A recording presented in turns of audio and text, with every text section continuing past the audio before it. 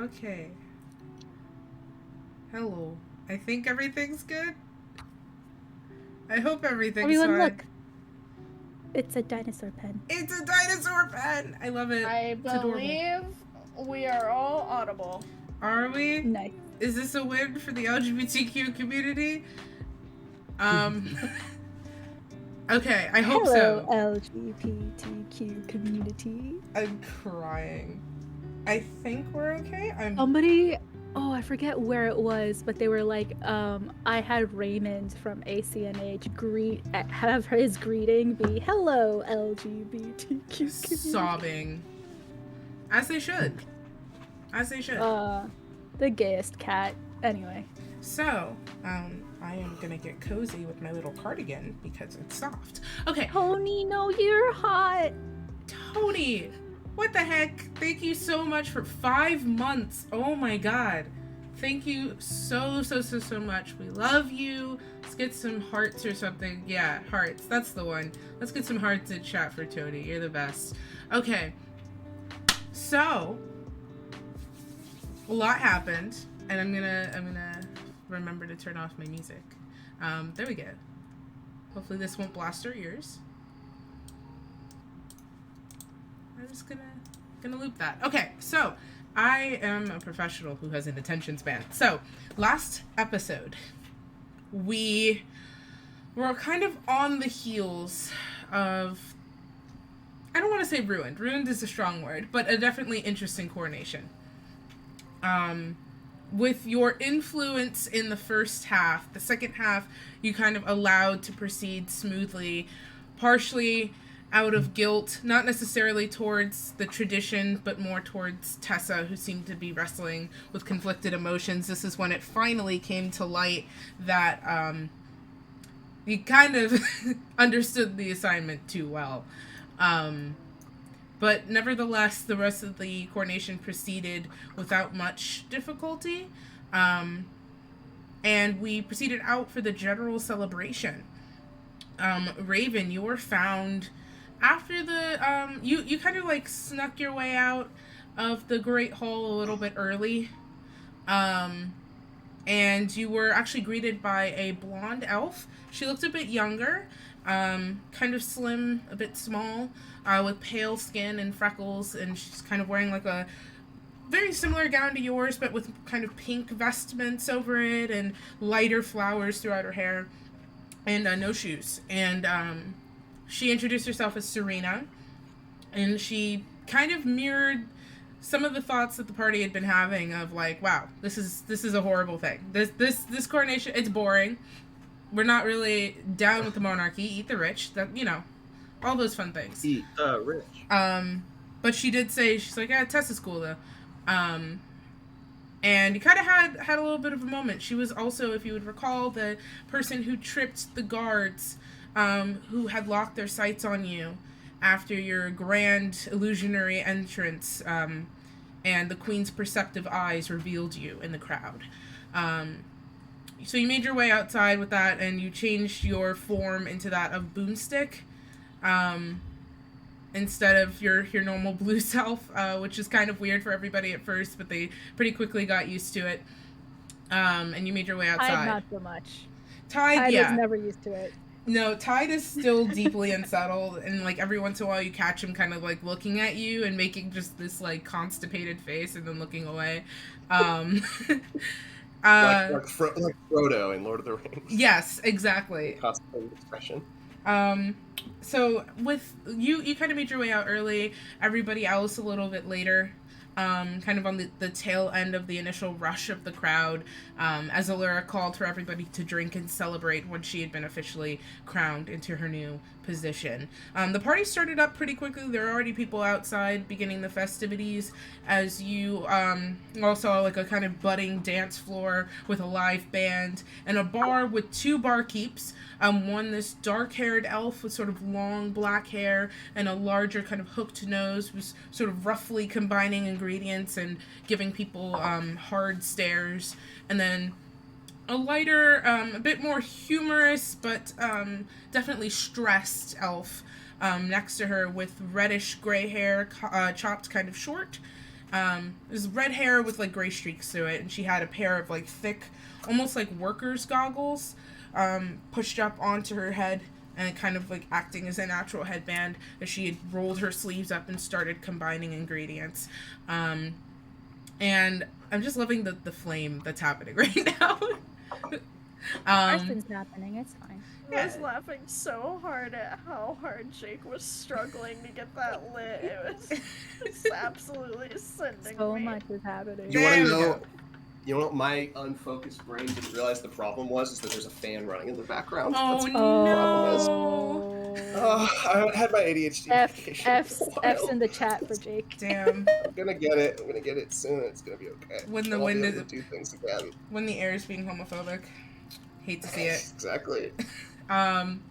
So after all of this, you kind of all just spread into the Chaos Raven, in desperate need of drink, went up to the bar and claimed, Prince Elian's tab, and, kind of... Lion. I'm sorry, Elian's tab, to purchase... I totally did on purpose. Yes. And you know what my favorite part is about that? I did not introduce him to you on paper. I definitely said his name out loud. So, you, claiming his tab, purchased a round of drinks for everybody and a special, very strong drink after some persuasion, with the dark-haired, barmaid, who I don't remember if I ever named her, but her name is Petra now. Because, you know, it'd be like that. So, her name is Petra. And after some back and forth, there's a drink that she's only legally allowed to serve you two cups of, but really more like one.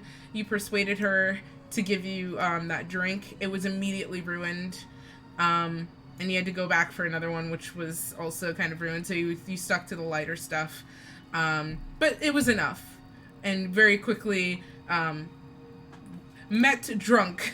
We have approached drunk Raven once again, my favorite version of Raven. So,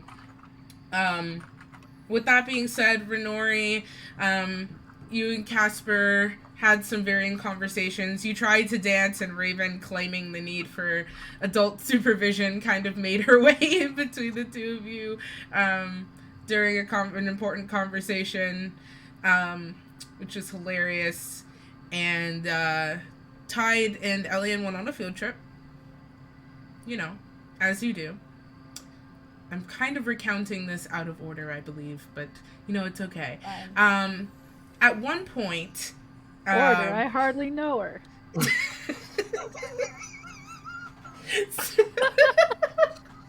Oh my god. That was pretty good.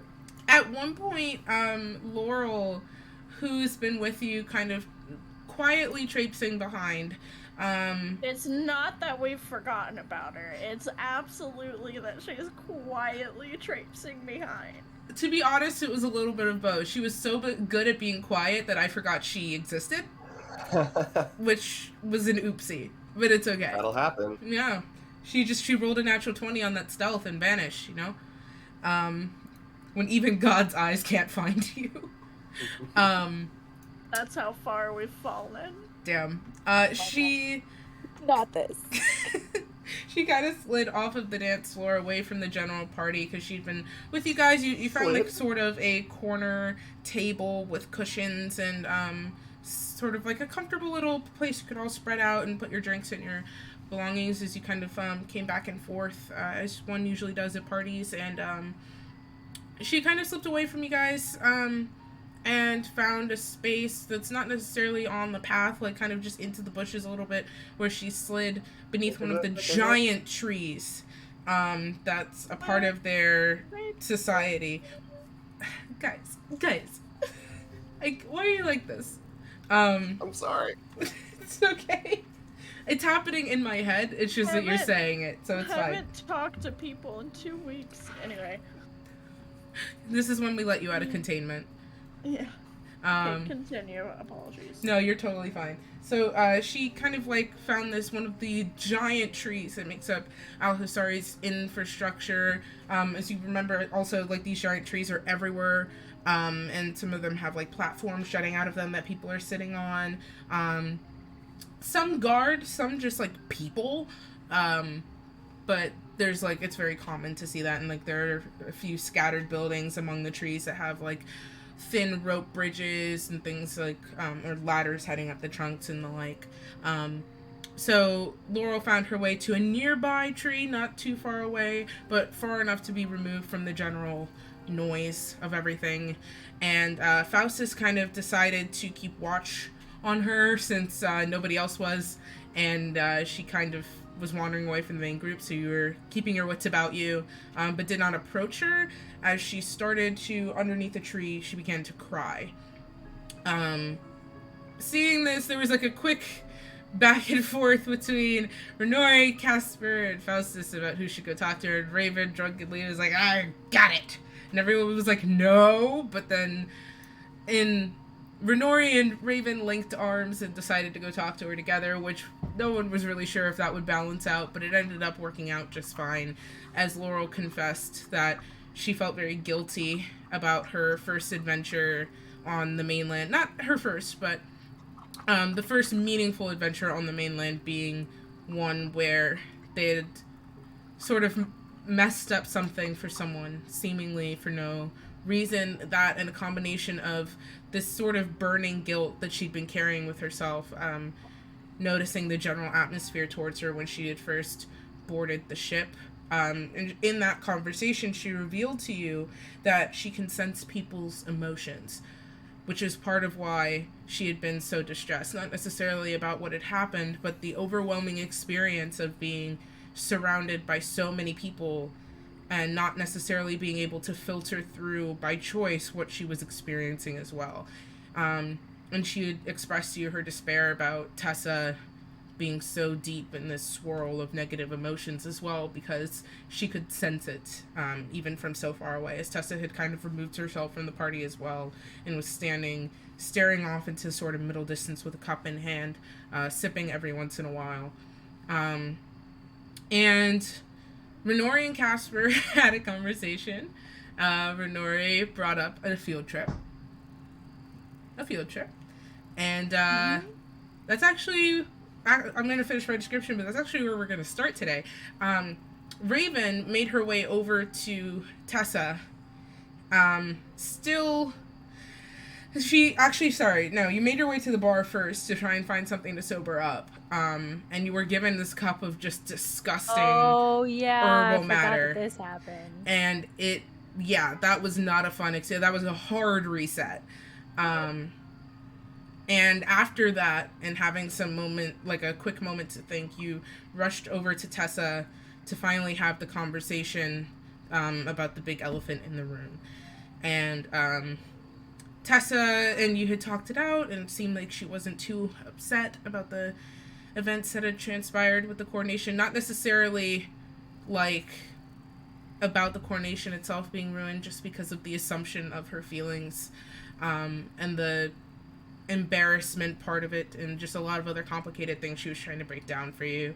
But it just seems like she had internalized a lot of guilt about it, but she wasn't necessarily upset with you. And it was a really soft moment of Raven admitting that she cares for Tessa. And Tessa had taken Raven's hands in hers, and her gaze had dropped to the ground in this moment of figuring out what to say next. But when she looked up, her eyes were these flat expanses of burning flame. And Tessa spoke in a voice that was not her own. And then reminded Raven, in Mephisto's voice, that they needed to talk. Because just quickly, Raven finally admitted to Tessa why she had been being so dodgy over the past, few days, and then she was like, I'm not going to be a warlock anymore. And they were talking through that, and then Tessa became Mephisto, and that's how the episode ended, which was so fun for all of us. Anyway, so continuing my reign of terror, we're going to start with Renori. Renori, earlier in the night, you had expressed to Casper an interest in finding some alone time together. Some Okay. and All right, enough. and no Never enough. and Never.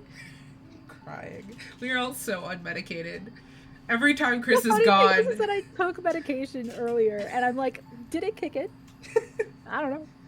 The way every time Chris is gone, I'm reminded how much of the brain cell that he is, which is That's ironic cool. given Tide, and it's just so great. Hey, chat, quick poll. Should Sarah take another pill? Is it your recommended dosage? If not, no. I don't know. It's like a little more than normal, but like I feel not medicated. I don't want to be responsible for the result of your medication in a Twitch chat poll. Yeah, I don't It is wanna- technically 1 to 3 tablets, and I only took 2. Sarah, This is giving in me my an idea for a heart, Twitch plays, and just Twitch plays Jake's life. crying. Sarah, in Should your I eat heart, for you know the right breakfast? answer. Should I take my medication? How Not much of my medication should I take? No. For the record, legally, that is a terrible idea.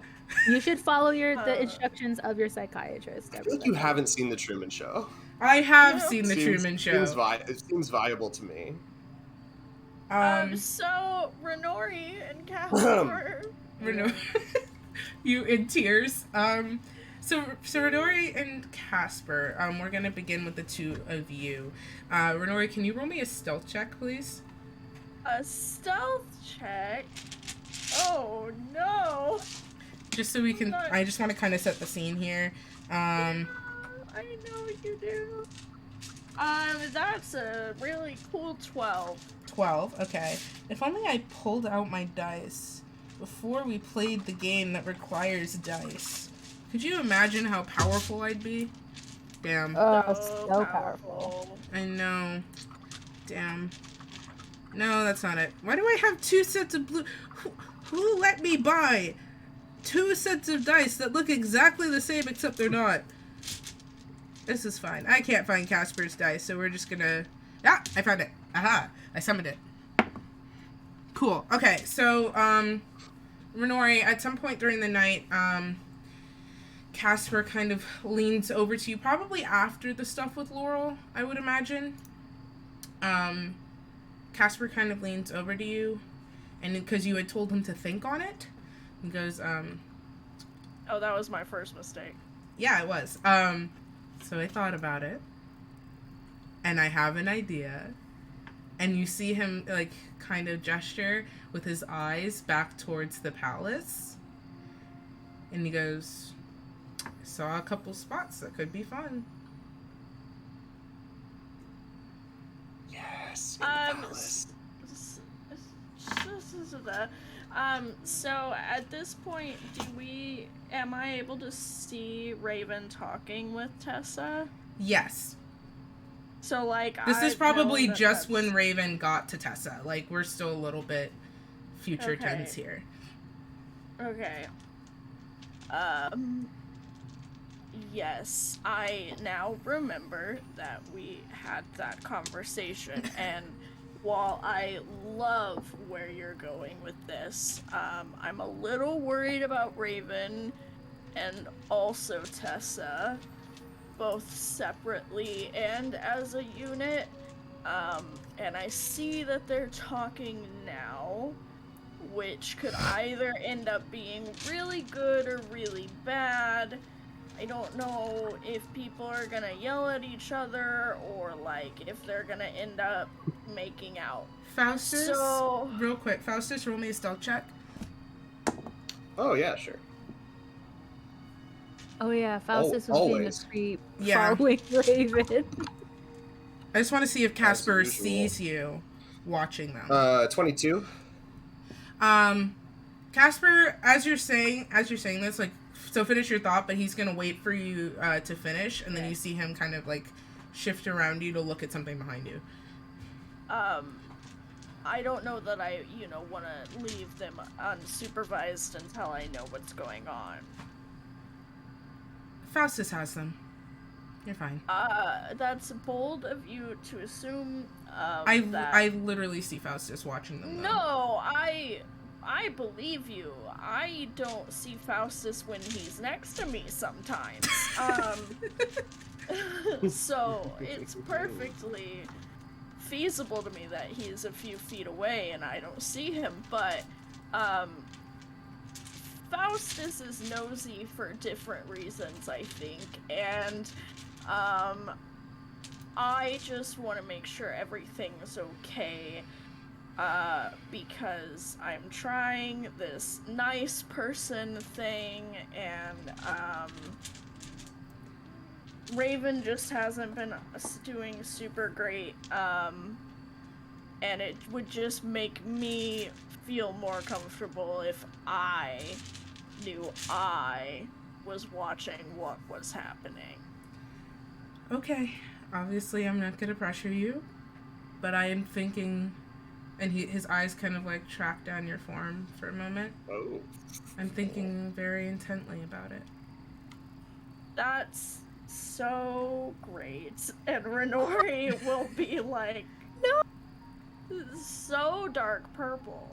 But that's so great. You guys are both, from what I'm gonna just kind of Sims like place you, because I don't quite remember where you were among this spread with everything that happened. So you're at the little table that you guys had claimed for yourselves, I imagine. And Casper is sitting at the table. He's kind of got like an elbow on the table and like leaning, so he can like he's facing you, but he also has a pretty good view of what's going on. And yeah, he respects it, but every once in a while you just see him give you this sort of look. You know, you're very tempting. And you know, just gonna be real, not gonna look at you right now. For I don't trust my ability to stick to my decision if I do. And Renori will just like lock her eyes like on Raven and Tessa. Okay. Casper shrugs, is like I said, I would never pressure you against what your intentions are. I know, you're such a gentleman. You're such a good person. But it, you know, that actually only makes it more difficult. And Renori's just gonna like look even more intently. Okay. Alright. Casper kind of like he just chuckles to himself, and he also turns his gaze outward. Okay, that stealth check isn't going anywhere. So then, okay, we're gonna jump over to Raven. So, Tessa looked up at you and spoke in a voice that was not her own, and you see her eyes. Usually this gorgeous sort of twinkling blue that seems to shift in the light a little bit. There's just nothing there but burning. And the second your gaze meets, you are captured. You feel it. There's like a and your vision black. And it takes a moment to orient yourself as you're just struck with the distinct like sensation of falling. Everything around you goes completely silent. After a moment, you feel your feet come into contact with the ground, albeit roughly. You probably like stumble a couple of steps, but you're definitely standing in this void. And it's just a complete vacuum in here, quiet enough for you to just faintly hear the own inner workings of your body. And then, is this like the same place that Raven usually talked to Mephisto? Can I like tell based on the feel? It feels like that's where you've entered, but you don't see the normal things you're used to. In fact, you're seeing nothing at all. And then from behind you, you hear, well, well, well. And as you turn, you see Mephisto. Although, a little bit different than how he normally appears, usually looking more akin to a normal tiefling, although a bit taller, more physically built, a sort of sleek elegance to his form. Daddy? Sorry. I mean, and he now appears a bit differently. You see this crimson red skin, black talons upon each finger. He stands much taller, probably a good 8 or 9 feet. Normal tiefling horns, which curl about at the edge of his hairline, back and up, are now in a sort of different shape. They curve more out and then up to like a certain curved point here atop his head. And on top of those 2 points, a single just pulsing ball of flame is kind of balanced between the 2 tips of his horns. He's got like kind of like beard going on, looks neatly trimmed. And he's wearing this set of armor, like black, not full plate necessarily, but this like sleek black armor on his whole body that's decorated with like these sort of like screaming faces made out of metal, or it's like not even quite metal, it almost looks like stone that has like reflective property to it. And strapped to his back you see a massive greatsword. Okay, so still daddy? Sorry. You see... We went from daddy to daddy. I'm crying. You see that he has the usual, like, throne that where he usually resides is behind you as well on this, like, kind of layered up platform. So there's, like, a few steps and then the thrones, which is now changed to match his new size. And he's sort of lounging in it. And behind him is just a cliff, and you see the expanses of hell. And now, the thing is, normally when you enter this void where you've had this conversation, which does not happen super often, it's usually very sparsely like furnished, and it's just darkness for the most part. This is new. You're seeing a crimson red sky with black jagged peaks and rock and expanses of magma. You're seeing imps and all sorts of creatures soaring through the air, running over the ground. You're seeing war. There's the screeching, muffled albeit, but the screeching cacophony of creatures and the clashing of blades. You hear roaring and wailing all just kind of at a distance behind you, almost fading into the background. And there's a light curtain of flame that's kind of like flickering up on the like very edge of this cliff, just behind Mephisto. And he leans forward and looks at you. So, decisions have been made, I'm hearing. And you haven't told me. Raven is going to, like, it's going to be rough because, like, her accent probably isn't as great, like, when you learn a language, but you don't practice it conversationally in that sense. She's just gonna say in Abyssal, "Hi, Dad. How's the war going?" In Abyssal or Infernal? Yeah, in Abyssal. Damn, okay. Pulling out dialects. Sad. He kind She of... learned it when she was reading the tomes and shit. Okay. Raises an eyebrow at the choice in language. And goes, back to you in Abyssal. This sort of booming, rolling, like, harsh tongue. Everything's fine for the most part. Just, I'd say a bit, disappointed that I have to hear about your apparent decisions through your girlfriend. Well, I was actually going to call you. Like, it... you literally gave me, like, 0.5 seconds of time to, like, kind of come to that conclusion and then let you know. I've been mulling it over for a while. Did you want me to, like, send you a letter or something? Postcard? No. This is all still in Abyssal. See, Raven, when I said I'd give you time to think, I didn't mean this long. because Hmm. it really should have been an easy decision. I mean, there's only really one choice.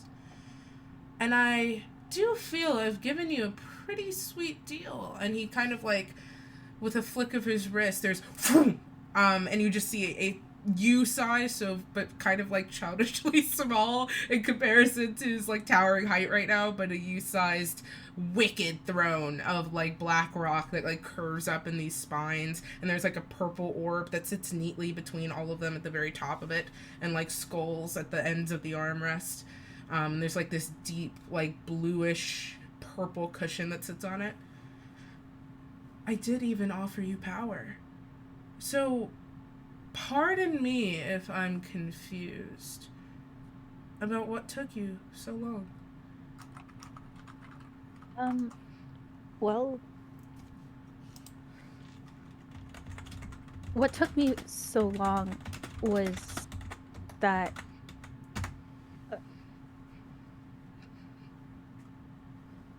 look, I know that in the grand scheme of things, you have had my back for like the past 5 years or so of me on the run, running for my life, and that is something that I don't take lightly.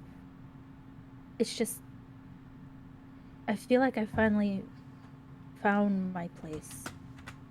And I know that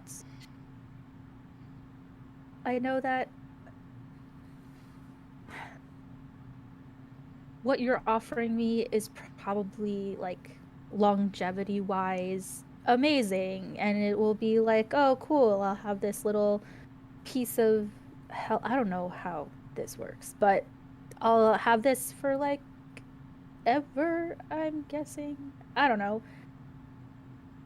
My point is that I would rather have the lifetime that I am given with my friends and the people that I love over this. Even if it means that they find me tomorrow and finally kill me. I've chosen. And I'm not going to risk betraying them and having them hate me forever either.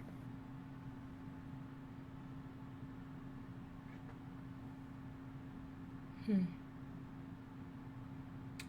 you see Mephisto clutch, and you hear like the slight click, click, click of those claws on the stone as he pushes himself up from this throne to his full height and stands.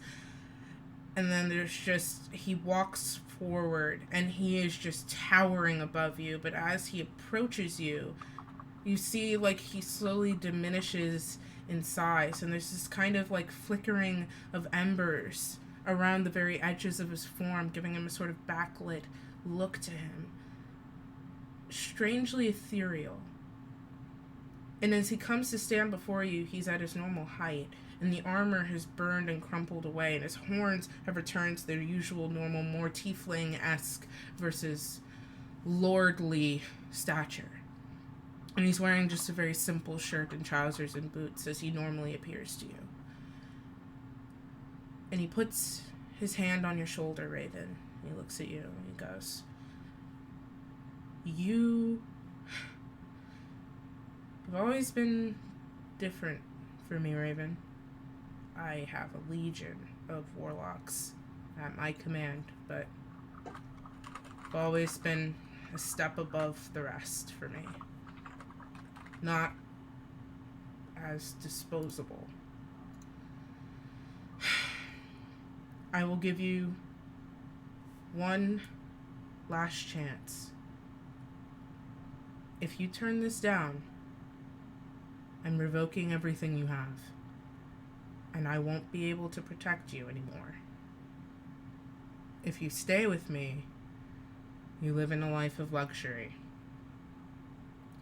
It's your decision, but it's final." Mephisto reaches out his hand to shake.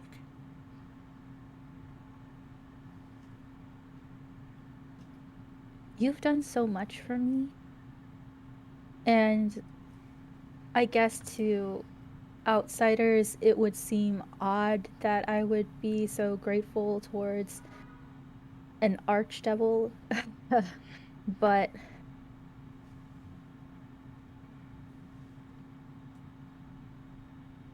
and then she kind of like, if his hand is outstretched to her, she kind of like places her hand on top of it to like hold his hand there. And she goes, I will always be grateful for you, and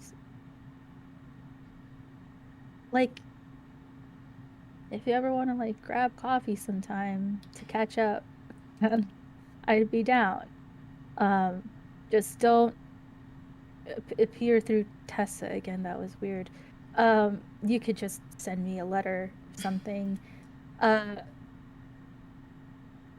Raven, I understand what I'm doing. You don't have to worry about me. Mortal attachments. All right. In a way, I understand too. And he just looks at you for a moment, and then you hear the sort of grinding of stone kind of off to the side, and then like almost like something heavy being pulled apart, and then there's just the frantic pace of footsteps, and you hear, Sire, we've made headway in the northern lands. And you like there's this like wiry sort of like an imp, but he's kind of bigger than the rest, and he's got like arms attached. It indicates that he is the head imp. He's got these like big kind of wiry arms with like leather wings attached, and he kind of like scampers in and then stands on his hind legs. Oh, he's on his hind and legs. He's got like this kind of wild short black hair and like a very pointed nose, and he turns to look at the two of you, and he goes, you haven't discarded that warlock already. We have to go. Mephisto. Hey, I'm Raven.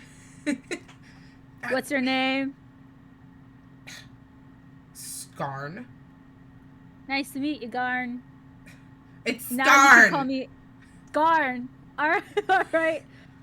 Sorry. I am a little. Sometimes I don't hear things well. Anyway, now you can call me Raven instead of that warlock, just so that we're all on the same page.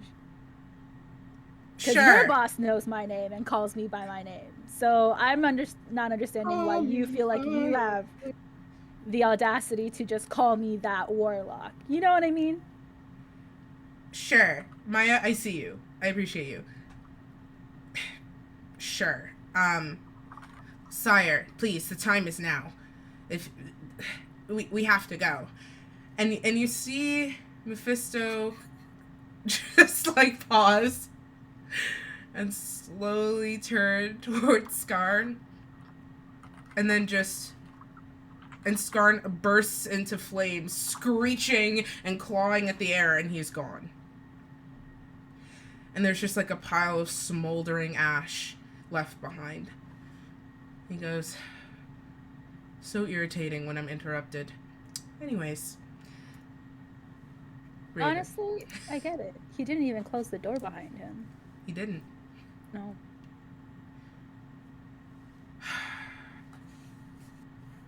Raven. Yeah, Dad. You see him. Roll me an insight check. Okay.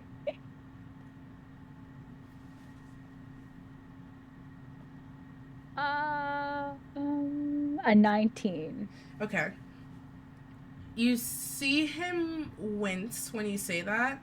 And, like, there's been a kind of running joke between the two of you at times. You're like, hey, Dad. And he's like, no, can't feelings. And you're like, making fun of him over it, But this is almost like a genuine one. And it's a very quick moment of where, and then he kind of sighs. All right. Raven, our contract is now formally severed. You will receive no more power, aid, or protection from me or any of the 9 hells. Should you choose to become a warlock again, you'll have to prove yourself. But for now, you forfeit your connection and all of its benefits. And he holds out... I hug him. Raven hugs him tightly. She, like, jumps up a little so that she can, like, wrap around his, like, shoulders and stuff. There's a moment of, like, impact, and he kind of just, like, standing there, like, frozen in headlights, and then he bends and hugs you, and his hand comes up to cradle the back of your head. And he sighs very deeply. And he murmurs an infernal, for the love of everything, please stay safe. And Raven, you Don't die easy. I'm pretty scrappy that way. Raven, you feel douche, like just this impact from within. And there is it's like the air leaves you. It's almost like suffocating. And it's just this concentrated, almost burning feeling that just starts gathering and gathering right here, right at the base of your throat. And it hurts. And Mephisto just kind of like hugs you a little bit tighter as it happens. And you feel as this sort of energy just concentrates at the center of your body, you weaker, tired, small. And there's just this burning, like, intensity that gathers and then bursts kind of just out of your back, a general dissipating flow of energy. And Raven, you are no longer a warlock. For the time being, you are simply Raven. As it's over, and Mephisto kind of lets you go, just twinkling in the air behind you, there's this just kind of like purpley embers that like twirl off and dissipate into the air. As Mephisto just kind of looks at you a little bit, and he kind of like adjusts your hair a little bit. You're in your true form here. And he just gives you a good once over, and then he pats your shoulder and kind of points, and you see outlined in the darkness a door of glowing light. And he goes, I can't do much for you now, but he thinks on it. He reaches into his pocket and pulls out a single gold piece. This is in case of emergency. One last ditch hope of getting in contact with me. If it works, I can't promise I can help, but I'll try. And he clutches it in his palm for a moment, and there's just like the sort of like bursts of flames trickling up through his fingers, and then when he releases it, you see just like an almost like Chuck E. Cheese-esque version of his likeness, like burned into the gold piece. And like you see like Mephisto, and then Please tell me there's an infernal arcade we have to go to in order to speak to him. I mean, who knows what an archdevil does on his spare time. And it says one use only, like one use only Mephisto, and it's the same on both sides. And he hands you this gold piece, which is still slightly warm. And he goes, just hold it. Warm like pee? Did he pee on it? Kristen, You're so bitter about that one joke that we made. Kristen. Alright. Alright. I'm bitter too. I'm not just throwing piss where it's not relevant. Alright? Okay. I would argue that piss is always relevant. Piss is never relevant. It was just one time I had to get it out. I'm very. That was great timing. You had to get the piss out. Is that what you said? Yeah, okay. I mean, you're both mods for Crispy. Piss pee. Chris Chris P. P. It was already there, Kristen. You didn't have to. I'm gonna You clip didn't this even and have to send it to add it. him. The P was in there all along. I'm going to clip this and send it to him. Okay. Anyway. God damn it. He hands you this coin, Raven. He places it in your palm. Just hold it. But think hellish thoughts, I guess. Never really been good at this shit, but it's worth a shot. It has to pierce multiple versions of the planes to get to me, but if it works, it works. Yeah. Say my name, Raven say my will. name. Raven will kind of. Her like lip will like smirk, and she'll be like, "Man, you work your ass off for 5 years in a place, and all I got was this coin, huh?" And she's just like, "I'm kidding." His lips kind of curl up in a little bit of a smirk and goes, "Right, management kind of sucks." Yeah, well, he wasn't all that bad. And then she's going to start to turn around towards the door. Okay. You turn around, you make your way towards the door. It's not very far. And Right before she leaves, if he's not going to do anything, she's going to stick like a foot in, be like, turn around and be like, so nothing was going to happen here? No, you know, it's okay. And then she's just going to leave on that note. And go through the door without even like really waiting for his response. When you look back, you see that the view is kind of shifted yet again.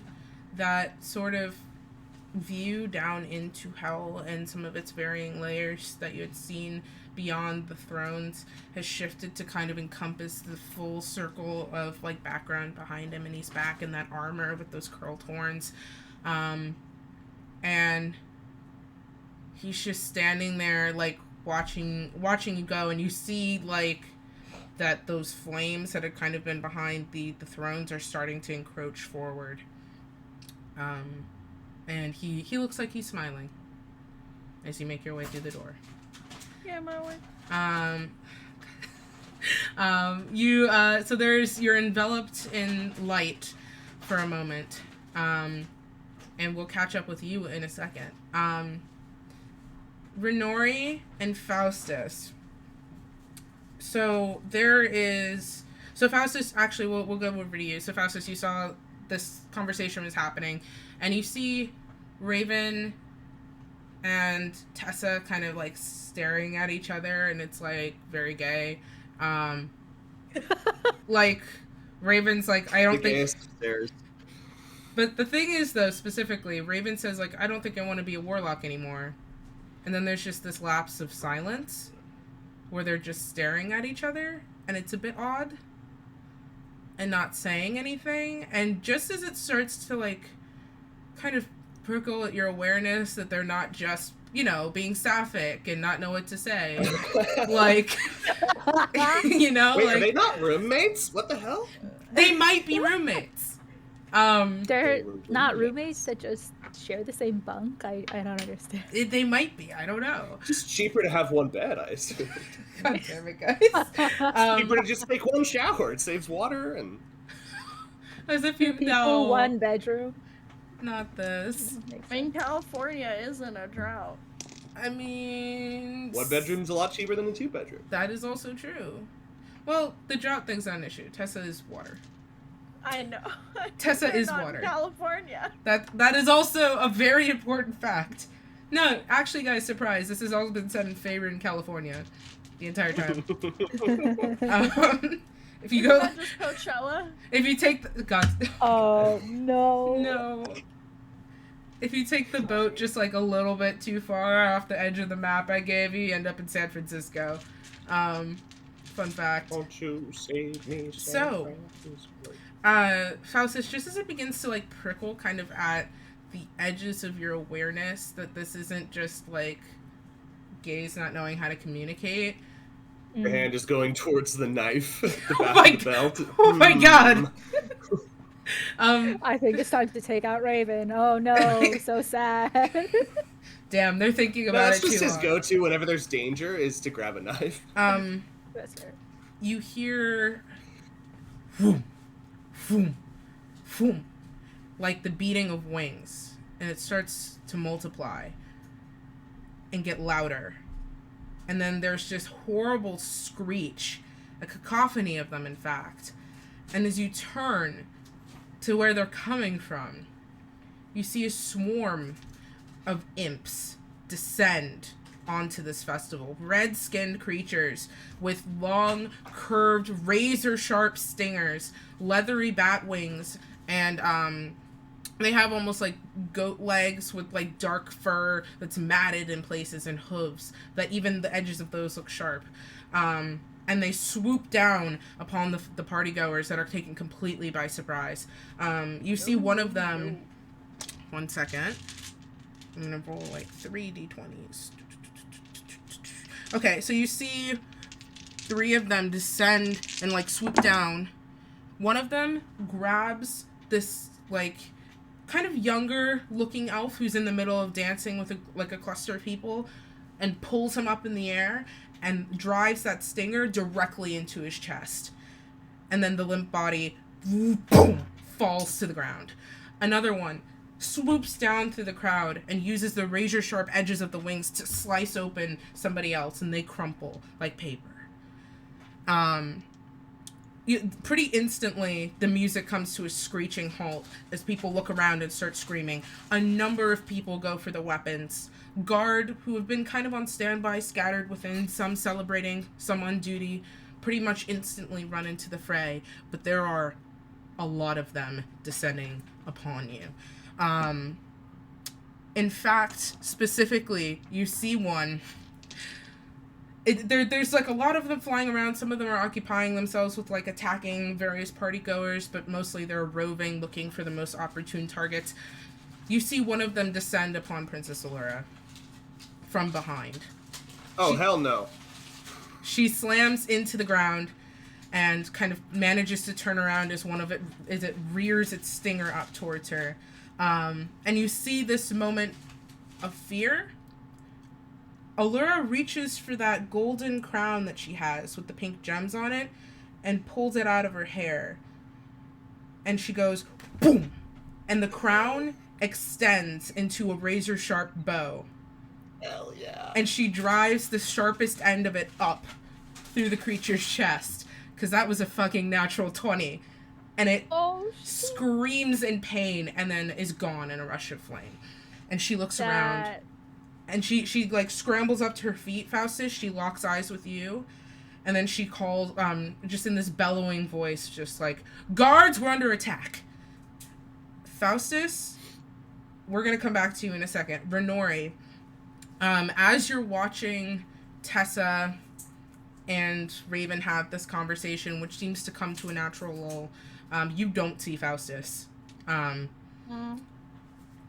You do see there's like the music is going and everything, and then you hear kind of like almost like somebody's playing off key, which kind of sucks because the music was bussin' before then, but it becomes apparent that that's not the music. There's something screeching, and that's when you see this horde of imps descend down.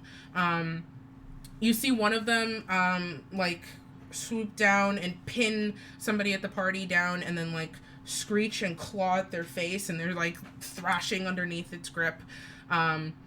There's another one that like actually lands and uses its weight to like knock somebody off balance with its shoulder. And then you see the 2 barmaids look at each other, and both of them reach under the bar. Petra grabs Petra grabs a sword and like she looks surprisingly happy with this outcome. She launches herself over the bar, rolls sword in hand, and starts running towards the nearest imp. And you see Mara take out like something almost heavy as she backs up, and there's just doosh. She's got what looks almost just this massive gun in both hands, made out of wood and metal, and the barrel on it starts spinning. What? It's Jinx. Never mind. And that's so happy. this is where you see the chaos. Raven, as you pass through the door and you are enveloped in light. And I need you to roll me a perception check. Oh, everything fell. My perception. Oh, check. If you would give me a moment. Is. Please, load. An 18. Okay. You hear faint whisper as you pass through this light. You can't quite discern what it's saying, but the voice sounds familiar to you. It's a voice you hear commonly in whispers during the night. Saloon. Uh-huh. And then you pass back into chaos. You're looking at Tessa's face, and Tessa's looking at you. And then behind her, you see just this quick streak of red as an imp descends from the sky and grabs another partygoer. This one is actually, it grabs that young boy that was handing out the black flower crowns that were kind of wilted. And it grabs him up, and it's kind of struggling with this one seems to be kind of struggling with the weight of his body, but it's trying to carry him away. And then you see another one kind of like, and turn and extend these just giant claws. And it's got these like yellow, gnarly, needle-like teeth. And it's like jaw almost drops a little bit to expose them more and leaps onto another person. And this is not how you left this conversation. I'm going to cast thaumaturgy to make my voice boom. Okay. And just be like, drop him, to like try to intimidate or scare him. Roll me intimidation. And what we're gonna do is everybody's gonna get an action before we formally drop into initiative. I just want to establish where you all were. So this will be your action. 14. Okay. Hold on. Yeah. Your booming voice kind of carries across the room, the space. And a few people actually turn to look at you with wide eyes. A couple of the imps as well, but the one that has the boy. And then you hear him, he like drops, and he goes, like, you hear him cry out in pain. But that might have not been the best move. Now its sights are trained on you. Fun. Faustus, what you doing? There's an imp looking in Raven's direction, and it does not appear to have seen you. Faustus pulls the dagger out from behind his back, Okay. puts his hand against it, and cuts his hand, and shadow starts spilling out of it, and Okay. slowly coalesces into a sword, and he just like puts it down to the side, and then starts rushing towards the nearest imp. All right. That's hot. Okay. Next up, Thank you. Renori. Oh boy. Renori will cast.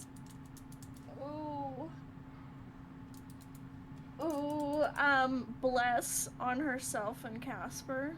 Okay. There's just a faint warmth that envelops you under your palm and kind of spreads to your body. You and Casper are blessed. And warmth spreads to your body, huh? okay, and all right. She'll jump to her feet. Okay. And yell at Casper, "Get up!" Yeah. And then as she watches like the impact of someone else get hurt, just scream. Okay. So, all right. You jump to your feet. Casper's surprise round. Well, he'll just go after you. He pretty much was already starting to rise, like kind of confused, as soon as the first few imps descended upon this thing. But your cry really snaps him to action. Especially as from across the space he sees that little boy get picked up. Is he about to do what I think he's about to do? Hold on. He might be about to do something, guys. Which does not say anything to you, but it says a lot to me. Imagine doing things. It's going to be amazing once he gets around to it. Shit. Alright. He's gonna do a thing. Currently removing all of Raven's spell. Yeah. So I don't accidentally do something. Eldritch Blast. I Eldritch Blast. Oh, No, you don't, baby. No, you don't. um, It would be funny if Raven forgot that she already lost her powers, though, and would be like, "Oh, just kidding." I'm sure that's gonna happen. So Raven, how we're gonna do this also, you have a residual amount of magic in your body just from practicing, but you are no longer connected to a patron, which means that is not a infinite resource. With every spell that you cast, including cantrips, you're gonna need to roll me a d20. We're gonna just do it as a, we'll do it as an Arcana check Okay. to see how much magical energy you can gather for the spell, and see what happens. So you don't, Alright. you can, I know you're like getting rid of your spells right now. You can still, for this encounter, attempt to cast spells, but it will not necessarily work and could have consequences on a failure. Just so you know. Cool. So it's almost like wild magic. Sure. I love it. Okay. Okay, so, with that, Renori, with your cry, Casper leaps to his feet, looks at you, gives you a nod, and then fucking vanishes. There's just this flash of teal light that sort of just, and he's gone, and there's just a few, like, residual motes of light behind him, and you see him appear about 15 feet away, right behind another imp that's currently, like, pinned somebody to the ground, and, like, with that horrible maw open, just, and trying to descend and, like, consume their face. He plunges his sword, well, no, he does not, because that's an action. But he's gonna, like, he looks like he's about to rear back to punch his sword through it. Okay. Oh my god, everybody roll initiative.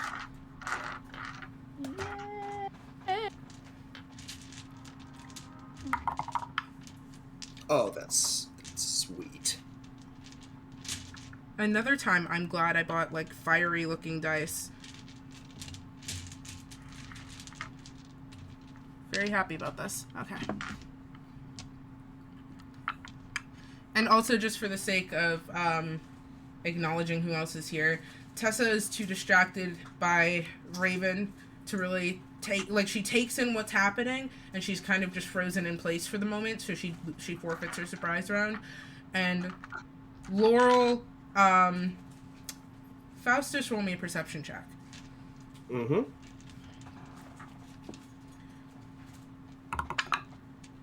That is a 22. Okay, you see Laurel. Hold on, actually.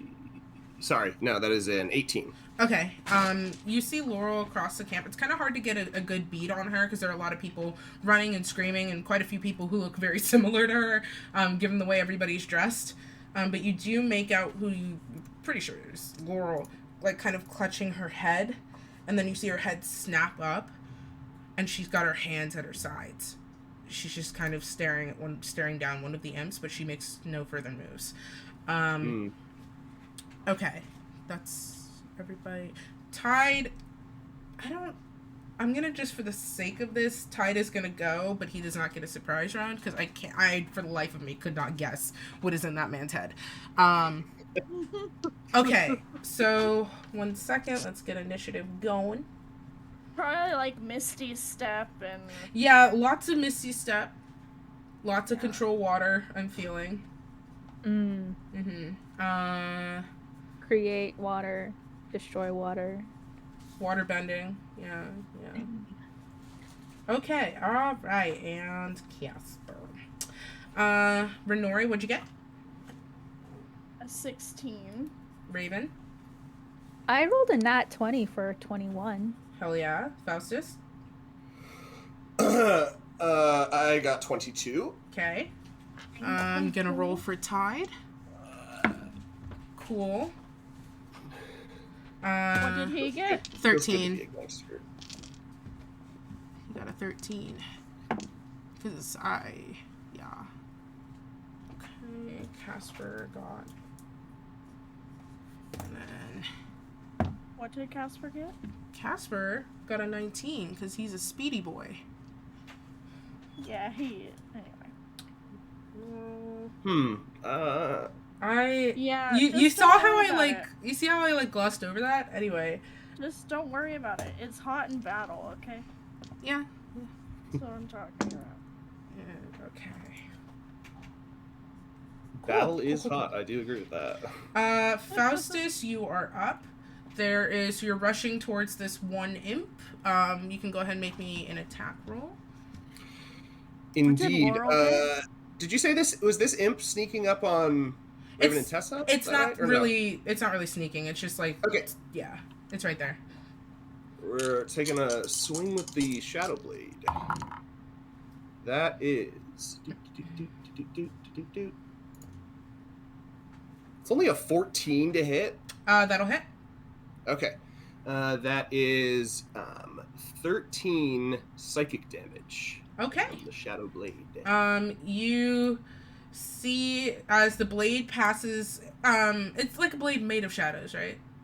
Correct. Okay. The blade kind of like whoosh, like passes through its form.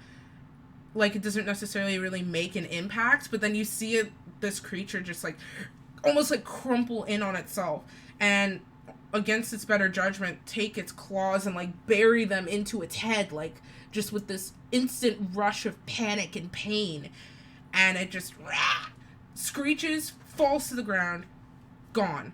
Rush of flame and ash.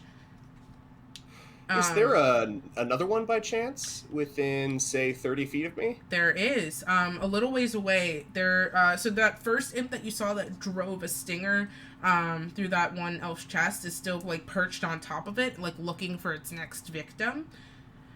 And it's within your range. It's, like, 25 feet away. Okay. I will run up to it, and with the bonus action, the dagger just sort of flips and inverts in their hand and bring the dagger across. Okay. Go ahead and roll to hit. 4. That is a 27 to hit. That'll hit. It's a little weaker damage here. That is only 6 piercing damage on that one. Okay, so you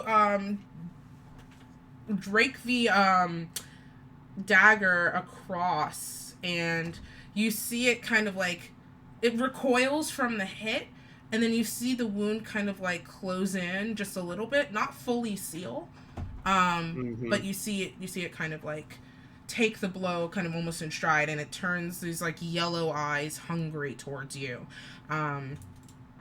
Okay, that's Faustus's turn. Do you want to move? That you only have like 5 feet of movement, but no, I'll stay where I'm at. All right. It's fine. Okay. I'll engage this little fella. All right. So next up is going to be Raven.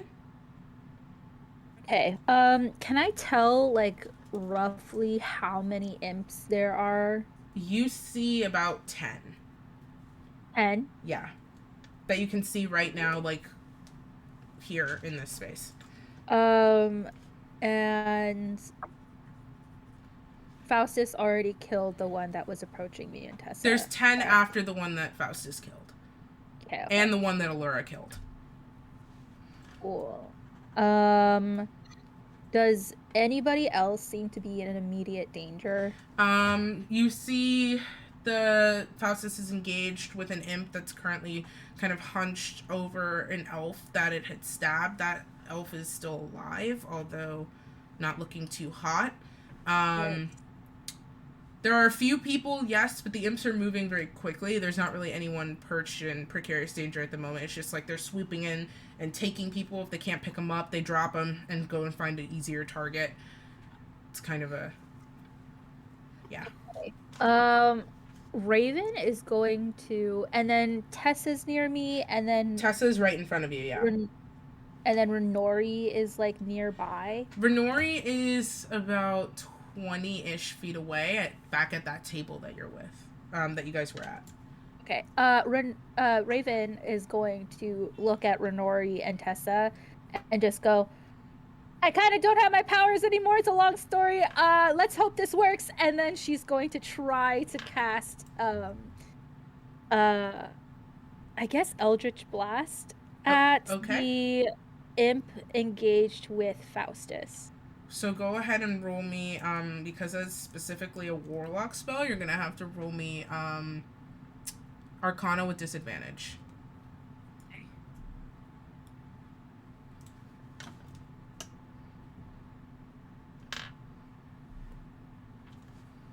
I rolled a nat 20 first, and then I rolled a 15 plus 7 is 22. okay. Yeah, So enough. a Okey doke. 20 and a 22? Yes. Okay, so just as you remember, pretty much muscle memory, go to cast Eldritch Blast, right? And you have to strain to summon it forth to your fingertips. And it appears like the energy does gather between your fingers as it normally does, but not without a thought. You have to force it. Yikes. Go ahead. You have to roll to hit with Eldritch Blast? Yes. Yeah, so go ahead and roll me to hit. 18. Okay, that hits. And then I usually get 2 beams when I make 5th level, but I'm guessing would it be better to just do 1? You can attempt to add another beam, but it's going to be another check. Right now, you're able to summon 1 beam forward. Okay. Let's see how much damage this does. Okay. 1 point of damage. Yeah, she's gonna try doing this again. I'm crying. Okay. Oh my god. Nice cock. I rolled a sorry.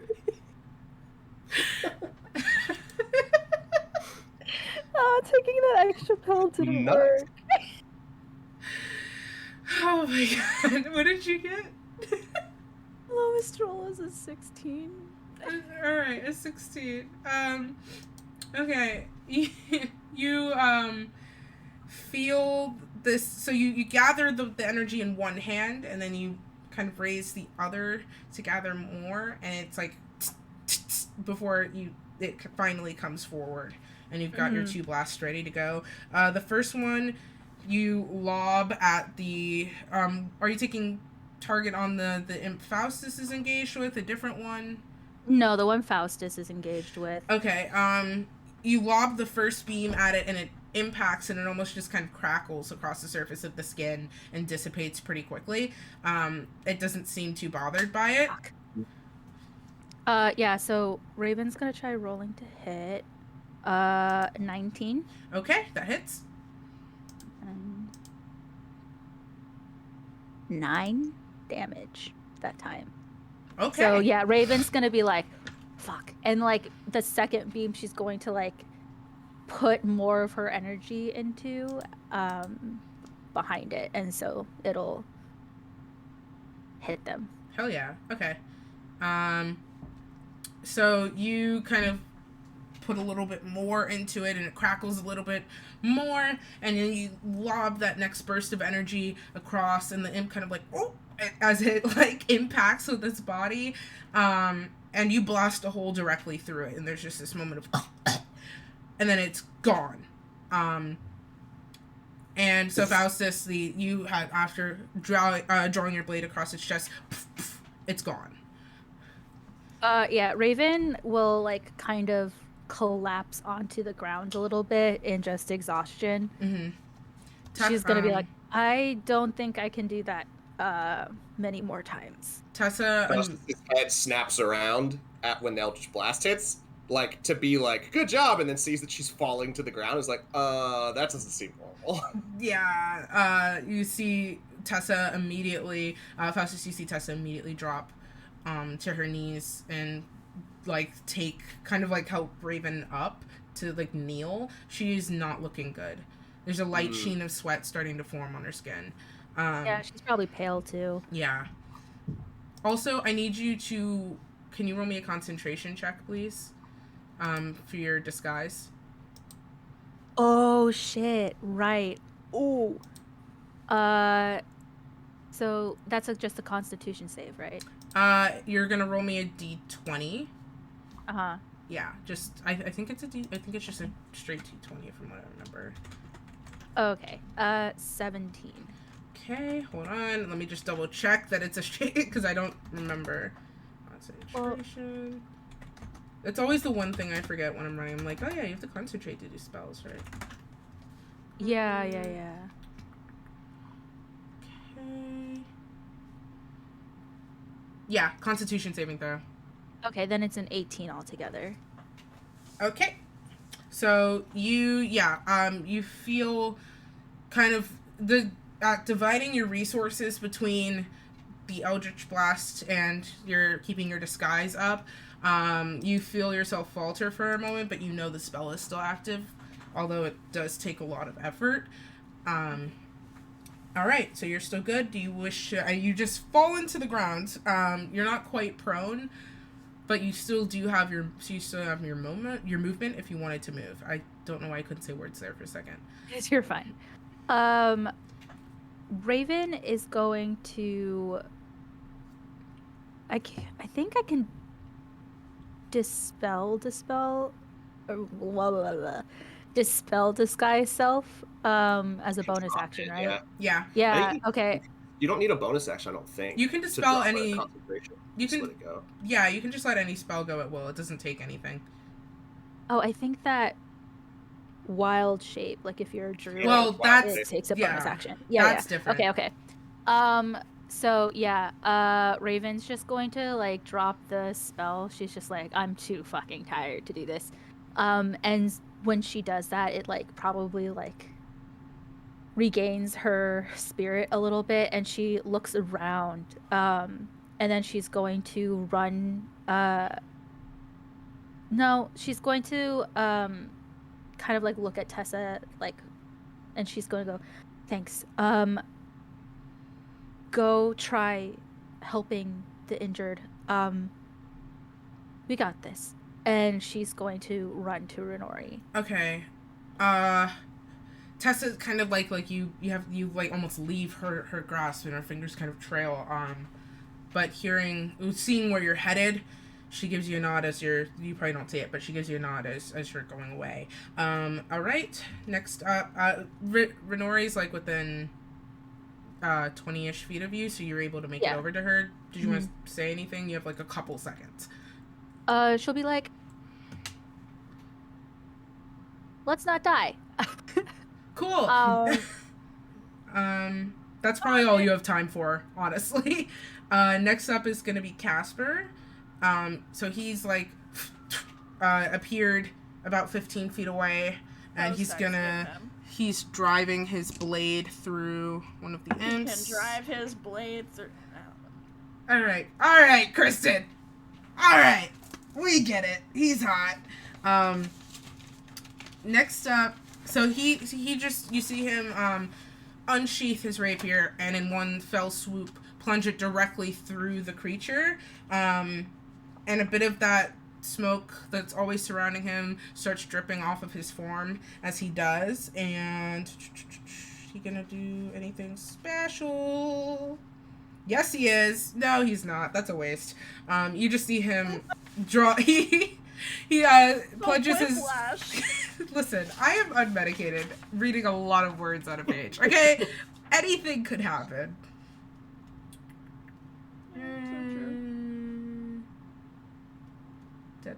Ooh. Okay, he might do that, actually. That's probably a good idea. Okay. What's his number? Okay, yeah, he won't do that this turn. Okay, cool. So you see him drive his blade through the imp that he appeared behind, and it, like, as this tip of this blade comes direct, almost like just a while out of its chest, and it, like, cranes to look at him, black blood just oozing out of its maw, and it's going to just screech. Okay, so after Casper, he's gonna stay in spot. Tessa's up. Seeing Raven run away, he's going to... What's Tessa gonna do? She's gonna run up to that elf that got stabbed, and she's gonna attempt to help him. So you see her kind of panic and then lay her hands on him. And let me mark off on her sheet that she's doing this. You see those tattoos on her arm pulse, and then she lays her hands on that elf, and you see some of his wounds, that giant hole, begin to close up, but he's still looking pretty worse for wear. and she's gonna just stay with him for the moment and kind of gauge her surroundings. Okay, next up is going to be Laurel. There's an elf kind of across, not an elf, sorry, an imp kind of across the dance floor, that she locks eyes on. And I need actually not everybody, but I need Faustus to roll me a charisma saving throw. Ooh.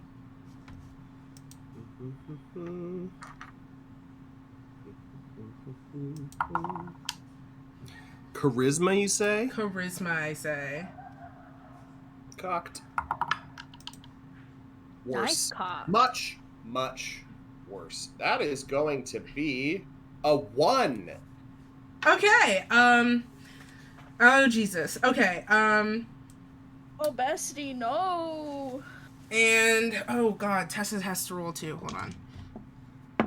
Oh, she's fine. Okay, so you,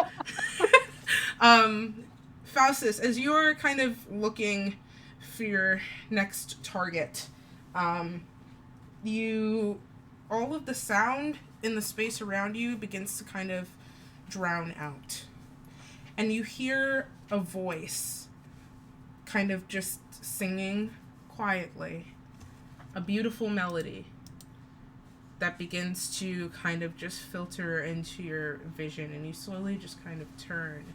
And you see Laurel on the other side of the battlefield, eyes closed, concentrating, hands kind of twitching at her sides. And there's a few people who've also turned to look at her, just kind of fascinated. And then, as this beautiful melody begins to turn harsher and harsher, you see this imp in front of her start clutching its ears and panicking. And to you, it still sounds gorgeous. It's beautiful. It's all you can think about. Your dagger arm drops to your side. But this imp in front of you starts writhing and screaming, and blood is pouring out between its fingers, and it drops to the ground, and you see like its bones begin to crack with the force that it's trying to get this voice out of its head.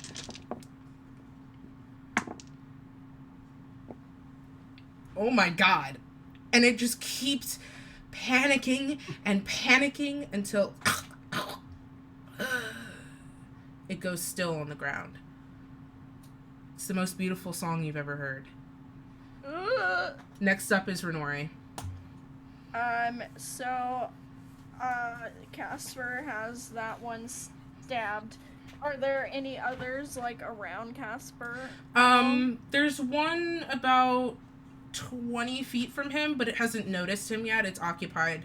It's actually occupied with Petra, the barmaid. She's like got her sword drawn. She looks like she's a bit bloodthirsty at the moment. But you see him looking that way. Are there any that have like taken any kind of notice to any of my friends? Not at this exact moment. There are a few around though. But with the speed they're entering the space and exiting, one of them's bound to notice eventually. There are some you can see, but none of them have walked on to your party specifically at the moment. Okay, so where's the closest one? Closest one is to you right now is the one that's about 20 feet from Casper, so it's 35 feet from you. No, okay, it's more than that. Wait, you're in like a triangle. I mean, I can still reach it. I have 120 feet of reach. Alright. That solves my numbers issue. So, I'm gonna cast Magic Missile at 3rd level. Okay.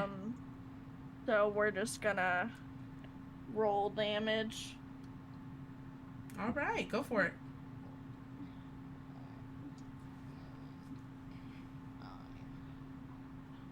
$16 points of damage as 5 shimmering dark purple arrows just all into that one. How much damage was it again?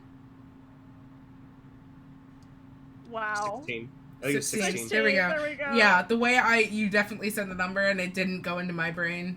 The way that I already messed up my dice, so it was. It wasn't there. What number did I just say? You rolled the damage, said the number, and then just like reached down and just scrambled them. I immediately started. No record! cover the tracks. Okay, so you, these 3 arrows of streaking purple energy twist and wind through the air, curving deftly. I like to think of Yondu's arrow from Guardians of the Galaxy. It just kind of curves around patrons up and through whatever spaces they can. They separate and then converge 1, 2, 3 through this imp. And it Sorry, continue. okay, and it kind of like as it just probably all 3 just directly down the spine, just. And then falls forward, gone in a flurry of ash. What's up? What's up, Sarah? I saw somebody propose that somebody use spirit weapon in that way. Ooh, that'd be cool. Yeah. Yeah. Yeah, that would be cool. Damn. Any bonus actions or movement, Renori? Oh,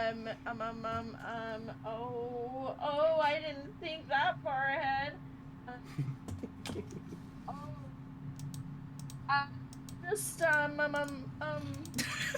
Kristen, shit. it's okay. Shit. Bonus action at first level, I will cast Shield of Faith on Raven. Okay. So Raven gets a bonus +2 to your AC. Oh, yay. Okay, thank you. For 10 minutes. You, as you're standing, you 2 are so close to each other.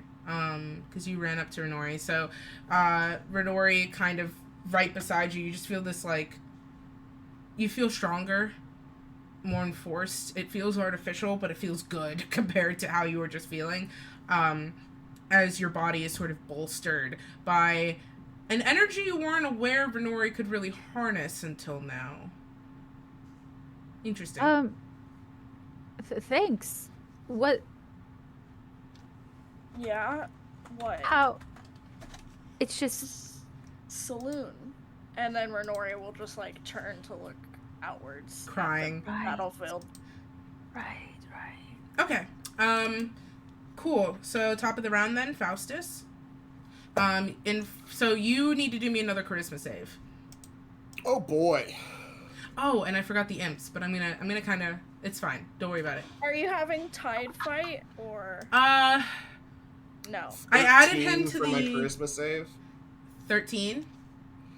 Yeah. Okay, I am gonna actually... I don't want to add... I'm gonna take Tide out. Fair and valid. Just for Goodbye, my Tide. peace of mind. You're dead. Tide is Okay. not dead! Tide has fled and hid under a table. Wow. So, what Tide... No, actually, what Good Tide move, you know? does... I'm just kidding. What Tide does, actually, during the initial flurry of chaos, that boy that you managed to save, Tide scoops him up in one just beefy arm, because Tide's a beefy boy. And then he starts hauling ass towards the bar. And another few people, like, fall. Like, there's a girl that she's running and she trips over a root and she just hits the ground. And she's, like, crying. And she's, like, probably, like, a teenager age, but, like, elven years. Like, trying to get her way back up. It looks like she twisted her ankle. Tide also helps her up, supporting most of her weight. And just linebacker style makes his way for the bar for shelter. And that's where he's going to stay. And, for the sake of flavor, just so I don't have to keep coming back to him in the initiative order, you will occasionally see Tide pop out from behind the bar and scoop up people that he can. And he's just kind of posted over there. If you can't see him, you assume he's behind the bar, but otherwise he's standing there ready to go. Right. Oh, and I remember Tide has proficiency in medicine checks. He does. He's probably trying to do what he can to help them. That's why I was, like, thinking of what I would do for him to help him heal, but I was like, I don't have his character sheet in front of me right now and I'm lazy, so Tide is going to be doing medicine checks abound. Cool. Nice. So it's going to actually be the imps before you, Faustus, so we'll get back to you in a second. And another imp doosh right in front of you. Two more appear, one Renori about 10 feet away from you. It kind of swoops down towards the trees, having seen you. But seeing the energy kind of crackle around Raven, it's almost like not repulsed, but disgusted, and it like hits a few backwards and is kind of just hovering, like Stinger kind of slashing side to side, looking at the two of you, but its eyes are trained upon you. And then there's another one that lands in front of Casper. So, top of the order. I actually have to roll 2 more. How do DMs do this? Damn. Okay. Cool. Sick. Ah! Sick. Okay. And... oh, that's rough. Alright, cool. So, Faustus, one of the creatures lands in front of you, and somewhere in your brain, you go, you should probably do something about that. Body's not too keen on that idea, though. It's kind of like moving through molasses. In fact, you're barely moving at all. You're just kind of fascinated with this sound. You can attempt to attack because you are in immediate danger, but it's going to be at a disadvantage. Is she still singing? She is.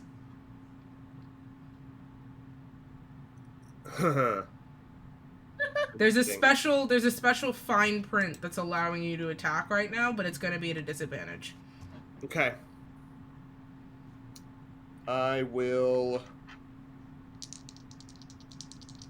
go ahead and attack the imp in front of me at disadvantage. Okay.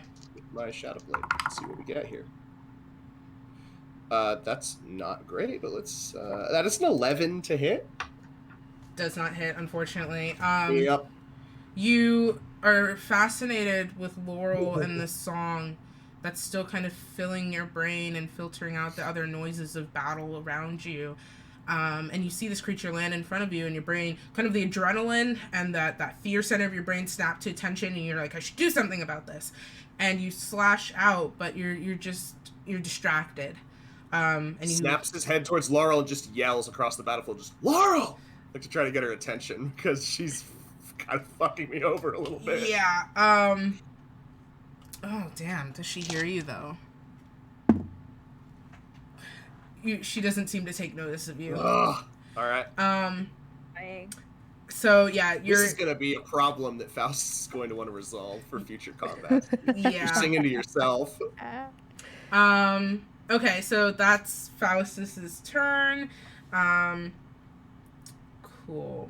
Raven, it is now your turn. There is an imp about 10 feet away from you. It's airborne. It's about 15 feet off the ground, and it's looking down at you and Renori, and it does not look happy that you exist. Do I notice Faustus and his current predicament? Roll me perception. Well, no. You Sorry, do see right. Faustus, but the moment that you see him is mid of that sword swing, and he looks like he's fine. Do I see him miss? You see him bringing his blade up towards the creature. Okay. Yeah. Okay. Fuck.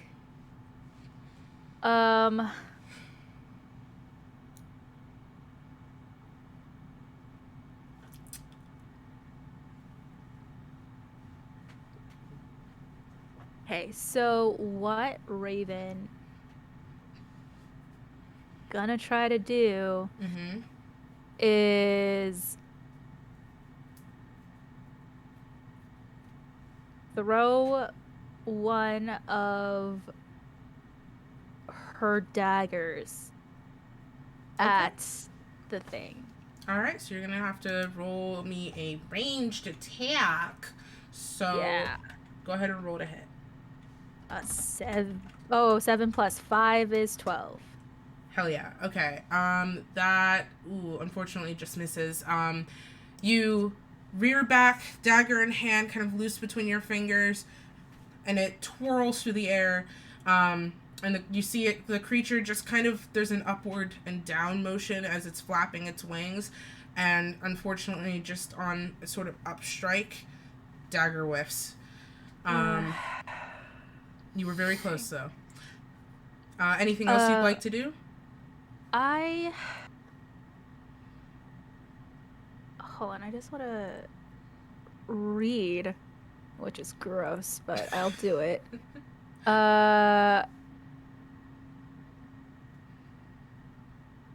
Okay.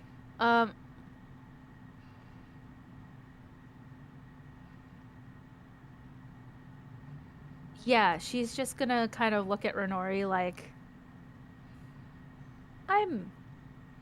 I've never had to do that before, so I'm just gonna. And then she like puts the rest of her daggers away. Crying. And then she's just going to like steel herself, in case any of the creatures do land an attack on her. She's going to have her, tiefling hellish rebuke at the ready. Okay. So she's kind of like like you can see like little like licks of flames kind of like going up and down her body as she's kind of like charging herself with power. Okay. Next up is Casper. Right? Yes, because I can count. Next up is Casper. I can't, so It's you're one up ahead of me. It's barely. We're scraping through. So Casper turns his gaze. There's an imp. It's pretty close to him. Turns his gaze upon that. Ooh, but he has to make a decision. Let me see something real quick. Hold on. Hold up. He turns his gaze upon the imp, and then he looks over at Faustus, and he sees Faustus just kind of staring there. And what's the... Okay, hold on. How many of you are there? Oh god, there's so many of you. It's Faustus, Raven, Renori, Tessa... Laurel, party's the perfect size. Let's go. All of you here. Let me make sure I say words correctly before I do this.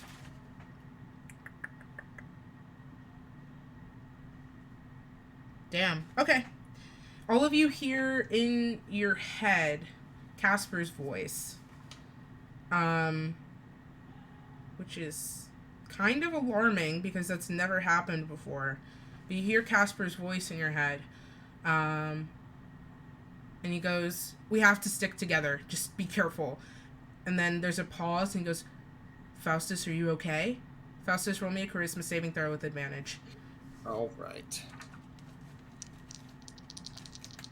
I am not charismatic. That's a 9. With advantage? With advantage. God damn it! Was a 1. You hear Casper's voice kind of floating through your head, but then you hear Laurel's. Like, shh! I can't hear the music when you're talking. Shut up, Casper. Oh, I'm crying. Casper turns his gaze towards Laurel. Oh, okay, perfect though. But when so after that, you shush him, and then Laurel kind of like you see her almost like choke up. And then the music stops, Faustus, and the sounds of battle filter back in as you regain your better senses. And Laurel's hands go to her mouth, and she's just kind of looking at you like apologetically. Raven, wait, is everybody connected through this mind link? Let me double check. Yeah, yep. Okay, Raven is going to be like, "It's okay, Laurel, just focus. I'm sorry. No, we can deal with the repercussions later. Just try not to die or get others killed." Okay. She's just kind of like, I'll do better. And you see her kind of turn her looking around, sort of steeled a little bit. Oh boy. All right. Next up is it's Casper's action. Is he gonna take a bonus action? No, he's not. He's gonna not do that. So next up is Tessa. After helping, oh boy. You all hear a scream. that pierces through the battlefield. Many people are still running for their lives, but even those engaged in combat kind of whip their heads around to look. And you see Allura on the ground as one of these imps kind of like just dives. She was like engaged with one. She kills it, shoves it off, and she goes to stand, and she's just pushed back up on her elbows looking up as another one dives towards her. And she screams out of fear, and it plunges its stinger. The stinger does not hit her, but it comes close. And you see it dripping this horrible, just black, viscous liquid. And it's currently perched on top of her, like, ready to strike. And at that, Tessa goes fucking ballistic.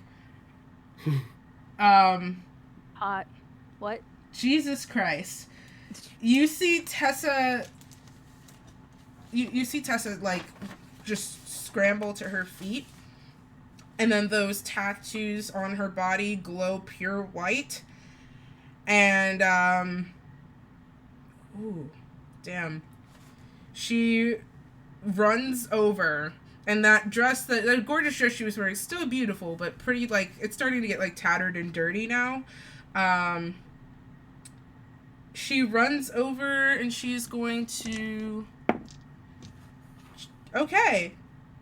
You see her grab it by the throat, and its eyes kind of widen, and it starts clawing at her arm to try and get her to let go.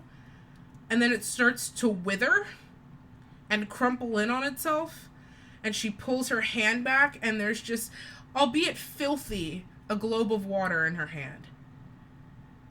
And it falls to the ground lifeless and disintegrates. And she just... Not a vampiric touch. She just, like, lets it fall to the ground, and it kind of splatters and then gets sucked into the earth. And she helps Allura to her feet, and that's their turn. They're standing next to each other. Next up is gonna be... Raven just shouts, "That was really hot!" Tessa gives you a thumbs up. Nice. Next up is Laurel. A bit kind of upset that she had implicated one of her compatriots and got in trouble. by her voice. She got in trouble and she's sad about it. I mean, same. She goes, shit. And she, out of her bag, she pulls out that little flute that seemed a little bit scuffed when she showed it to you for the first time. And she's gonna play you a song. She's gonna try. Oh, God. She kind of like, and like there's this like clump of seaweed goes like on the ground. Out of the pipe. Yeah. And then She forgot to clean her spit trap. Damn it. She should have thought of this. Oh, the flashbacks to high school band. And then she takes it up and she just... I played the French horn. There was a lot of... Anyway, sorry. Hoot, because I can't make flute noises, so hoot, hoot, hoot. Plays a little ditty. Faustus, you have inspiration.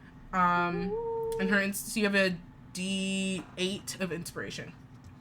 Nice. To add to ability checks, attack rolls, and saving throws. And that's going to be Laurel's turn. She's not going to really move. Cool. Beans. Renori! It's your turn. Okay, bear with me. Okay. Can I see, in terms of, those who inhabit this city, is there anyone dead nearby? Yeah, that question so much. There are quite a few deceased. You see people like trying to. Backing up. The city seems like very well prepared.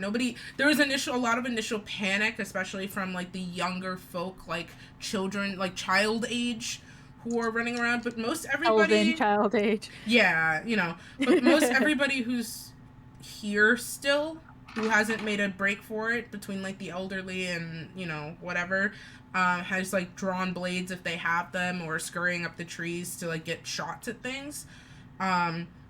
But even still, there are quite a few dead. and what guard that there are in this space, because quite a few of the guard rushed back towards the palace when the initial chaos began, so it's kind of like a split between those who are outside and those who are inside.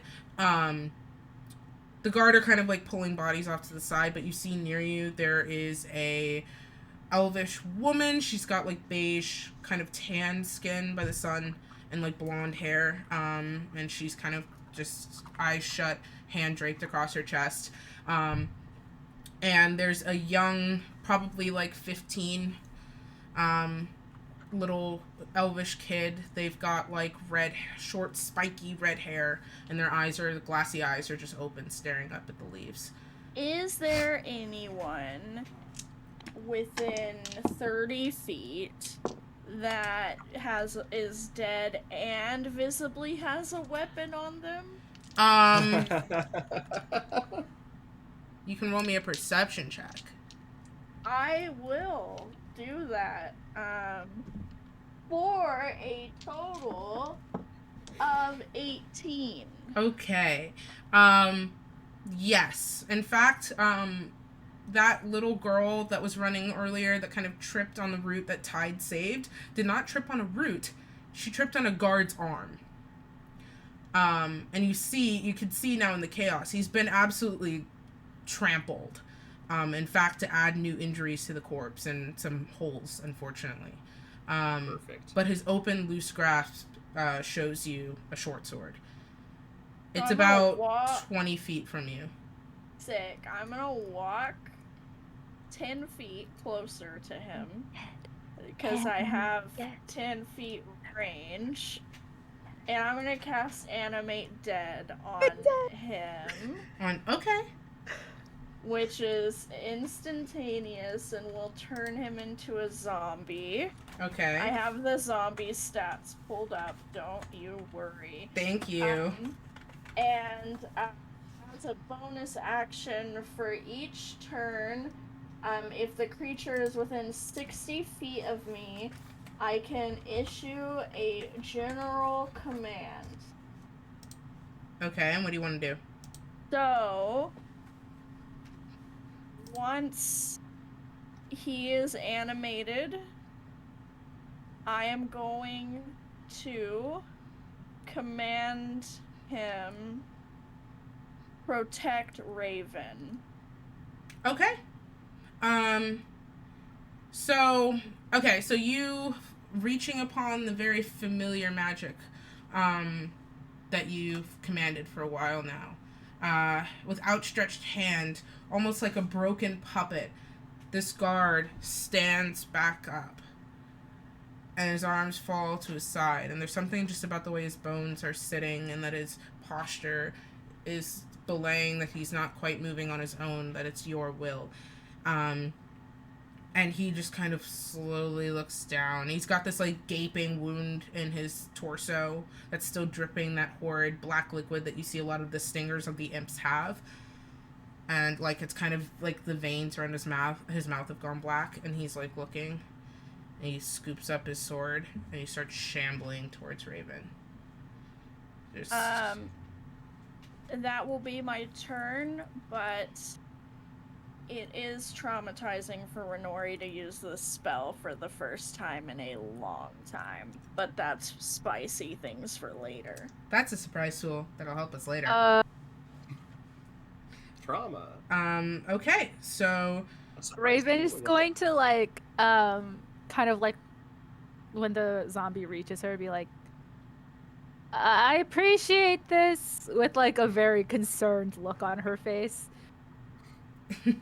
It's not fun for me either, but you need the extra protection. And then Renori will start scanning for... Thanks. Sorry, and thanks. Okay, so are you taking any movement or anything like that? No, just the 10 feet to have gotten closer to him, and then that's where I'll stop, and Renori will, like, get ready to scan for her next attack. Okay, alright, so next up then is Allura. There is a... Oh, actually, hold on. Sick! Faustus, so there's that imp that's still in front of you that you had whiffed on earlier because Laurel distracted you. And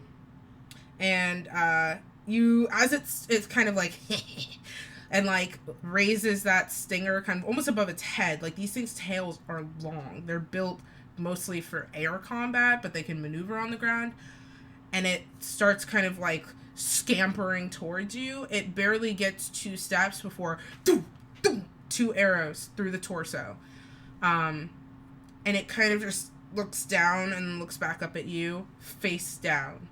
And then you see off to the side Allura with that bow that she had. And then she lowers it and she looks at you, gives you a nod. Next up is Elian. Let's see if... Shit, okay. Damn. Siblings going off today.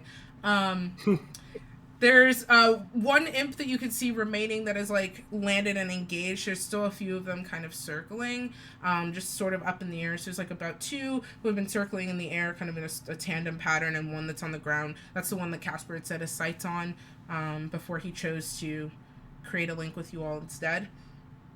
And Elian, you see him kind of, he kind of disappeared in the chaos, oddly, but he strolls back up, kind of hands in pocket, and kind of surveys the situation, and then just simple twist of the wrist, and the ground starts to rumble, and then shake, and you see little pebbles and stuff jumping off of the ground, and then 3 thick pillars of just root erupt from the ground, covered in like various flowers and dirt and sediment and things like that, and just start flailing everywhere. One of them snatches an imp, wraps around,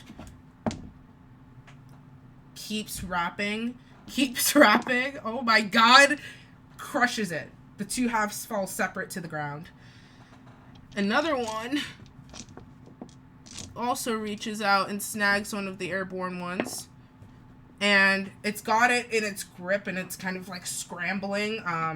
It doesn't seem too hurt, just caught. And then that 3rd root's going to try and slam down on the one that's on the ground. And you see it just kind of boom slam down on this imp that's kind of been standing in front of Casper. And it's still alive, but looking very much like a smash bug, just kind of like twitching. And Elian just kind of scoffs and rolls his eyes as he's standing off to the side. Top of the order, so there are 2 imps left. One is currently restrained by that vine that Elian has just summoned. The other one freshly smashed in front of Casper. But they're the only other ones that you really see. You hear general screeching from further down in the village, but this is what you see. So top of the order, we're back at Faustus. Okay, you said that that one imp is restrained? Yes, it is. So attacks against it have advantage, I believe, correct? That would be correct. Okay. How high up are they? Is it flying? It's like probably 20 feet in the air at this point. Perfect. Okay, I will stride in that direction. Okay. And Faustus is going to point his shadow blade, and then just like with his hand sort of like flexing, like visibly sort of shaking, he opens it, and the smoke of the blade just turns into smoke like the smoke monster from Lost and rushes towards the imp and then coalesces into a sword again right before. And I'm going to make an attack at advantage. Damn. Which okay. means I get sneak attack. So I'm going to roll all these dice. That is a natural 20. That hits.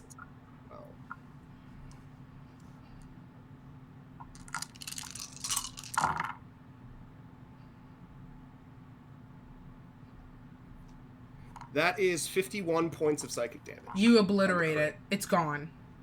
Okay. The shadows coalesce in front of it into that pointed blade, and as it's still kind of scrabbling, trying to get out, that stinger lashing around for anything, there's just nothing it can do, and you pierce directly through it, and it falls limp in that in that branch, and it kind of like just is gone in that rush of flame again. Anything else you want to do on your turn? That is it. Okay. Cool. Next up is Raven. So How far away is the last one from me? 25 feet-ish. 25 feet. Okay. Raven is going to 25 feet. It does look hurt. It's just been freshly smashed, but it is alive. Okay. Raven is going to, with her last little bit that she can make, is going to rush 10 feet forward and then cast Burning Hands to shoot flames forward at the last creature standing. Okay, go ahead and do that Arcana check for me. Okay. At disadvantage, right? Yes. Okay. I'm gonna do math in my head. You're so Gotta brave. do math in my head. Gotta do math in my head. She's gotta do math. I'm just gonna 15 plus stuff. To hit, not to hit, sorry. Your Arcana. Okay. Okay. So what's the damage on that? They have to make a dex save. Does it, no, like what type of die do you roll for the damage? For Burning Hands, I roll 7d6. Cool. So dex save, you said? Yes. It fails. You lay your hands on it, and the flames that you call forth just vanish into its skin. It has no effect. Great. Raven's gonna Some go. like it hot. Some Yeah, like- Raven's just gonna go. Fuck. She's gonna look at it and go. There's no chance you knew an imp named Skarn, did you? Like in Infernal. It responds, "I will carve your flesh." Cool, But did you know an imp named Skarn? Next up. Do you know the imp named Skarn? I'm crying. Next Who up lives is in Casper. Mephisto's domain. He's just seen you sort of Pyrobash putter out. And he's gonna run up to help. And he was kind of fancy before. Is he gonna fancy? Oh shit! I forgot about this. He gets a thing. Okay.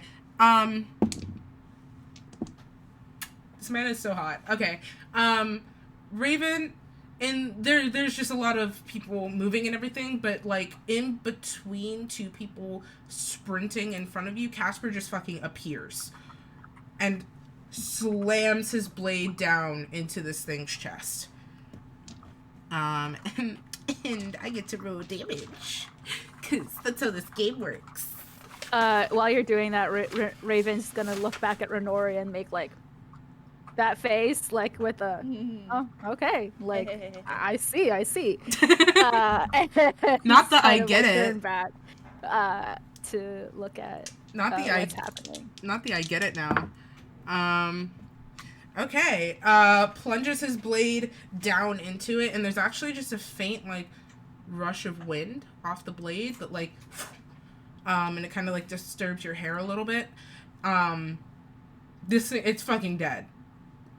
It just almost instantly, the second after the blade comes to a stop, halted by the soft earth, it's gone. And he just takes the blade out of the ground, kind of smears some of that black blood off of it, and has it, kind of flips it in his grip so it's at the ready. And he gives you a nod. That was the last visible imp at the moment. There's a pause where all of you are able to take stock of each other. You all seem pretty okay.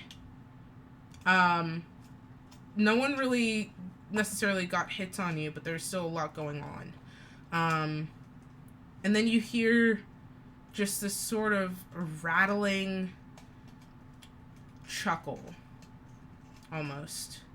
And then the faint sound of water that gets louder and louder. And you all turn to look, and over by where the bar is, there's just this faintest swirl of like water that expands out and out and out until there's just a spinning portal of just flat water that's like splashing everywhere. And out of it walks a man, human man in appearance. He's got a thick, dark beard that's got braids and silver adornments. He's got like also matching hair that pretty much fans out to his shoulders, and on his head a red hat that's got like a dark blue tattered feather on it. This man is fucking built. He's huge, probably like 6'5", and he's got like a dark red tattered coat that at the bottom is encrusted with barnacles. His shoes as well. He kind of leaves behind a trail of seawater as he walks forward. And from behind him, two creatures emerge. The first, a familiar sight, a chul. This kind of insectoid-like, chittering green creature with 4 limbs that stands tall and 2 massive pincers. It just looks around, kind of clicking as it stands hunched. And then a sort of offshoot of the portal appears on his other side, this rush of water that grows larger and larger until you see next to him a water elemental, just this swirling, enraged mass of water that looks ready to attack. And he turns his gaze, kind of breaks his gaze across all of you, and he goes, "So we finally meet." And that's where we're going to take a break. We will be back in a few minutes. Everybody get some water, take a stretch break, get some snacks or whatever, do a med check. And also, really quick, I just want to plug this because I know I'm going to keep forgetting. We got a little bar that's happening at the bottom of the screen. You could probably see it.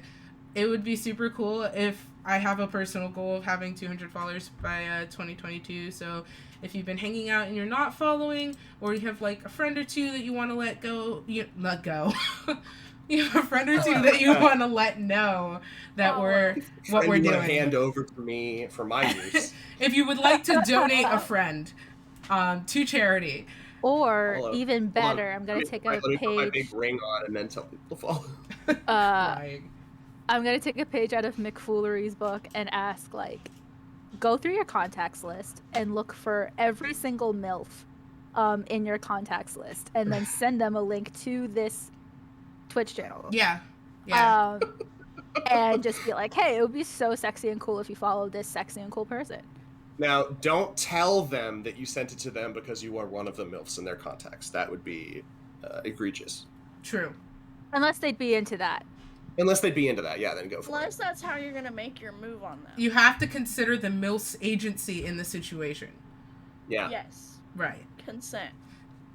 We'll be back. Why are we like this? We'll be back. MILCF, mother, I'd like to consensually fuck. So true, bestie. Go off. I don't Milk. like the fact that it's now milk. The fuck. I hate it so much. Anyway, bye guys. All right. Well, bye. We'll be See you back. soon. We'll be back soon, guys. Or bye. I might not come back. Bye.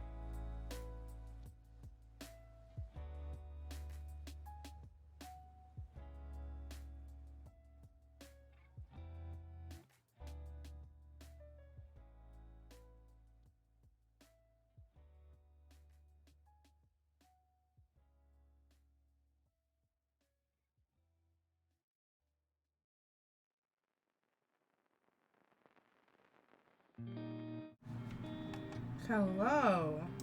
Did I do it? I did it! Yes. If anyone comments on my outfit change, it's homophobic. And with that, let's get back into it. Okay. Don't do it. Sometimes you just gotta. It's Act 2. You're wearing your Act 2 costume now. It's fine. Okay, so right before the break, I'm gonna turn off this music. No room in the brain for that. Cool. So right before the break, you saw a swirling... Little lad with berries and cream.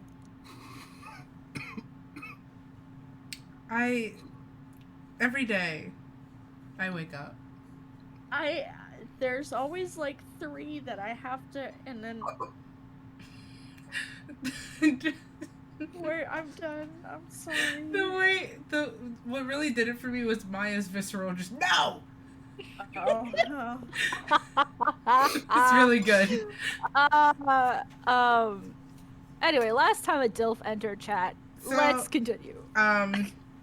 There's this swirling speck of water that expanded out and out and out into this just rushing portal of water, and this man stepped out, human in appearance, tall, probably like 6'5", very built, wide shoulders, wide chest.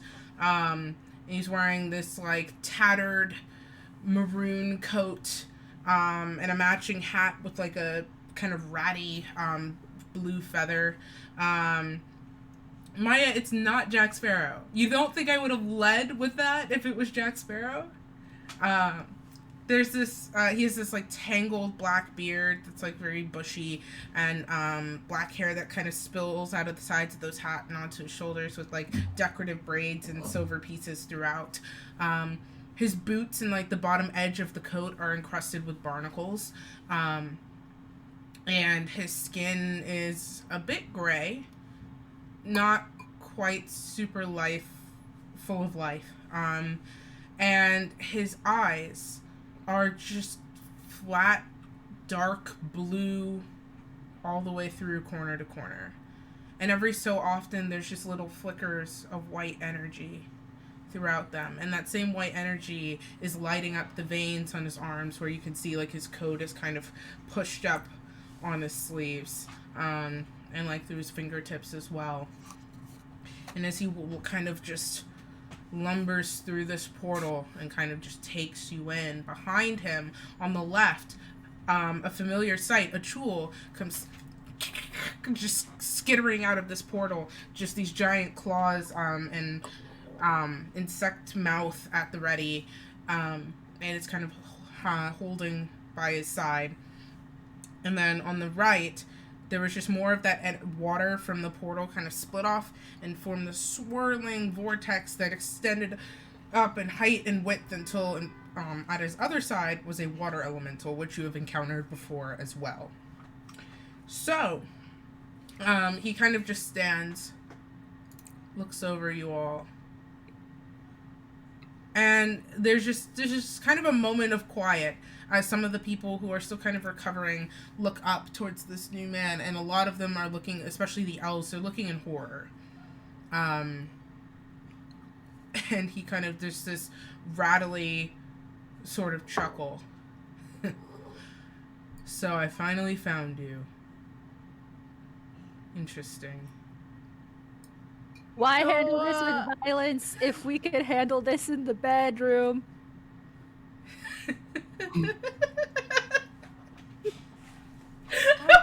Every day. All calm down and head to the bedroom. We'll get this sorted out. Okay. He kind of raises. I promise it'll be more satisfying. You need me to take your coat?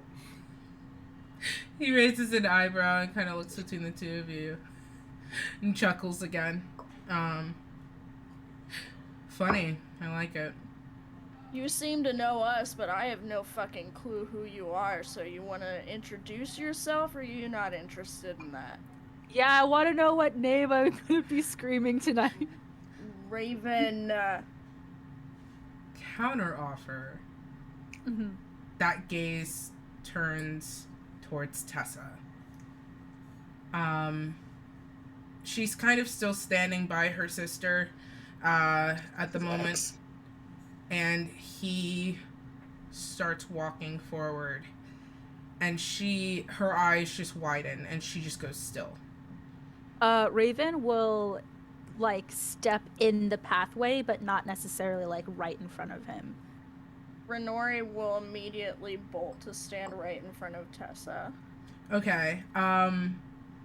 Raven, you're kind of at the side. He doesn't pay you any attention. He just kind of alters his course a little bit, keeps heading towards her.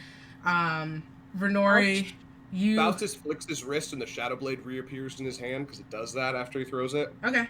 And he just walks over like to that general area as well and is just like standing at the ready in case something starts to go to shit. The shadows coalesce into your hand as you migrate over.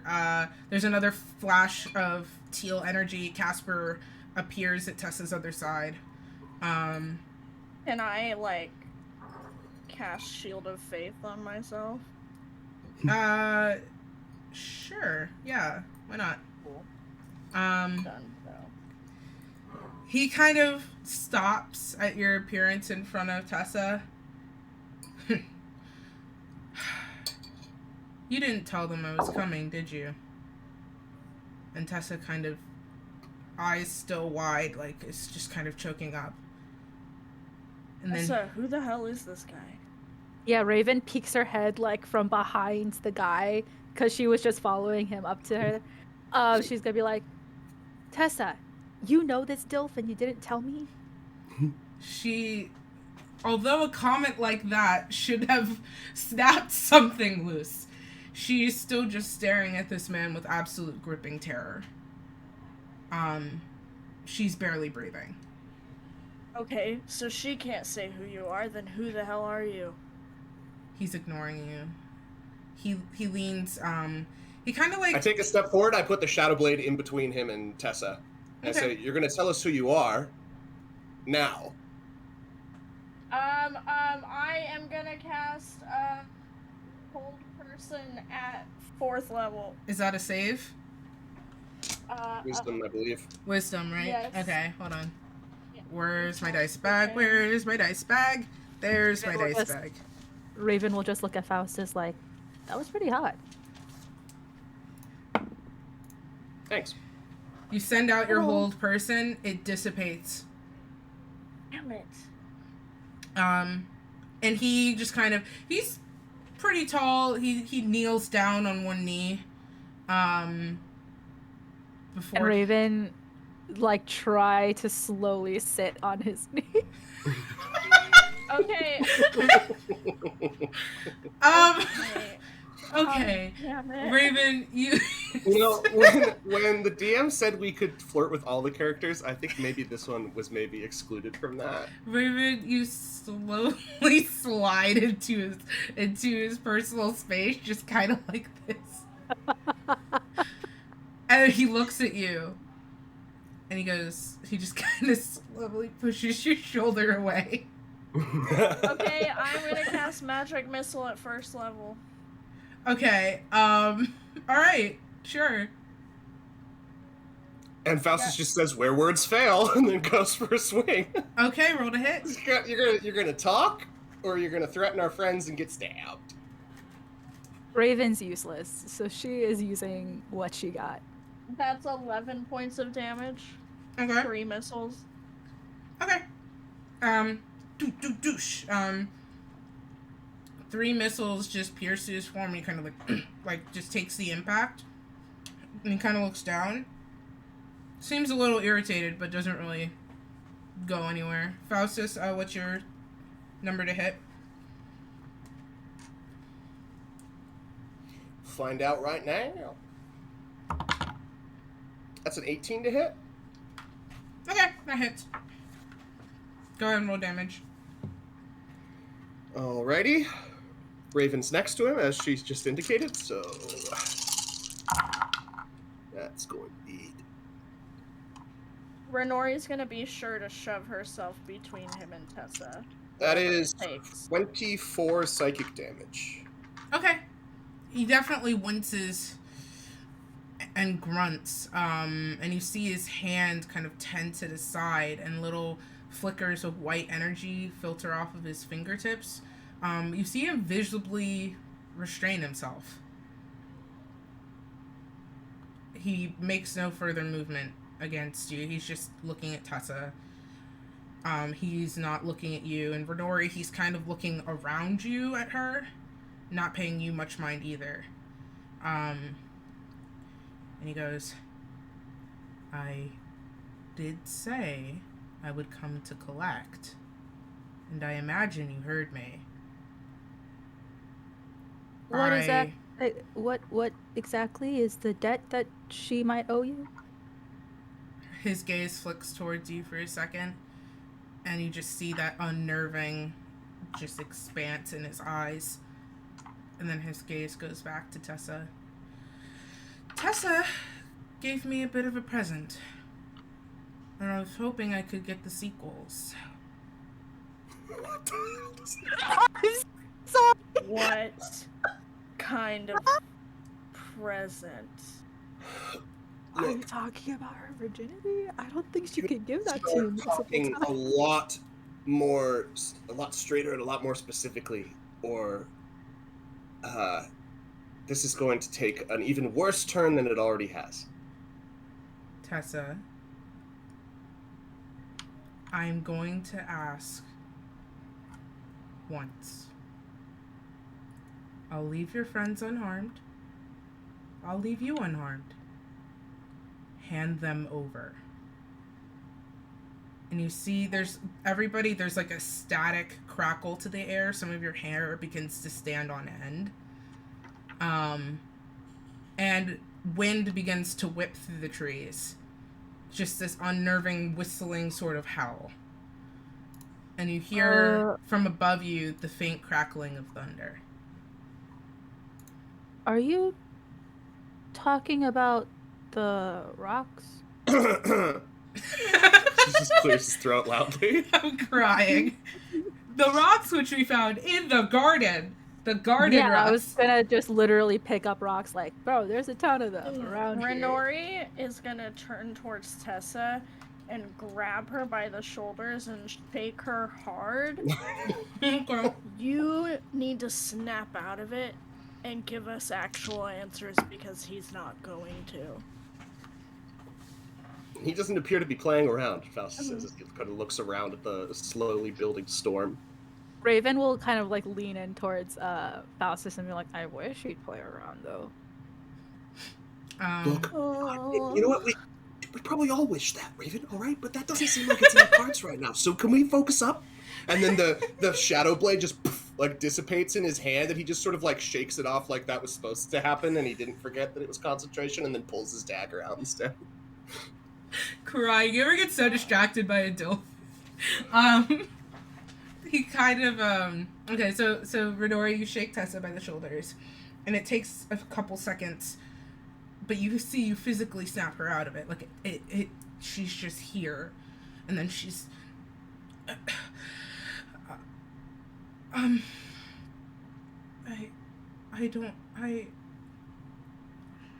she's looking up at him, and then back to you, Renori, and then all of you. I've made a terrible mistake. Oh no. Not another one. What mistake? Quickly, please. The man kind of just like lets loose this deep chuckle. He goes, I love drama. And he pushes himself back up to stand. And those two creatures that had appeared at his side are still standing over by where he came in, but their gaze is intently focused in your direction. Tessa kind of, and her sister's like looking at her, like, because Allura's there. I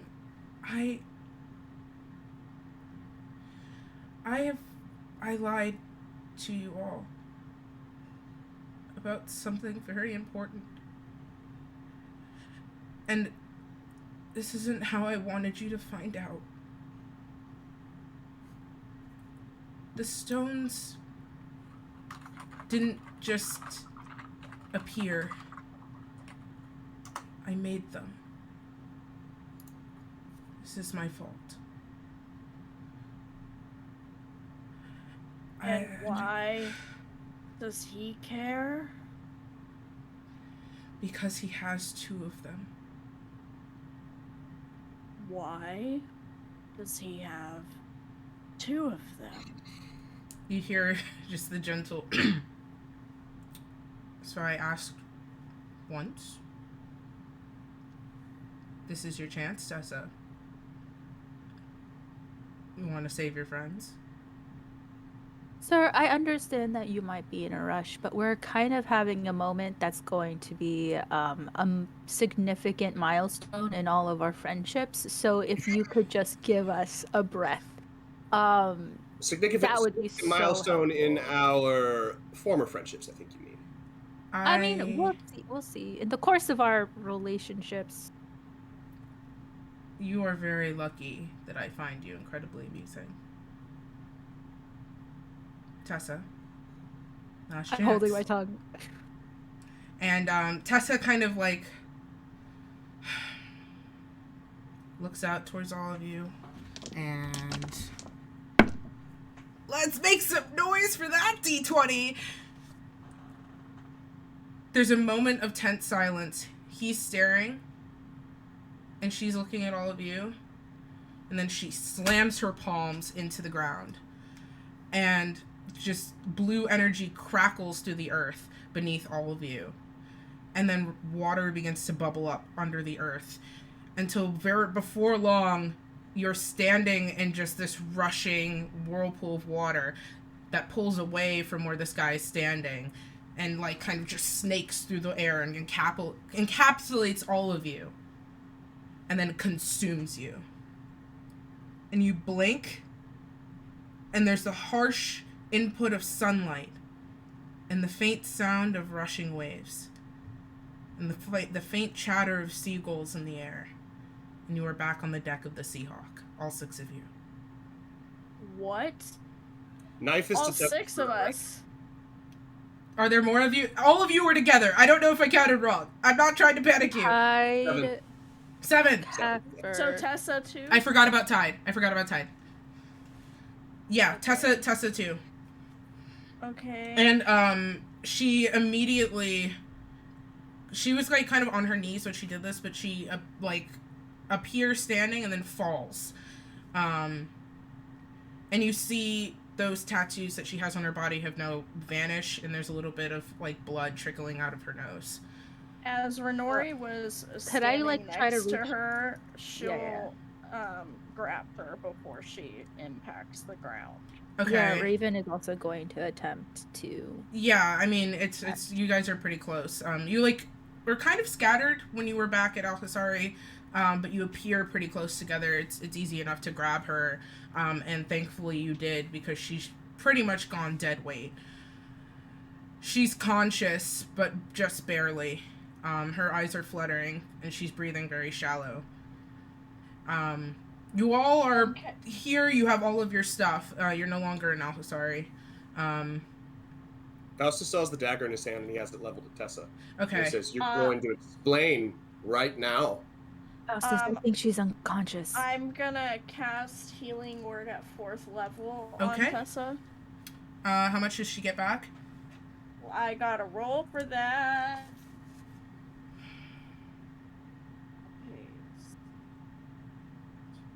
17 points, hit points. Okay. Silver energy gathers at your palms, and you kind of like at your fingertips, and as you speak this word, the sort of power word aloud, you see life surge back into her body. Her eyes, which have begun to roll back into her head, come forward. The pupils dilate massively before course correcting and focusing. And you see her take in her first truly deep breath. Blood still trickling from her nose as she comes over and she swipes it, leaves a streak of red across her face. Raven takes out like a handkerchief and just is like dabbing her face of the blood and is trying to stop the bleeding on her. Okay. Yes. Yeah, it's probably good that you are, because it's still coming out. And she's, she looks up at all of you. I'm gonna explain as much as possible. I never wanted to lie to you. And But yet you did. did. At first, it was... When we first met, I thought it would be a means to an end. So many people had come to that island before and hadn't made it off that I'd become numb to the possibility of actual success. I didn't think anything of it at the time, and then we were together, and I grew attached to all of you, and I was going to tell you, actually, after we left. I didn't think he'd come so Before or soon. after you told us that you were the heiress to the throne of the Kingdom of the Elves? That... The second lie you've told us in the past 24 hours. What else do you have to hide? My lineage was something else. It didn't... It's relevant, Tessa. I'm sorry. We're supposed to be saving the world. I know. That's what you told us. Are we just saving your ass? No, we are. I was not lying about... We're saving the world from you? Is that what I'm to understand? Raven's just going to put like a gentle touch onto Faustus's shoulder and he brushes it off. He brushes it off. Raven will take note and just go, let's just at least let her explain. Renori will shove Tessa away from her to stand up and get physical distance. Okay, you shove Tessa back. She doesn't quite have the strength to stand. She collapses back to the deck. She takes a hard impact on her ankle, and she winces, and kind of draws her legs towards her, but she stays on the ground. And, she's kind of trembling as she uses her arms to hold herself up. Casper, I think we should put her in the brig before we further question her. His gaze flicks towards you, Renori, but it goes back to Tessa. I would have to agree. I don't know if... She's dangerous. She's powerful, and she's dangerous. Give me the stones. Casper, approaches Tessa kind of slowly and takes her hand and, kind of helps her stand up, and she looks at him, trying to find something to say, but nothing. She can't think of anything. She goes, and he just kind of... She's got, a satchel, with her, and that's where she's been holding everything. It's this emblazoned sort of satchel, and he just kind of slowly takes it off of her, puts it around his own shoulder, and then unbuckles the sort of shoulder sheath that she has that carries her quarterstaff, and that falls, and then he catches it and kind of lays it on the deck until something meaningful happens. This is for the best. And he starts leading her towards that front hatch, leaving you all together. Renori will follow. Okay. Raven is trembling at this point, and her breathing has gotten heavier, to the point where it's more audible. And she's gripping at her elbows, trying to hold herself. She's leaning against whatever wall or the edge of the railing of the ship or something, to support her weight. Okay. Faustus, what are you up to? Faustus will go over to Raven and just sort of jerk his head in the direction that Renori and Casper and Tessa and say, are you coming? Yeah.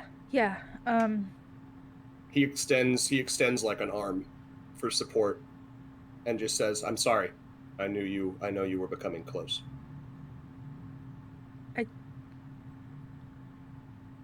I just don't like lies.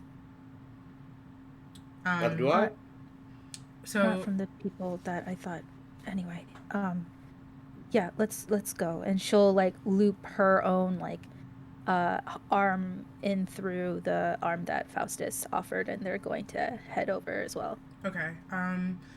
Pretty much all of the crew looks a bit startled at these events, but no one's really making any specific moves. You see, Do we pass Ripley on our way? you do. I was about to say, you see Ripley kind of looking like a bit, like very alarmed. But you see Casper give her like just a subtle shake of the head, and she's standing down, but she's breathing heavy, and her hand was starting to like stray. The hand that was starting to stray back towards the hammer that she keeps on her back just slowly drops.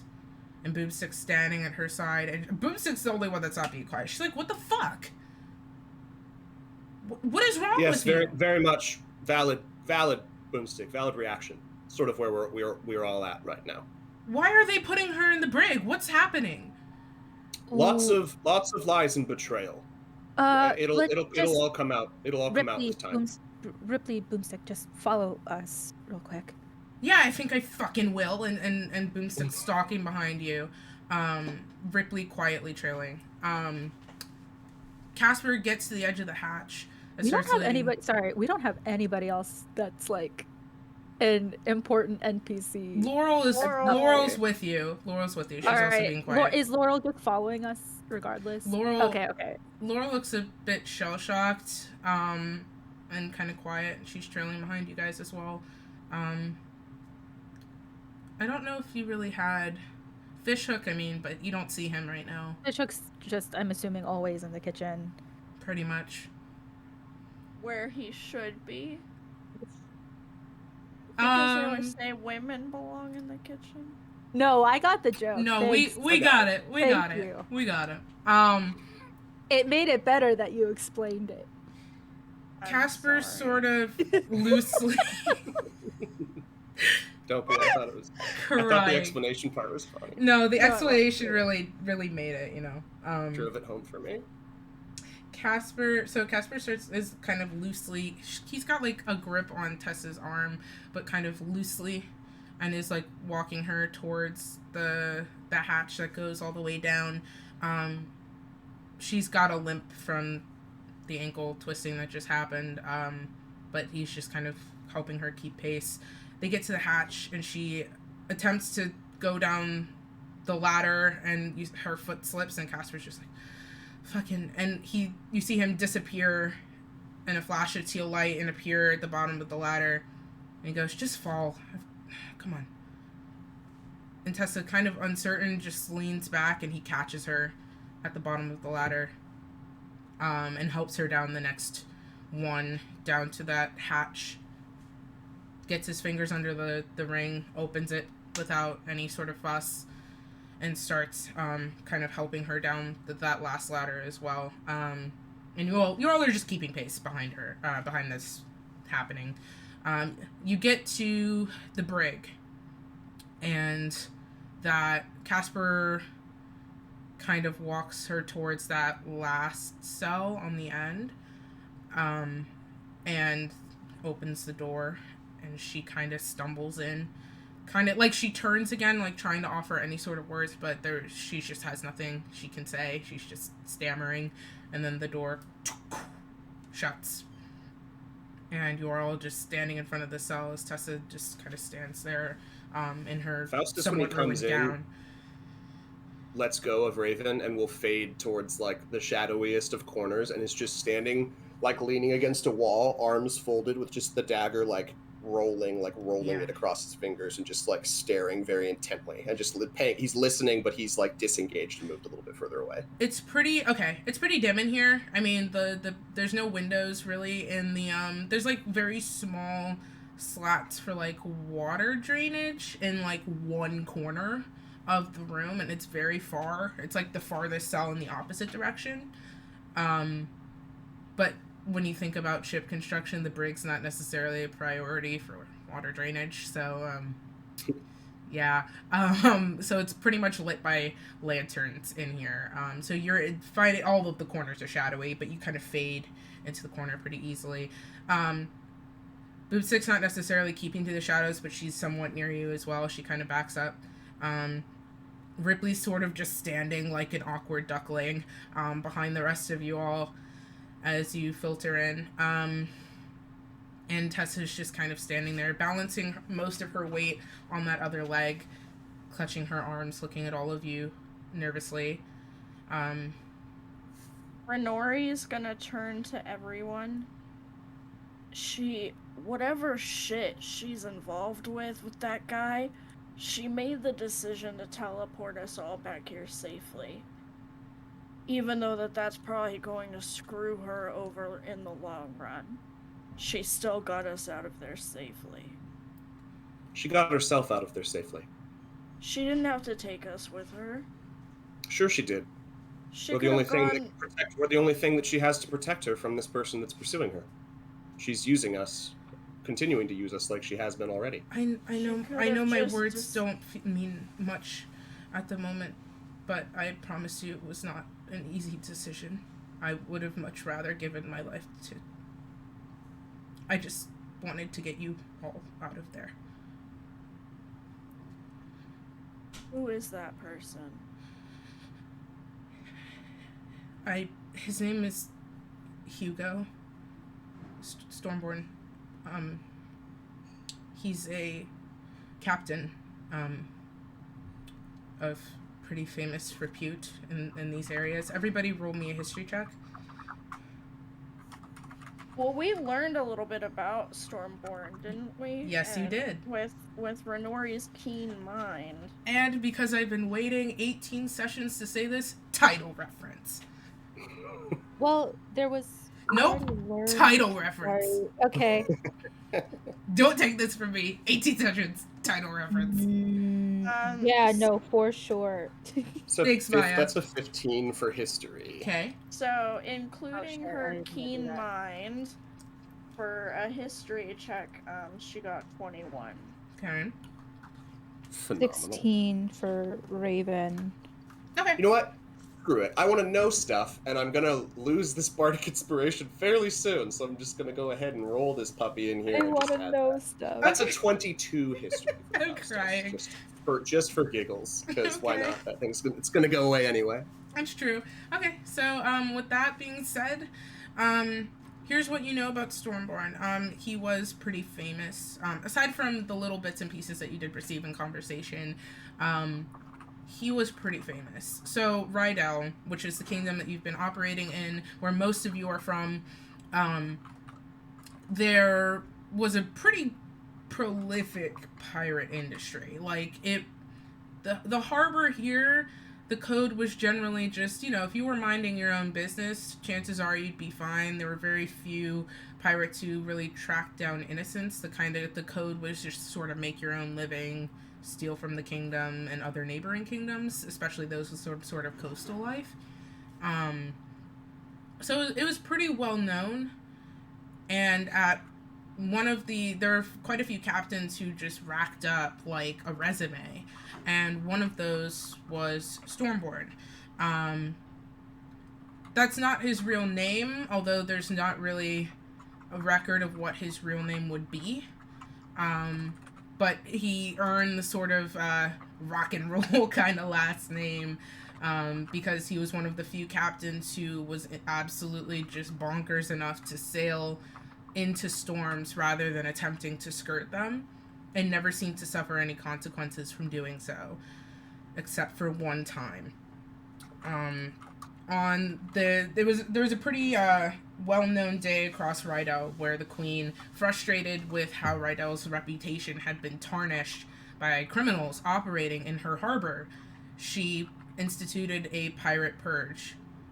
Pirates were to be reported to the government, hunted down, and they would be executed pretty promptly. Casper has mentioned this to you as well. It was part of the reason he started going pretty badly, but undercover as a merchant ship.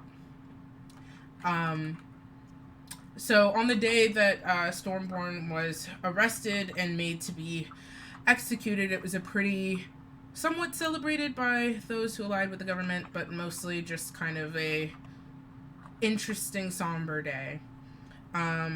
Which quickly picked up when word had gotten around the capital and then quickly to the outskirts of the kingdom that Stormborn had broken free. He was being carried in by a procession of guards to the main capital, had broken loose, made a pretty desperate run for the harbor, and managed to get aboard his ship and deep into the bay, with the Navy tailing at his heels, and sailed directly into a catastrophic storm, and it seemed his luck had run out. The Navy reported that they'd sunk and killed his ship, but criminal whispers became mainstream whispers. He had shipwrecked, sure, but no word on if he had really lived or died. That's all you know. There's sort of like a Robin Hood-esque admiration for pirates here, for the most part, for those who aren't deep into the government's pockets. So hearing news that somebody like that had survived was, like, pretty cool for a lot of people. They're like, oh, hell yeah, maybe he's alive. Like, became a bedtime story for children, like, you know, that kind of thing. For those who aren't sheep. Wake up, sheep. Anti-capitalists of the world find Hugo Stormborn very alluring. I'm sobbing. The our commie pirate daddy.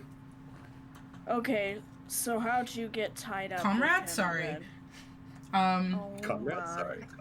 Sorry. I just had to. I'm sorry, what did you ask her? Oh my gosh.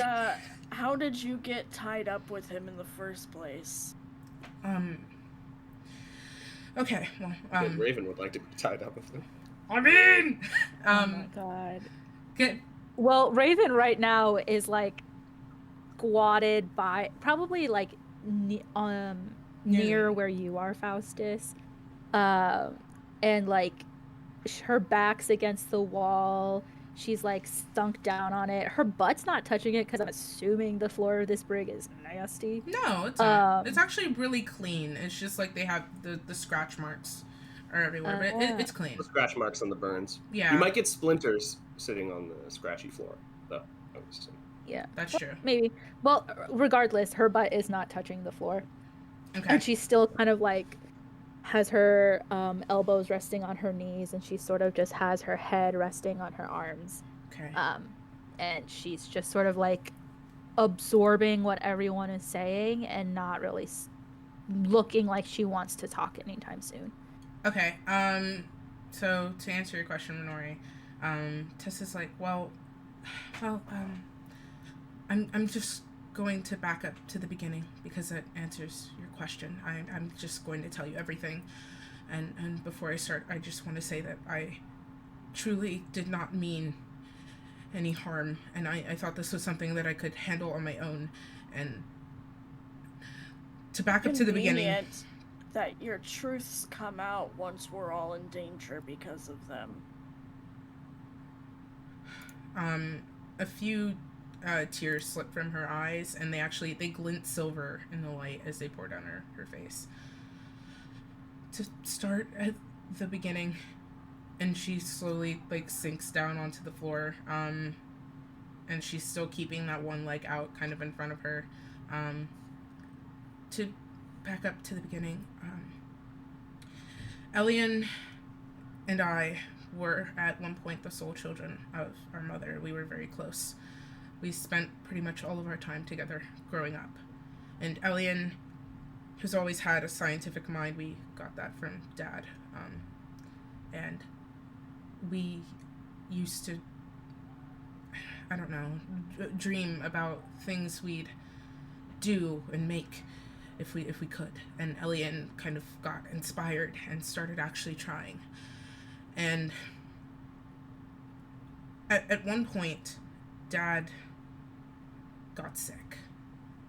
He was like you, Raven. He had made a pact with an entity he didn't quite understand because the power allowed him to conduct experiments, to tinker, it gave him access to knowledge that he wouldn't normally have.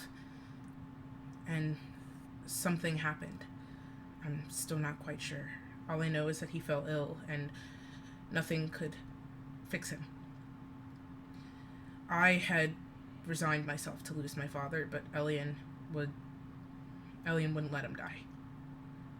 He toiled day and night. He never left his room. He didn't sleep. He didn't eat. But a week later, he pulled me in. At this point, I had already sworn in my position as sort of priestess. I made my pilgrimage early to receive Saloon's blessings, since I don't practice the religion that the majority do. So I had access to power of prayer, and she does like a quick, almost like a cross, but not like more different, like kind of in reference to Saloon. Just a full circle. Yeah. Probably like just like a wrist rotation and then like a fist. Well, her symbol is 7 eyes around a moon or something. Yeah. Or 7 crescent moons around an eye. A lot going on. She starts doing an interpretive dance.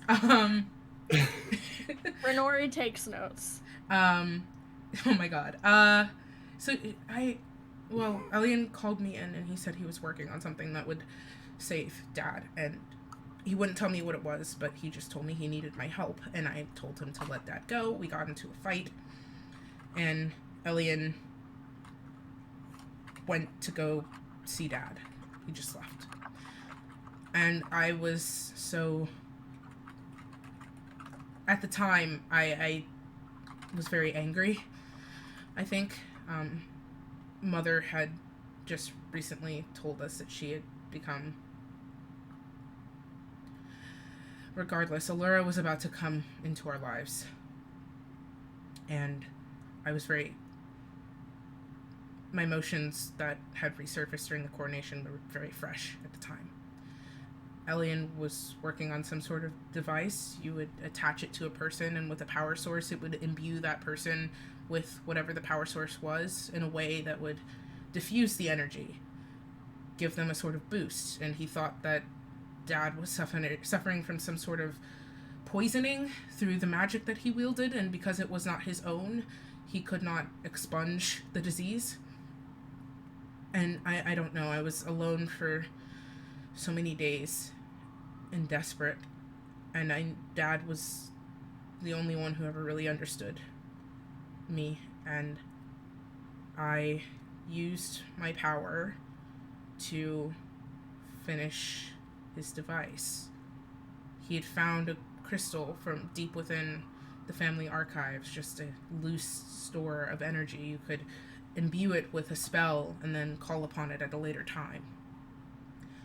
Well, I called forth the sacred power that I use, and I dirtied it in this frankly disgusting experiment that I should never have done. And I made the first stone. It took everything out of me. I was unconscious for a few days. I couldn't walk for a few more. But it worked. It saved Dad. And then you made more.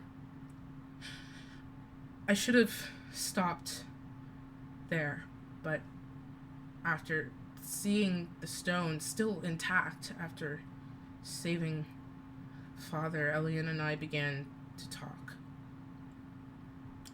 And we realized that objects of these powers could be very useful. Parts of our homeland were beginning to rot and die, especially at the edges. So, Elian, who had already been a bit gifted and connected with nature, together we forged another crystal that could hold pure energy of nature in it. And together we cured the sickness at the edge of our homeland and preserved it. At that point, I wanted to stop. I understood the danger that we held, and Elian took the stones and he promised to destroy them. And then our homeland was invaded. I still don't know the full source of the attack, but just everyone was slaughtered. And I remember just standing over a field of corpses and seeing my brother's face, lifeless. Renori looks like she's about to throw up. Seeing my mother's face. Seeing my friends. The guard who had protected me since I was born. And I knew I had to do it one more time. I knew I needed to give them time. So Renori does run off into the corner and throws up. Okay. Casper immediately rushes to your side, and kind of pulls back your hair. This is the first time Raven's moved, is to, like, kind of lift her head to, like, see if Renori is okay.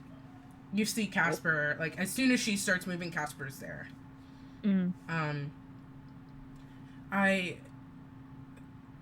Using this one was more rough, but I channeled my emotions and the certain swirling souls that were escaping the corpses around me, and I channeled them, and I just begged for more time for the people that I cared about, and I just said I would have given anything. And then in my hands was that gem, and I just prayed and prayed and prayed for it all to go away, and then when I blinked, it was all fine. But my brother was in front of me, and my mother came out of the palace to look for us. And I could see my friends going off on a patrol, and the forest was healthy. And I took the stones that we had, and I squirreled myself away deep into our vaults beneath the palace. I attempted to destroy them where they do the least damage, but I couldn't. I made something that had outshined myself, and understanding what I'd done, I took the stones to the island. I'd known of it in the past. I'd heard of a deserted little hideaway that people had used in their travels. So I went out there, and I spent months trying to destroy them. I leveled that island about 6 different times and killed everything on it. And then rewound it because I could never. I didn't want to. I just wanted them gone. And I kept rewinding and destroying and rewinding and destroying, and nothing worked. And I started to get desperate, and I knew, I hadn't told her, but I knew Mother might know what to do. If we couldn't just, if anything, we could locked it away and protected it. So I started looking for a way home.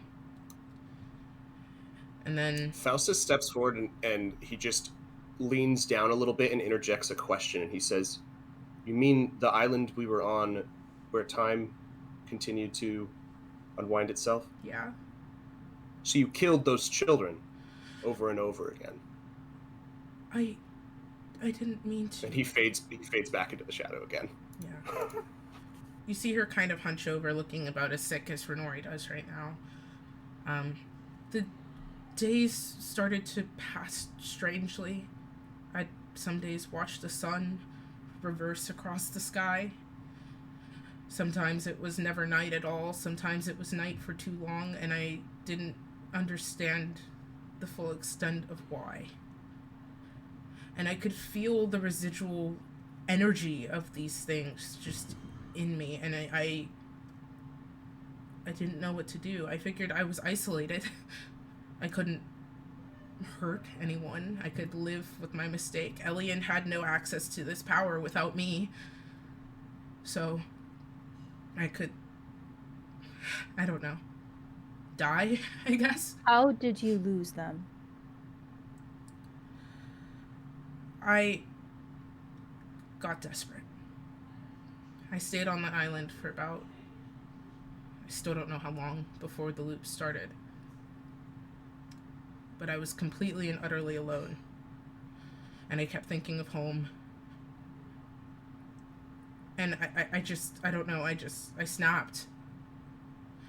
And I prayed. And I asked Saloon what I could do, and she gave me no answer. So I asked Istis what I could do, and she offered me a choice. She told me that I could die here, alone, on this island, and it was possible that no one would encounter them, or I could get rid of them, send them to the furthest reaches where no one would find them, and pray that was enough. See my family again. I figured that I liked that option better, and if I was going to die, I'd prefer it to be by a guard's hand than nature's. So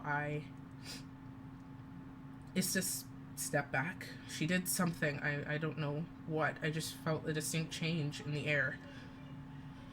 And she told me to get rid of them. So I buried the one imbued with Elian's gifts deep, deep, deep into the earth. I dug for 3 days straight. Only Saloon's strength kept me upright. And Istis assured me it was gone. I took the other one, that raw power, and I gave it to her directly. The last one, the mountain that was on that island, it used to be a volcano. I figured that if I couldn't destroy it, even if this couldn't, at least it'd be inaccessible. So I trekked to the top of it, and I threw it in. And then I waited for Istis to come get me. And I waited, and I don't know how many years I was there. I was telling you the truth on that. Time never quite fixed itself there.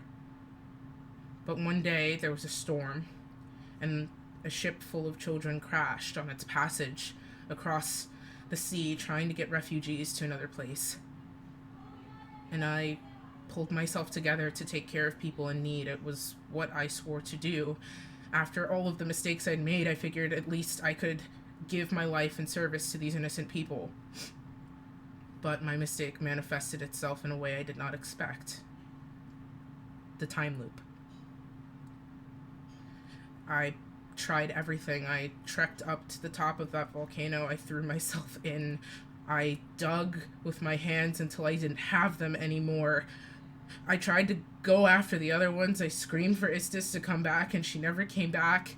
Saloon stopped answering me. Screw you, Tessa. Raven is slowly going to get up, like she pushes with her hands on her knees to lift herself up, and she goes, "So not only did you and Istis create this mess, but both of you also lied to me when you said that this was just some adventure that needed to happen." I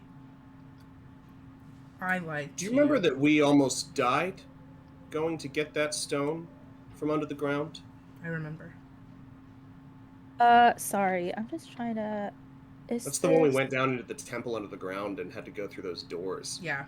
She forced all of us to relive our worst memories to fix her mistake. So it turns out, Tessa, I was right. I was right. I was right not to trust you, and not to want to bring you along. Istis told me that she called many people on this quest to collect these gems, and that for some reason we were the ones that would have the best chance at succeeding. And I was like, okay, what does that mean? And you're telling me that she's the one who scattered them in the first place? I don't know or presume to know what Istis's intentions were. She was the only goddess I could get a hold of. Yeah, because you took Saloon's power and corrupted it for your own intentions. I did. Why would you... And then you were so ashamed and wanted to clean up your mess so badly that you were willing to continually lie to us about it, and we still wouldn't have found out if it weren't for the fact that that asshole showed up. No, I When was were going. you gonna... When... What's his address so we can send him a thank you note? I was going to tell you. I swear. After Too late, Tessa. I grew close. I grew close to you all. At the time. I No. wasn't in my right. No, you didn't. I You wasn't. let a version of yourself, a false version of yourself, grow close to us. You're not close to any of us, Tessa. Fine. At least for my part, you're not close to me. Fine. I wasn't in my right mind from the second I got on that island. The isolation did something to me. I grew detached, angry. I wasn't alive. Barely, I mean. And Faustus stalks forward rapidly to the edge, and there's an edge in his voice. He says, "Look at me." And he looks his black eyes, and he says, "Do I look like I'm much more than barely alive? But I didn't kill any children, Tessa. Do you think you're the only one who's lost people that you love? No. That you would damn the world I to retrieve for something for your own selfish ends?" I didn't understand what I had made until I'd seen it in action, and I didn't You want knew. this. You knew, I didn't. didn't you? I didn't understand. I was so desperate at the time, and then I just knew I had to get rid of them. Luna would be fine with you using her power to create arcane artifacts to pursue your own ends. It was all I had, and I knew No, that you had a choice, and you made the wrong one. I and then couldn't you have. made the wrong one again. I couldn't have and again. destroyed them on my own. I needed help, and that help. I wasn't strong enough. What I had made, something about the emotions that I had when I made them, I couldn't destroy them, and Can I just...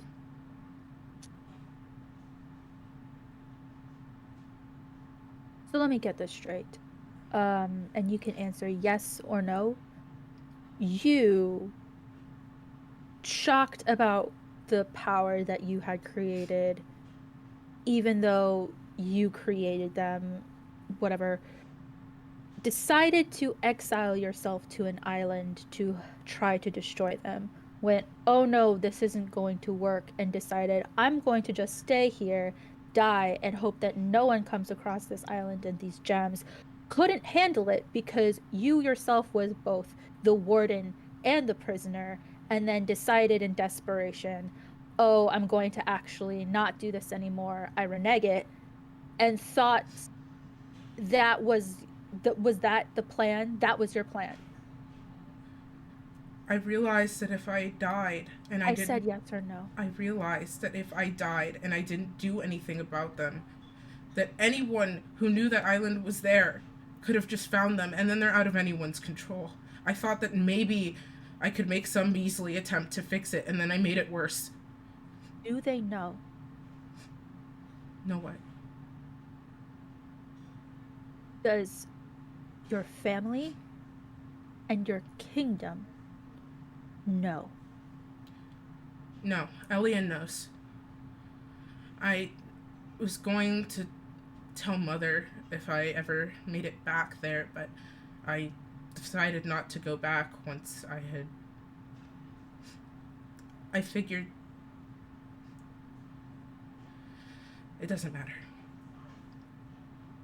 When you said that there was a stone in your homeland, do you know where it is? I thought... I have a sneaking suspicion that Elian never destroyed the stone that he made. I would assume the same, which means, and I look at the rest of everybody else in the room, ignoring Tessa, and say, Elian is as dangerous as she is. Tessa, I can't even... I don't even fault you for creating them in the first place. That's not my issue. If I had had access to that kind of power, just a few months ago, I would have done the same thing still, if it meant bringing people back. My issue is with the fact that me not trusting you from day one was an issue. And yet, come to find out, I was completely correct. And maybe that's why it bothered you so much, that one of us was actually seeing through your bullshit. But you want us to clean up your mess? No. Without even you having been honest about it? Do you know how much of a difference Here's what I'd like to know. Honest? What do these stones do that makes them so dangerous that they must be destroyed? Because you made them, so you've lied to us too about understanding their function, I assume. What is it that makes them so dangerous that they can't simply be used? What I remember, at least if this is still the truth, because Unlikely. now I don't know, is that it makes planes of existence collide together where they shouldn't. And it will destroy this plane if it continues to happen. And the storm off the coast of Rydell, that's the kingdom of... Oh, cool. Rydell is symptomatic of that exact issue, since one of the gems is on the ship with Thaddeus, is the guy that we were looking for since the beginning. Yes? Okay, cool. I remembered shit. I'm so proud of you. I'm so proud of you. I said things correctly. Someone clip it. No, I'm kidding. She kind of chokes a bit, and then I don't know the full extent of what each of them does, but I know why they do it. And can't even look at you anymore. And then Raven is going to like turn towards like everybody else, but her back is to Tessa. Okay.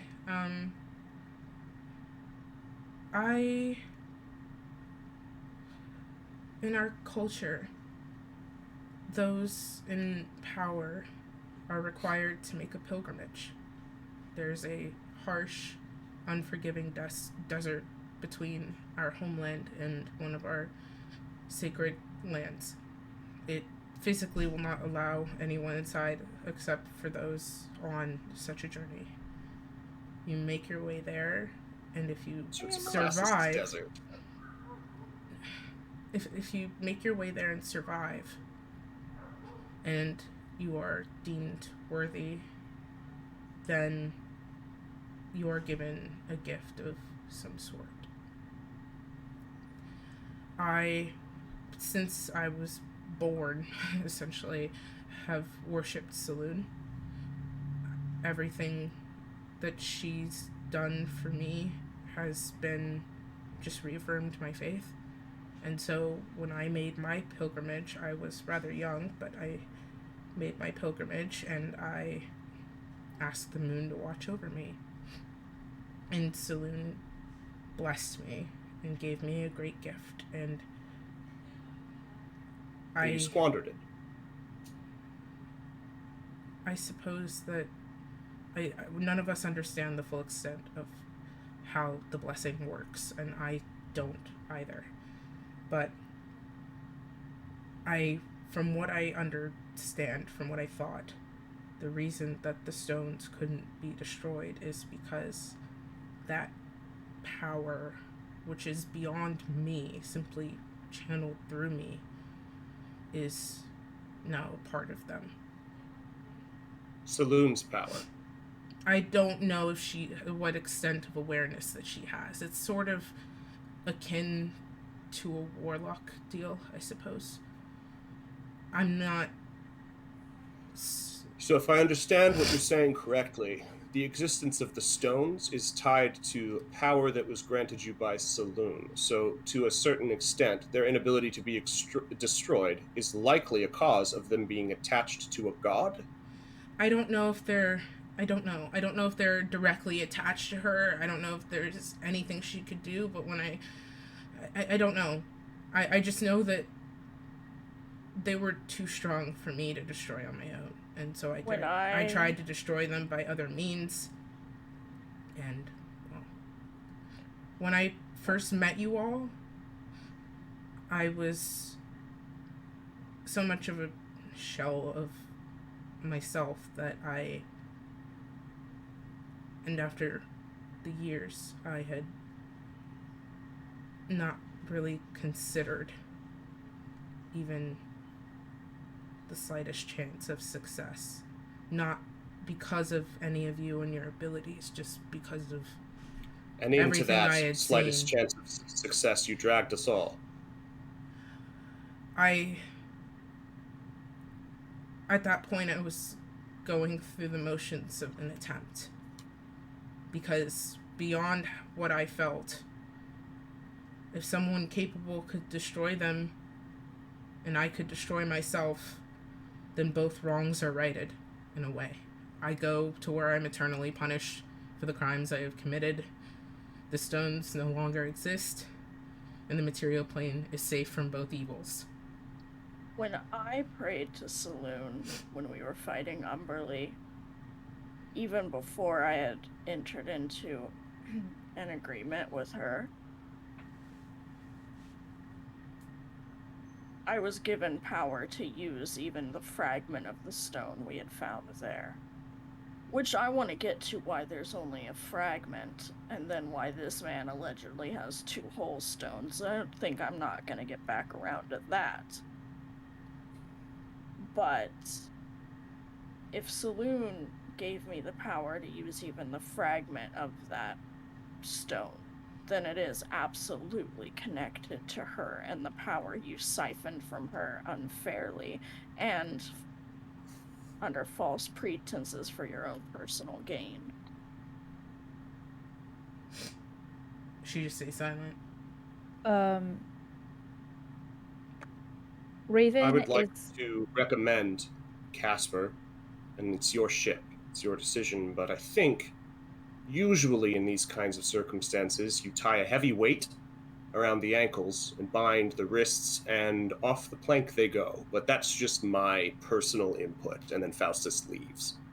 Okay. You make your way back up and out of the brig. I vote against that for the record. If you're going to kill me, which you have every right to do, water won't work. You know, Tessa, that's kind of the rub, though, is that we can't kill you because we need you. We need you to find these other stones. Do we? She can't destroy them. I thought you left. I'm on my way up the ladder. Oh, okay. I was like, Faustus's voice from above. He just says, do we? He just says, do we? As he leaves. We need you because you know how to locate them. Because you made them, so it makes sense that you would know how to locate them, and that is all coming into perspective now. But I'm also against DM. Able, so. Can I make an insight check in regards to the information she has shared? My attempt being, does it seem like from her tone that she is being honest, or if she is holding something back? Yes, you may. That is all I am looking for. Yes, you may. While we're waiting for that, Raven, it's just been pacing. Very poor. That's an 8. There's a lot of emotion in her voice, and you're ascertaining that she has great investment, but you also do acknowledge that she did ask you to kill her. So that's all you're able to get from it. She's making moves that don't seem conducive to somebody that would be lying to you, but given her, everything about the situation, but you're not able to tell. Under the same exact premise or pretense, can I do an insight check? Yeah. 24. Tessa seems like she is wholeheartedly telling you the truth. Through your interruptions, which warranted, by the way, like, not taking sides on that. No, like, I'm fine. Like, it's cool. Like, she's monologuing. She's trying to tell you everything. So, like, every interruption's kind of switching gears. So there is probably stuff that's she's not telling you, but it doesn't seem intentional. She doesn't seem like she's withholding everything. She seems like she's trying to stay as resigned as possible to give you everything she can. She seems like she's being forthright. And what sticks out to you as well is the fact that she said, if you're going to kill me, water won't work. That's like a big nugget of that. How does Hugo know you? And why did he say that you gave him a stone? That doesn't sound like, is this just like oopsied 2 stones into his pocket? Well, my docket continues to stack up. Before you all came, in fact, before the children came as well, having thought that I had gotten rid of the stones successfully to some degree,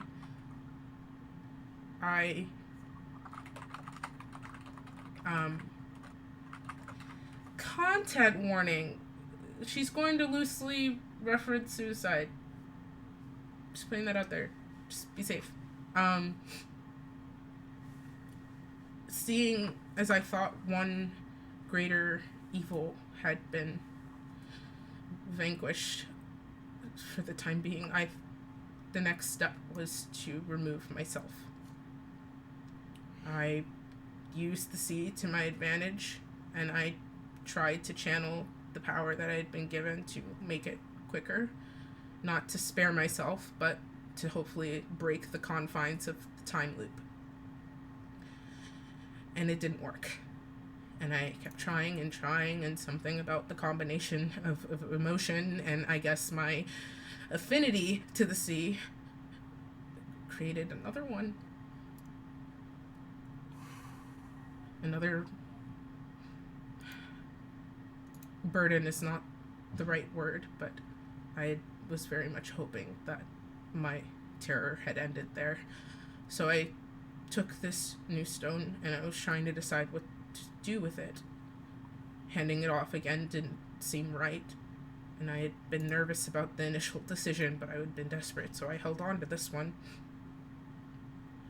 And I kept trying. I walked upon the surface of the wave, channeling all of the power that I could, and I managed to slip 3 of the time bubble. And I walked until I couldn't anymore, until my power completely faded, until I had nothing left. And I thought I was gone. I mean, a body at the bottom of the sea. But I opened my eyes on the deck of a ship.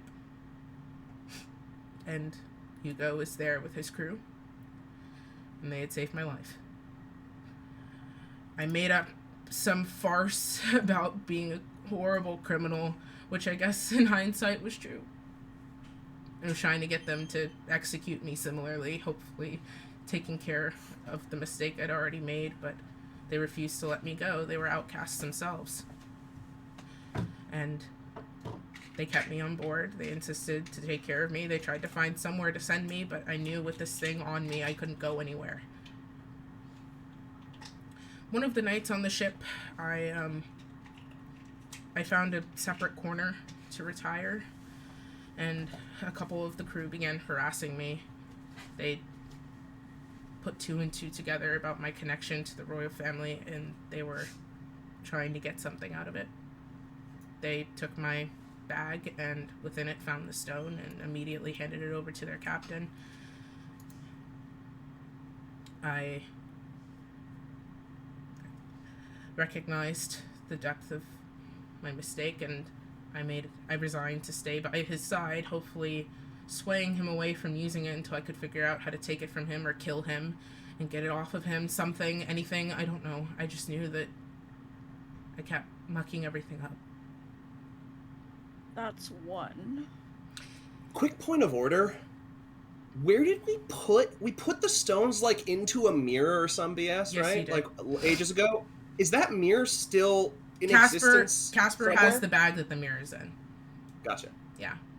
Sorry, That was the first thing he quickly, took off of her.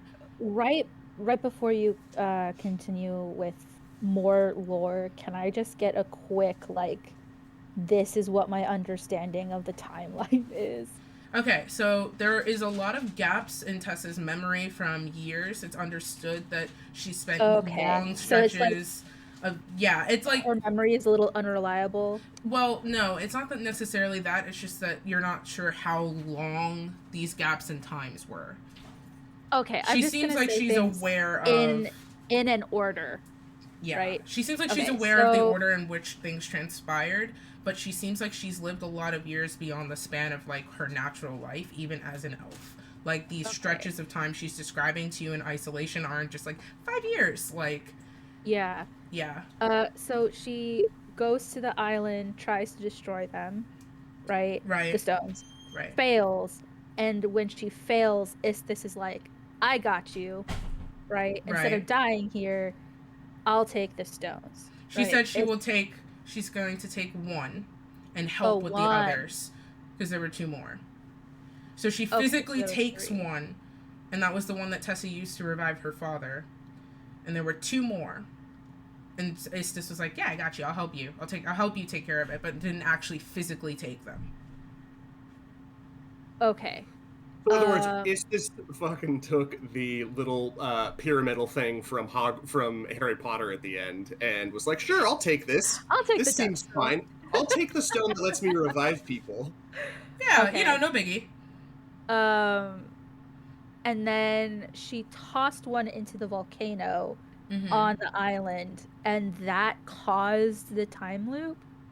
Yeah, it seems like the time stone. Yeah, which she never. It seemed like there was more to that end, but one of you had said something, and she switched tracks. Wait, the what now? The time stone, you said? I may have said that. Faustus goes upstairs and starts crafting a gauntlet. Crying for reasons. Faustus takes 1 level in Artificer for reasons.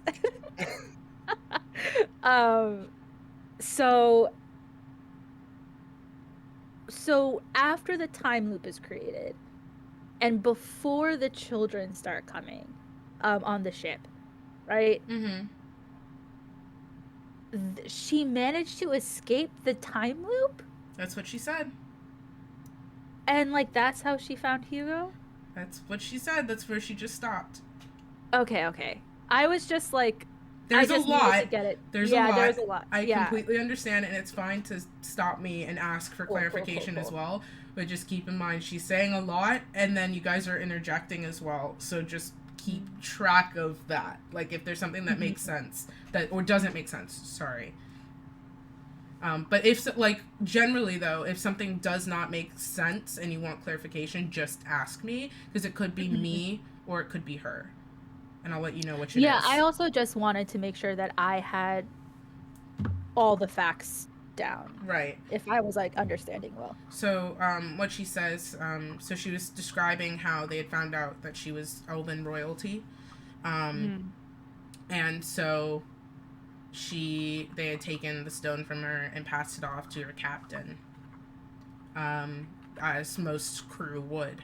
And that part seems to ring true with all of you, like inside aside, just the way you've seen the crew interact with Casper as well.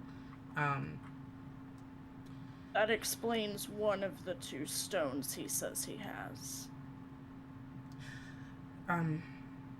He took that one, and at the time I resigned myself to stay by his side because I was hoping I could devise a way to either, I don't know, get rid of him, steer him to use it in a particular... I'm not sure. I just knew it was dangerous and it couldn't be left unwatched, and I had... As long as I keep creating loose ends with these... And she kind of looks down at her hands, like disgusting hands, at least I'd keep watch over what I'd done. And he started gaining an understanding of what the stone could do. That one had a particular affinity for the waves as well. And he asked me for guidance in learning to use it. I refused to show him. He threatened my life. At first, I had thought it would be better to just let him kill me. He probably couldn't have figured it out on his own, but I didn't want to take the off chance that he did. So I, as roundabout as I could, trained him. He was smarter than I thought. Although at this point, still tilted towards good, thankfully. I mean, he used the stone's gifts to save errant merchant ships, to pull Navy ships under the waves that were hunting down innocents and his fellow compatriots. How did he get a second stone? I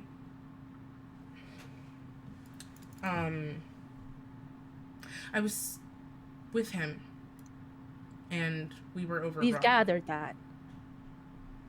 We were overrun. An opposing crew boarded us, attempted to kill all of us.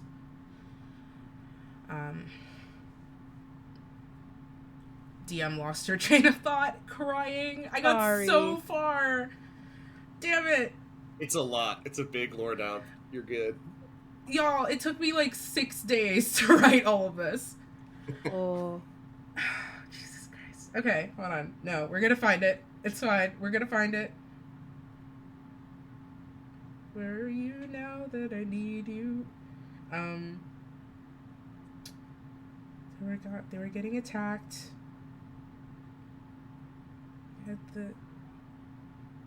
Okay, no, found it. Hi. Okay. We were getting attacked, and we got pretty heavily overrun. We managed to keep up our own, but they cut down most of our crew, and out of desperation, Hugo tilted the ship towards, there's an island in the center of the bay. I'm not certain if you've heard of it, Luna Island. He tilted our ship in that direction, hoping that land of some kind could provide us some aid, or at least give us a place to dump the crew members we'd taken hostage. We're fighting for our lives, basically. And we sailed into an errant storm on our way fleeing, essentially. We wrecked upon Luna Island shores. I attempted to heal those that I could, but I got stuck on an errant board, and one of the opposing crew members saw that as his opportunity to kill me. I fully died. Is everyone on this boat dead and back to life? I'm not. Ripley raises her hand. For the record, I am not. I've lived once. Boomstick? Nah, man. Heart's still beating. Laurel? Not that I'm aware of. Okay. Renori, looks at Casper and then looks back at Casper offers you a shrug. He's like,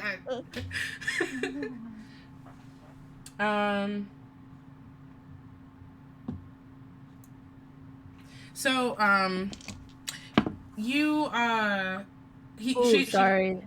I just, before we continue, what's Luna Island for a friend? So, in the center of the map is in our resources channel, I believe. And then I'm gonna describe it for chat. And so basically this bay, because I didn't think to design an overlay that would let us have visuals.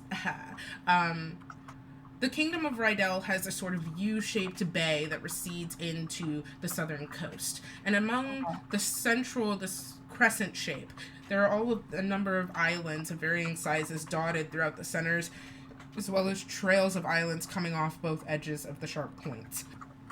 Luna Island is almost dead center. Luna Island is Luna. not the island of Lost Boys. No, that is a Okay. different unnamed island. It didn't really have it. Cool. It was one of those things where like frequent boaters knew it was there and sailors, but it sometimes appeared on maps made by people who traveled the seas often, but it wasn't necessarily a landmark in the way some of the others are.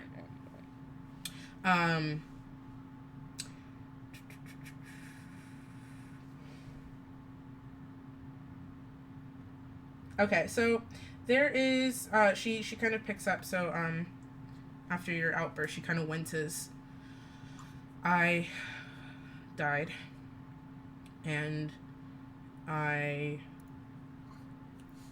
don't know necessarily much about the circumstances, but I awoke in a temple. It seemed to be a somewhat ancient, not ancient, but older temple of Saloon. Perhaps she had something to do with it. I don't know why she would. I feel like I'm her mistake. But I'd been brought back by Hugo. And he seemed relieved. I don't know. But that night, something changed in him. He was just different, callous, cold, full of rage, and normally jokes that his crew would make where he would laugh, he snapped, he hurt people, and I tried to get him to calm down, but he wouldn't, and then he just walked into the sea. All of us were understandably confused, but it was just like, he was like a man possessed. And he vanished. Given my affinity with water, I spent the next week or so diving. I thought that maybe I could recover his body or get any clues about where he had gone, but there was nothing. It was like he'd vanished. After that, I'd stayed with the crew. I tried to help them find a way home. And then I went to sleep that night, and I had a dream about my past, a vivid memory that never stopped. It was just this onslaught of, not necessarily my whole life, but the worst parts, the mistakes. And at every turn, they were offering me a change. If I could change anything, I didn't accept it. I understood that this was just another side effect of what I'd done. If you had the chance to change your fate. God damn it.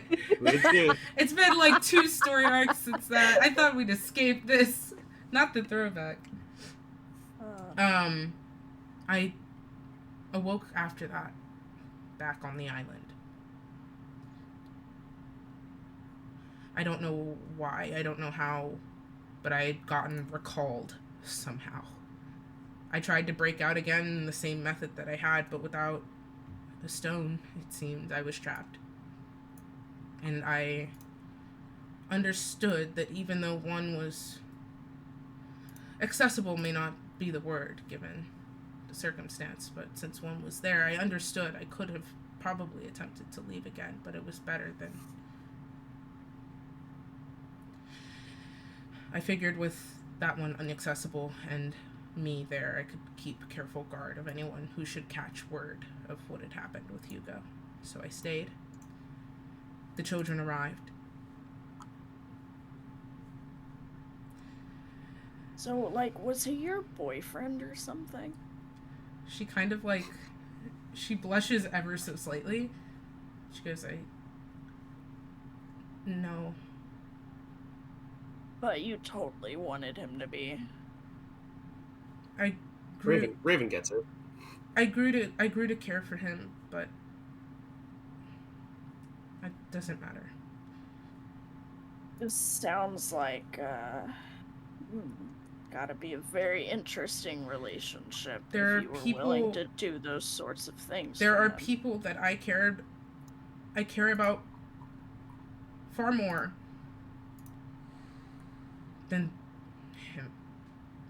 So, where does the him coming to collect part factor in then? That part I genuinely don't know. I thought he had died. There.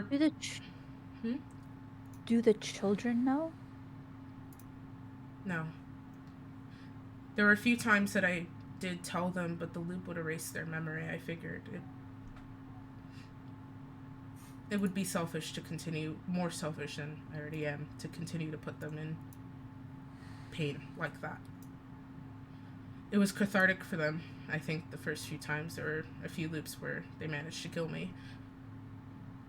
But the pain of living with it for even a day afterwards, I couldn't imagine. But we broke the cycle. You broke the cycle.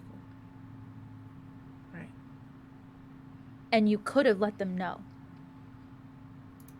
that the reason why they hold on to all of that trauma of dying and killing people, and they could have enacted justice how they could have seen fit, considering that this was your fault. It will have no weight, but when I first left with you all, in the back of my mind, I told myself that if we lived to secure all of the stones, that I would return there after disposing of them. I would return there and let them have their way with me with no interference. I figured at the time when I had first been imprisoned there, I wanted to die by my family's hand, but I don't have a right to choose at this point, and I know that they deserve that. I know that it's just my word, and she kind of gestures to the room, but that was always my original intention, to return where I started this mess. What are your intentions going forward? What do you want now? I want to destroy them. Finally. Completely gone. No chance of return. No loops. No side effects. Gone. And Do you even know how? That mirror, Elian made it. It's a containment device.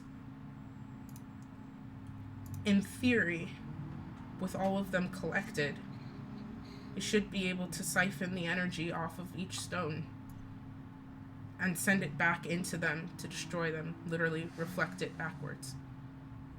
The surface isn't true silver as most mirrors are. It's some sort of alloy he knows more about than I do, but it's supposed to help keep the energy at a safe level to be handled, which is why we immediately pass it off into the mirror so that no one should fall prey to any undue influences. And Elian, who didn't destroy the stone like he said he would. I didn't know that until now. Okay, well. I'm sorry, I shouldn't raise my voice at you. No, you asked about my intentions. My intentions, I want them gone. And whatever that may look like, whether it's by your hand or you choose to deliver me back to the island, I don't feel as though I deserve to live. Well, it sounds like our immediate interests line up. And once again, given how entangled you are with all of this, I can't help but feel as if we need to work with you, no matter how little we don't want to. I can tell you everything I know. If having me dead would be easier, I don't want you dead. all I want is, among all the mistakes that I've made, you are the people that, besides my family back home, who I care about most. And all I want is your happiness and your safety. So, whatever you could do with me that will ensure that, whether I turn over everything I know and you dispose of me, or if you keep me alive, whatever you wish is what I want. That's all I've ever wanted. You are not going to get to escape your shame and the chance for you to somehow, fractionally, make up for the things that you've done by simply dying. The weight of your actions, death is too easy. I don't want. No, you misunderstand. I don't want to die Tessa, what? I promise you, if imprisoning me until my natural life ends its course will please you better, then I would take that route gladly. I don't want to die to escape. I just want to provide you something. Stop. She immediately falls quiet and looks down at the ground. Everybody, stop. Before you speak, Renori, Faustus, Casper's fingers catch your wrist. And he gives you a glance. And then he lets your wrist go.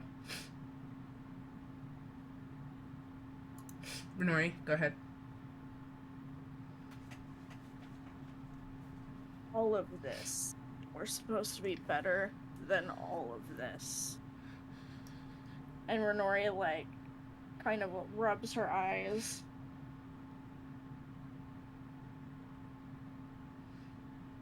I don't think it's fair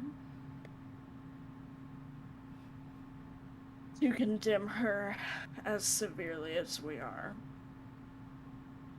Her head looks up, she like lifts her head to look at you with wide eyes, and then she immediately drops her gaze and kind of curls in deeper.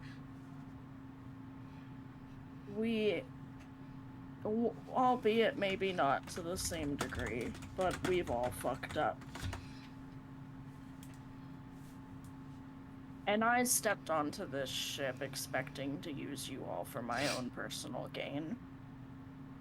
So did I, said Faustus, who's back now. I guess people should be aware. He left in the same way that he just sort of like slinks into the shadows. I tried to get spicy, but Casper apparently has like eagle eyes at all times, unfortunately. So I imagine that you like crawled up the ladder, melted into literal shadow, and then appeared back where you were. Yeah. And Casper grabs him while he's in the shadow. And just no, Casper grabbed me while I was trying to take the mirror out of the satchel. Oh. She's got them eyeballs, man. I'll tell you. I don't want Tessa to know where it is. That's my thing. Raven, to retort to what Renori said, will go, we don't have the authority to condemn her really at all. She has to answer to the we're members of the world Peter, that she's condemned to burn. Yeah, to Peter, to her own family, to everyone else. We have as much right as anyone else to condemn her. No. Because what she's done has endangered the world, you understand. Yes, we've all fucked up. How many of us have endangered the world? Well, whatever you do for another time. Through a chain of intentional choices. Whatever you do, ask that you keep in mind the following. Water has no effect on me, and that's not something I can turn Tessa, off. stop. Stop. I just want to... Please. Tessa, you're making it so much worse.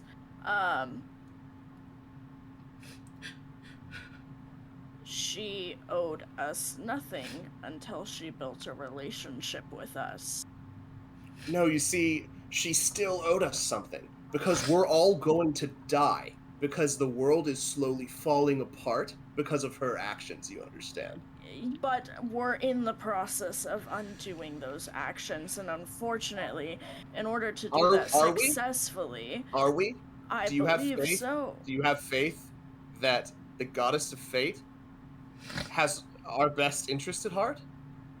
No, but I sure as hope She Saloon lied to us does. too, Renori. Oh, So did Saloon. I don't know if you can implicate Saloon in something that Isthus did. She could be just as fooled as we are. She knows the stones were made by her power, Renori. She knows that. She's fully aware. She might not. She granted you the power. You said that yourself when you prayed.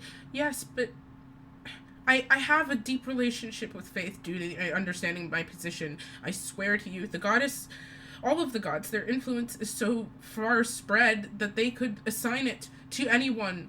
And without even a blink, there are millions of clerics and warlocks and paladins that roam the lands, it's wielding God's like power. how... They make... I would love... I mean, I don't know. I would love to be able to provide you that answer. Saloon has come and spoken to us directly. She's spoken to you directly, yes? It's kind of like when your employer pays you, so they know the money went to you, but they don't know how you spent it. You're telling me you think Saloon does not know how her own power is used? Yes, because she doesn't see everything the same way that Isthus does. But gods can grant and withdraw power from their followers. They're aware. They can withdraw conditionally their power from their servants. That's what I'm saying. She knows where the money went. She just doesn't know how the money's being spent. Tessa's just kind of rocking back and forth on her knees. Then then Saloon is guilty of criminal neglect by handing power to someone so wholly unsuited to it. Yes, Saloon is the one we should be. We should also maybe hold this desert a little responsible for deciding Tessa was ready to rule a nation. Look, I get, Renori, that you are trying to see the good in people, and that includes the situation. But you can... I'm not saying we kill her either, right? I'm not saying that we are the ones solely responsible, but that doesn't get to affect our judgment about this. Because... Doesn't it, though? Doesn't who someone is right now and how they're interacting with you, does that not matter? It does. Not when she allowed and encouraged Raven and I to get closer to her romantically. That wasn't necessary for what she was doing, was it? Because she got actually attached. The ulterior motives in a menacing way went out the door. Did she fuck up in how she handled the execution of doing things for positive reasons? Yes. Let me ask you a question, Renori. You are saying that we have made mistakes. So do you sincerely believe, because we've heard your story, do you think that what you've done is as bad or worse than what Tess has done? Is that what you're saying? Because I don't feel that way about my actions.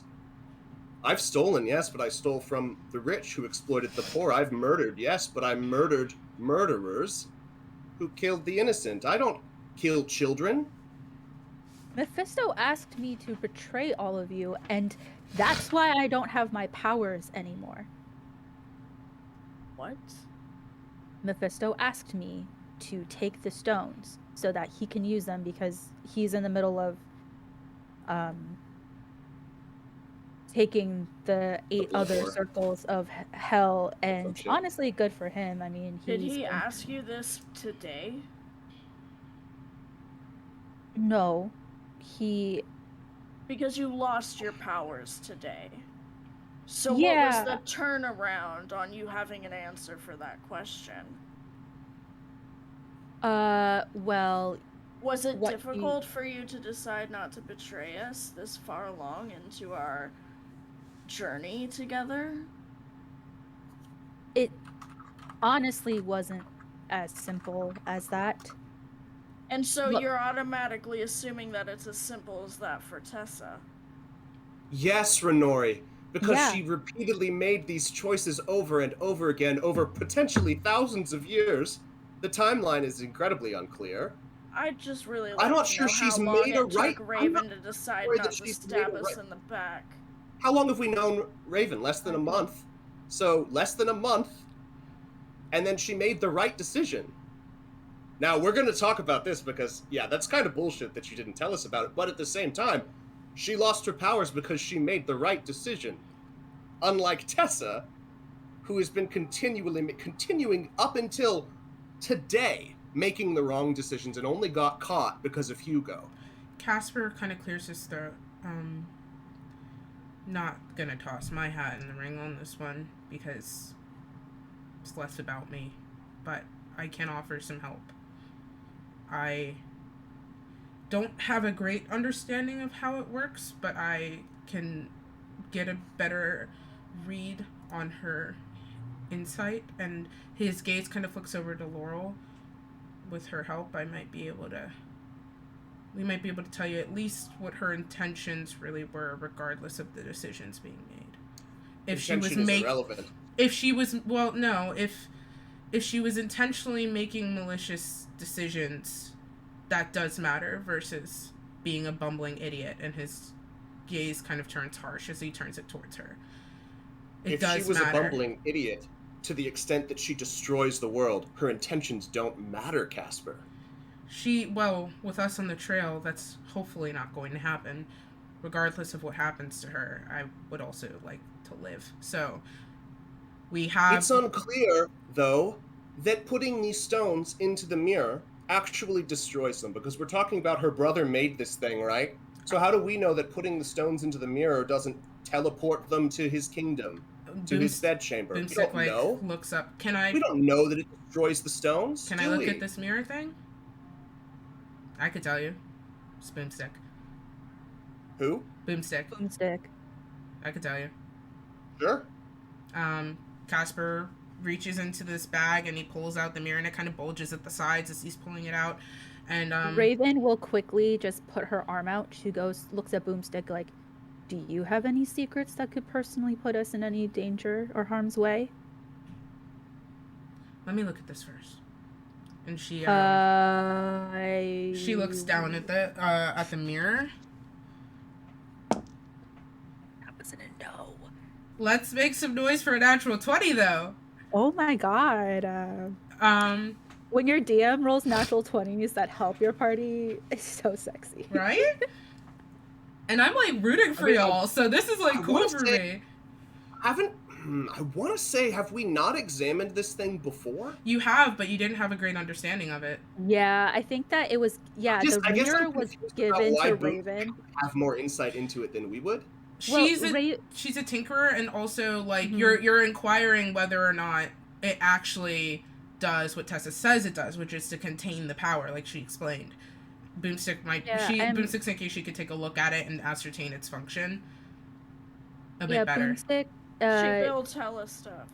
Yeah, she's does all of the weapon stuff, and I'm assuming some magic has to do with that. So, I think we were told that at some point.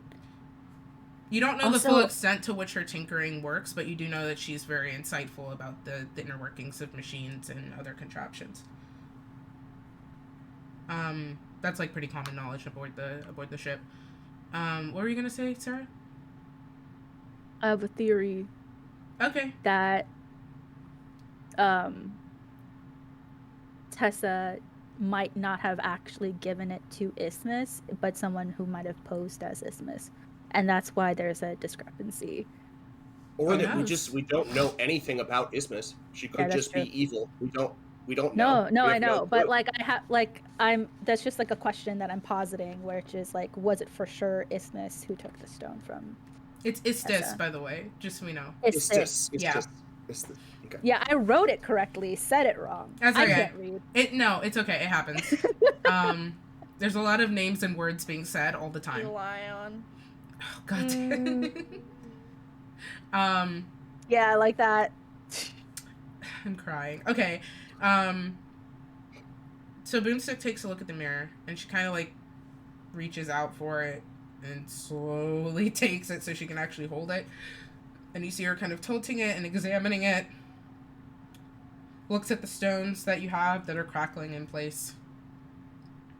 And she takes she has like a little like a small hammer, like maybe like this big, that she takes out of like a loop on one of the belts she's wearing, and then she just gently like taps it against the surface of the mirror, and rather than like a harsh like tink like against glass, there's just like a gentle like almost like a reverberating hum. What's that? She drops the hammer back into the slit on her belt. I mean, what she's saying about this at least seems true. The way it works, how she described it. This isn't just silver.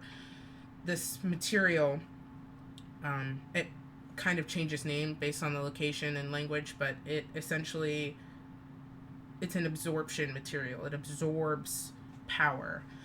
And the way this is constructed, and she kind of flips it. Do me an Arcana check, everybody. My pleasure. Hey, Faustus, don't you have a hammer that looks like that? Maybe. Raven got a 19. Okay. 25 for Faustus. Okay. 13. Okay. Yeah, you'd all recognize. So you see a variety of arcane symbols that are just barely etched onto the back of this mirror, like so much so that she kind of has to like angle it weirdly to catch it in the lantern light. The way this is... Raven will cast Thaumaturgy to make the light brighter. Okay. The light in here kind of like flickers a bit brighter. And so you see the symbols a little bit better. And she goes, so and what this does, and looking at the construction, I can basically verify it. Looks like it was custom built for these rocks. The symbols combined with the material are creating a sort of enchantment loop. Whatever's put into this thing, the power gets siphoned off through the material and down through it, and then is kind of just... You can't really destroy energy, but if you continually dissipate it until it's next to nothing, you're essentially doing the same. So it's just, as long as whatever's in here, it siphons the power off of it down through the actual surface of the mirror, which is pretty cool. You can actually use it, like this is a pretty good make. You can actually use it as a mirror, which, you know, you can see your reflections in it. Siphons it down through it, dissipates the energy. That part, at least, she's telling the truth. Can the stones be removed from it once they're put in it? I don't see anything preventing it. I stick my hand into the mirror. Ooh. Okay, your hand goes against cool surface of the mirror. they're like on the frame of the mirror. Like, are you trying to grab one? Oh, I thought my memory of this is that we took the stones and they went into a rippling silvery surface. No, she reached into that when she was like looking for where they were. Okay, That's so what they're that was. embedded in the frame. Yeah, so the frame of the mirror is kind of like these twisting gold filigrees, and every time you put one on, they kind of overlap and lock it in. Got it.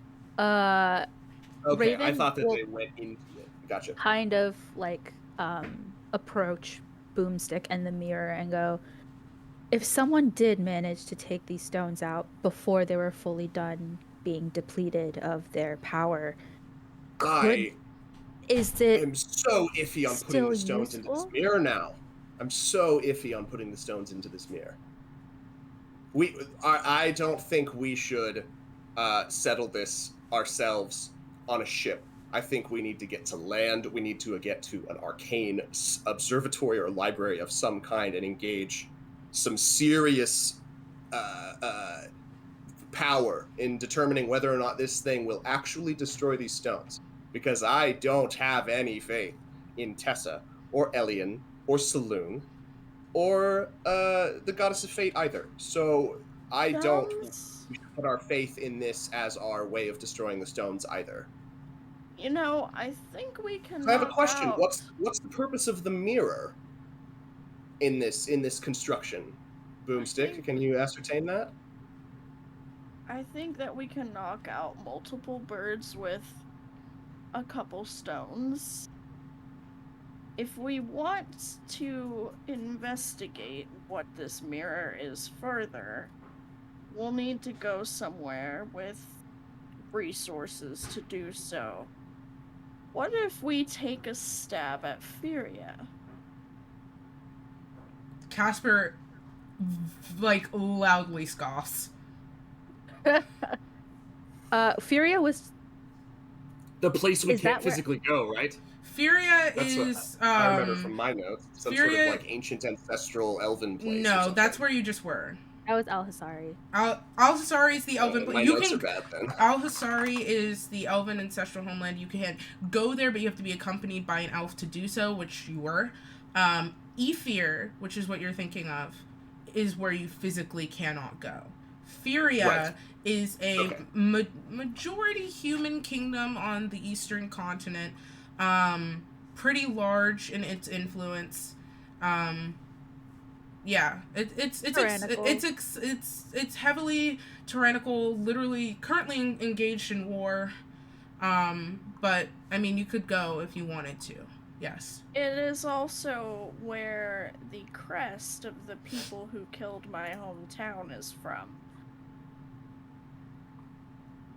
So And you Renori wanna- is a little curious and sees a possibility for I'm telling multiple you, answers. Casper Well, kind of speaks up. I'm telling you right now, the chances of you finding someone pure of intention in Furia who's gonna actually tell you what this thing does and not try to take it for the crown, very slim. Or pawn it off for their own cash. Well, I doubt there's Well- any kingdom that wouldn't want to take a stone that controls the seas and life and death and time that they wouldn't want to take it for the crown. So we're going to have that problem anywhere we go, Wait, realistically. Renori, what makes you think that Furia would be the place where we would find the answers for that? Clearly, we have exhausted a lot of the resources that are around here because neither Tessa nor Casper know shit about shit. No Ouch. offense to Casper, all offense to Tessa. Well, Faustus, do you have any connections that weren't possibly severed when you stole things from your school? Oh, I'd really like to not go back there. Well, I'm not saying we. Faustus, just so you necessarily. know, chances are, if you could get to Elric, he would do this for you. Right. And okay. you know he was knowledgeable. Like, All you right, you know that yes. comes up. There's someone. There's Well, someone we that don't might have to be- meet them at the school. We could meet near the school. They spend most of their time there. It might be hard to get them outside of it, but regardless, there is someone who might be able to help that I trust a little bit more than I trust you guys, maybe. But that relationship's Well, been uncultivated for years now, so I don't know. coming I don't from know you, where it stands, to be perfectly high honest. but- praise to that person, but also, This is the only person who's ever really stood up for me, so yeah, he might be able to help. But that also risks bringing it potentially close to the university that I went to, which I don't entirely trust, obviously, all of the arcane practitioners there, which is, yet again, the risk of this falling into hands that are not safe. well, Look, let's be real. I just tried to take this thing from Casper. All right, I did. And I was trying to take it because I wanted to make sure that it was somewhere Tessa couldn't get to it. If I'm being honest, I don't entirely trust that. I don't think that this thing is going to destroy the stones. I don't believe it. I don't understand why we should assume that it will. Boomstick, with how the way sure? Boomstick, how sure are you that it does what you said? I mean, I could always fuck around with it more and try to get a better understanding of it, but just looking at its surface level, and these sigils and the construction and the material, it could. If you got all of them.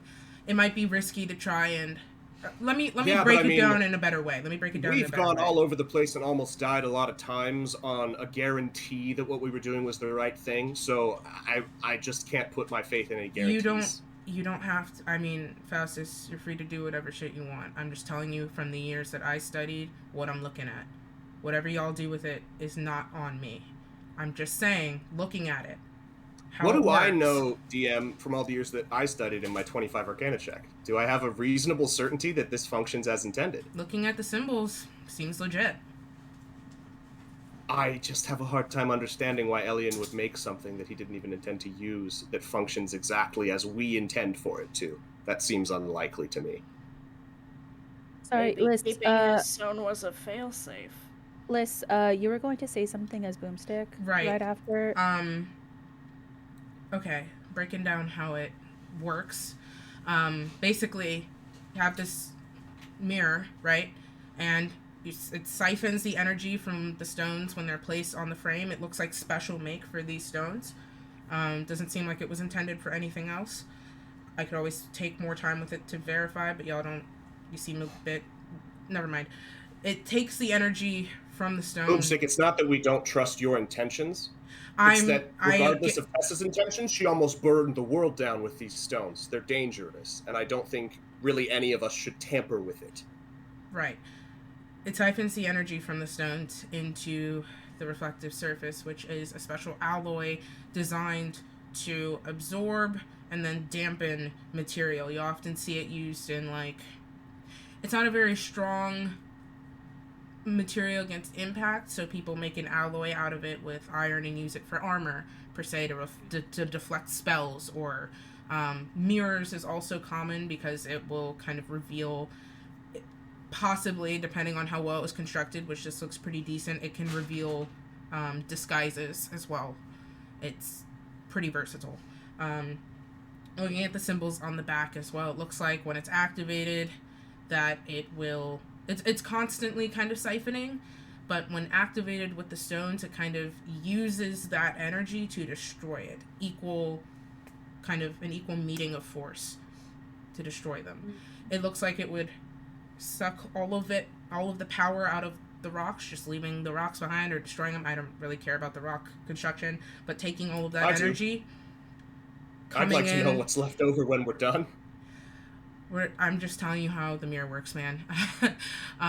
Well, but you're not actually telling us how the mirror works, Boomstick. You're leaving out some pretty important details, like what's left over when it's done. I didn't make the stones. I'm just telling you what the mirror does, which is what I know. That's all I know. I didn't make the stones. If you can't tell me what happens after the process is done, why should I trust that you understand how it works finish, at all? Faustus? I can't keep up with this, man. I don't have medicine for this shit. Okay? Please. All right, let's just let the world burn instead of asking important questions like what's left over after you put all the stones into the mirror. That's not an unimportant question, Boomstick. I'm not saying it's not. Just let me finish what I'm saying, please. Okay. It takes the energy from the stones when it's activated after having all of them. It's constantly doing this to prevent any of them from being too powerful, kind of as, I don't want to say failsafe, but when the stones are in the mirror, they're almost like they're unable to be used, essentially. You'd have to remove one from the mirror, and at that point, you'd have access to it.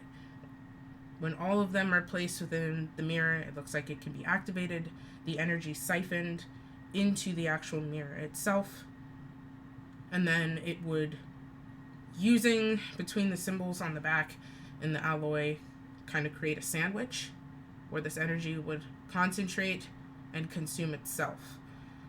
This isn't refined energy that you would see in a sort of magical object. This is the kind of shit that, if left without a vessel, it'll simply dissipate, and that's what this is doing. It takes the power into the mirror where it cannot pass back out through, and then the power destroys itself. It's like almost like a vacuum chamber, if that makes sense. There's an absolute void of anything, and magic needs a source. Cut off from its source, destroys itself. Now, what's left after Faustus, which is what your question was, there will be no energy left. Like, it will completely nullify the power that the rocks have. And at that point, it's just, are these pure crystallizations of power, or are these like rocks that got imbued? I wasn't there when they were made. So you could have empty shells of things that do nothing, or you could have absolutely nothing. But the point is, the mirror does what it says it does. It takes the power and it destroys it. That part, at least, she was telling the truth. I don't know about the other shit.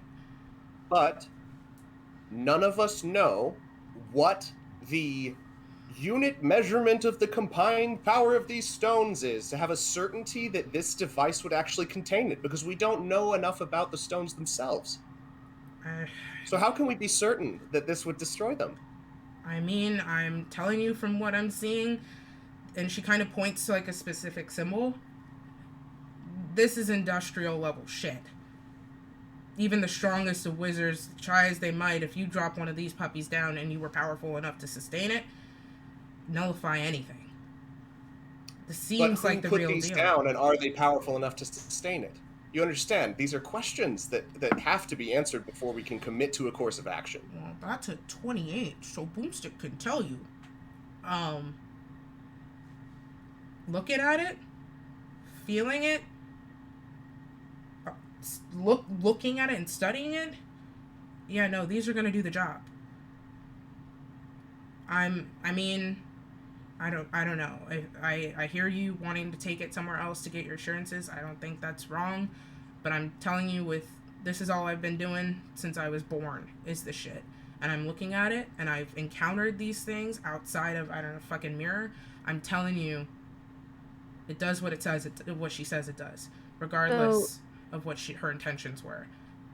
So if I can understand, the stone will revert to how it was before it was imbued with Saloon's power, and the mirror nullifies whatever Tessa had done. Basically, Raven, what the question is, and more of that Boomstick social awkwardness is coming through, so she's like, you can see she's like trying very hard not to sound abrasive.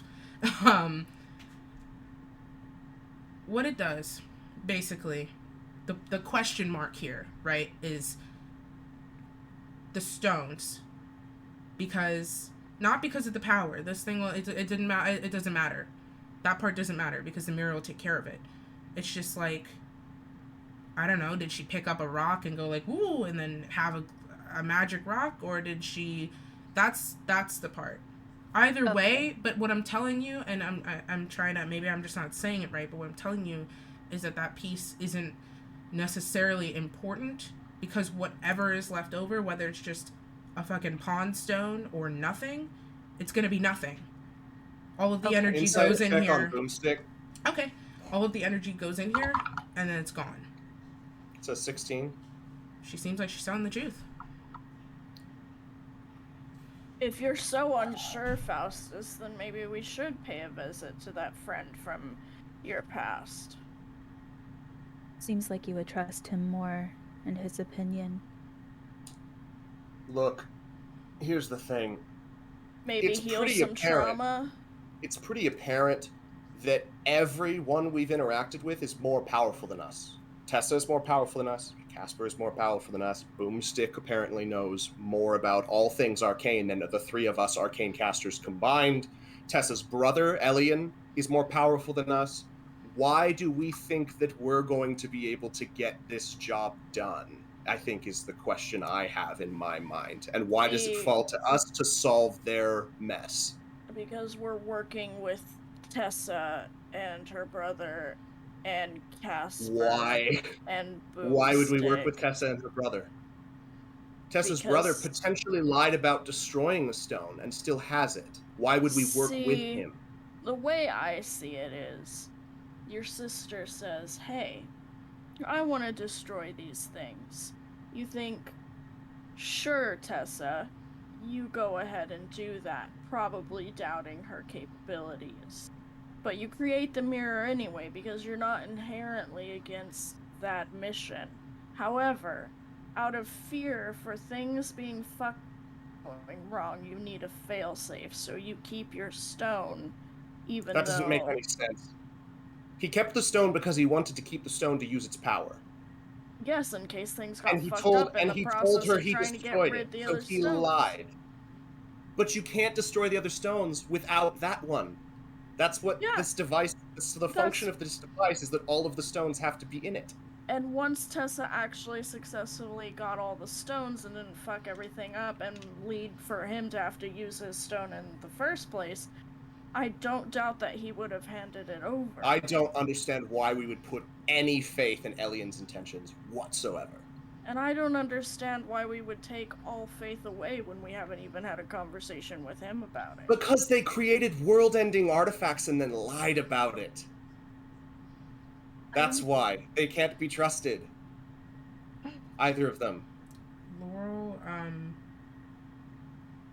Laurel, you hear just like a quiet like and she scrambles up the ladder and leaves. Why don't we take a break? Because I think we all need some air. We've been in this stuffy brig for a while now. Casper, does this brig actually prevent her from using magic? Yep. She's useless. Now I'll keep watch. I mean, she can't get out if I'm not here, so. No. That's DM not saying words correctly. She can't get out with him there. No, you're leaving. Okay, I'm leaving. She can't get out without my say-so anyway. Yeah, that's... I don't know, Casper, not to open up old wounds, but we got down here without your say-so, so... Well, we kind of tricked somebody who had a key. And you could... No, I'm saying... I mean, you can pass through the hatch at your own peril, but, like, you can't get out the cells. I have to open the cells. There's no key to the cells, so... I don't... It doesn't matter. I mean, could somebody come down here? Yeah, but all they could do is look at her. Okay, well... and then Raven is going to try her best to, sort of like... I look at the scratches on the floor, and then I take my knife, jam it down into the floorboards. Does it go through the floorboards? I'm confused. I mean, he's saying that this is an impenetrable prison, but the floor is made of wood and has scratch marks on it, so it's clearly not an impenetrable prison. Oh, you're like you're stabbing the floor. Yes. Okay, I don't know why I didn't process that. I thought you were stabbing Casper's foot, and I was like, what does that prove? No. Not in a million years. Not anymore. I was like, we'll pass that. Okay, okay. So you plunge your knife down, and there's just this horrible nails on chalkboard sound as the tip of your knife drags across the wood, leaving not even a mark. I fucking hate these boots, Casper. So what? I'm so incredibly confused about the function of this brig. I feel like I don't understand the rules by which it functions at all. I mean, Faustus, we can talk about that if you want me to explain it to you, but I feel like we gotta do this first. I don't know. Whatever's gonna be helpful. I mean, I'm here. I'm not sure what about what I'm saying is not making sense. This woman that we have right here has been lying to us the entire time we've known her, and through her actions has potentially almost ended the world. Yes. We shouldn't just go fuck off and assume she has no way of escaping. That's all I'm saying. This is gonna sound weird. I am the boat, I guess. I promise you, because I don't want her to get out either. I don't fucking trust her. She's not going anywhere, and she can't do anything in there. She has no weapons. We have the mirror. All she can do is sit and fucking stare at the ground. I mean, like, it's fine. Even if she could get out of there, which she can't, because I opened the door, and I'm not letting her out, she'd have to try and get up through the hatch, and she probably won't, especially with that fucked up ankle. She's not going anywhere. Let's get some air. Faustus, I think we're fine if we need to take a moment. I don't think that my level of caution is inappropriate, Nobody said it was. given No. what we've been through. I'm not saying that either. I just think that before we let our minds be driven more by emotion rather than a level head, we need to just take a second to breathe, because a lot has happened in the past 5 hours. So, And also, like, maybe having the conversation not in front of her would be helpful. Well, I mean, look, we just watched a man teleport into a wedding ceremony in the middle of an elven kingdom. What's to stop him from coming here? He has a stone that controls the sea, as if I understand it correctly? Oh, are you asking me? Yes. Yeah. Yeah, he has a stone that controls the sea, and he can teleport, as far as we know, at will, because he just appeared in the middle of the wedding ceremony. Like, what's to stop him from just appearing here? We don't know. You have no idea. Yeah, I don't think we have time to take a breath. I think we need to start moving in a direction decisively very quickly. And what are those possible decisions, Faustus? Are the Well- choices work with her, kill her? What does doing anything to her have anything to do with the big scary man with the teleporty sea stone? I'm crying. What does keeping her alive have to do with it? She just admitted to having feelings for the guy that came to the wedding ceremony, ready to kill her. I was about to bone him. You were about was to bone fine. her. To be fair, he was very attractive. Not saying that should influence the decisions. I just want to put out there I did not disagree with the DILF assessment. You were I also think we about should to not bone let Tessa, someone's DILF both of status. you. I think we need to not let someone's DILF status distract us from the fact that he's dangerous. And are we really going to ignore the fact that perhaps lovers feeling a little scorned is getting in the way of why we're so harshly judging Tessa, who is remorseful for her actions? I don't understand why you think her remorse matters when she made objects that are going to destroy the world if we don't stop it and potentially Faustus. die in the process of trying Faustus, to stop it it. matters because it's whether or not she's going to be helping us destroy them. That's our goal So, now, is to What Well, can destroy she do to help us destroy them? locate she them. created them.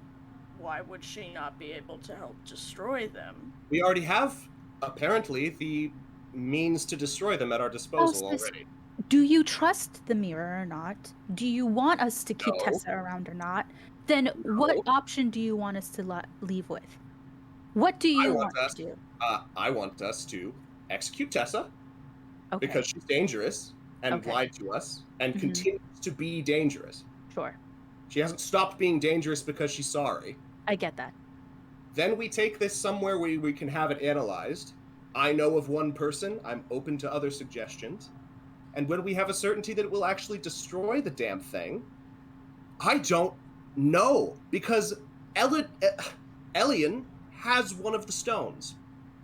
So, if Elian has one of the stones, it is buried in an elven kingdom we have no way of accessing. And isn't that Because we would exactly kill why we out need Tessa. Tessa?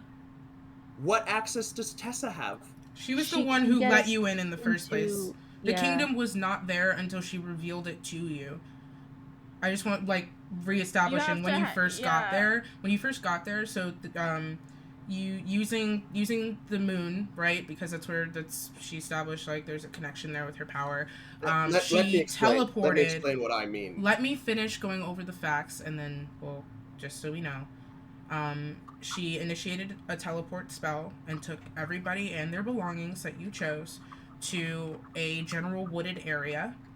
There was really nothing around, but you had the distinct feeling of being watched.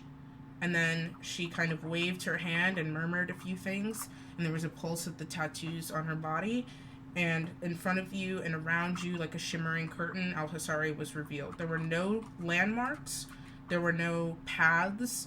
You were just in a dense wood that you could not see the edges of or the sky above. So, chances of finding where you were probably very slim with the resources you have now.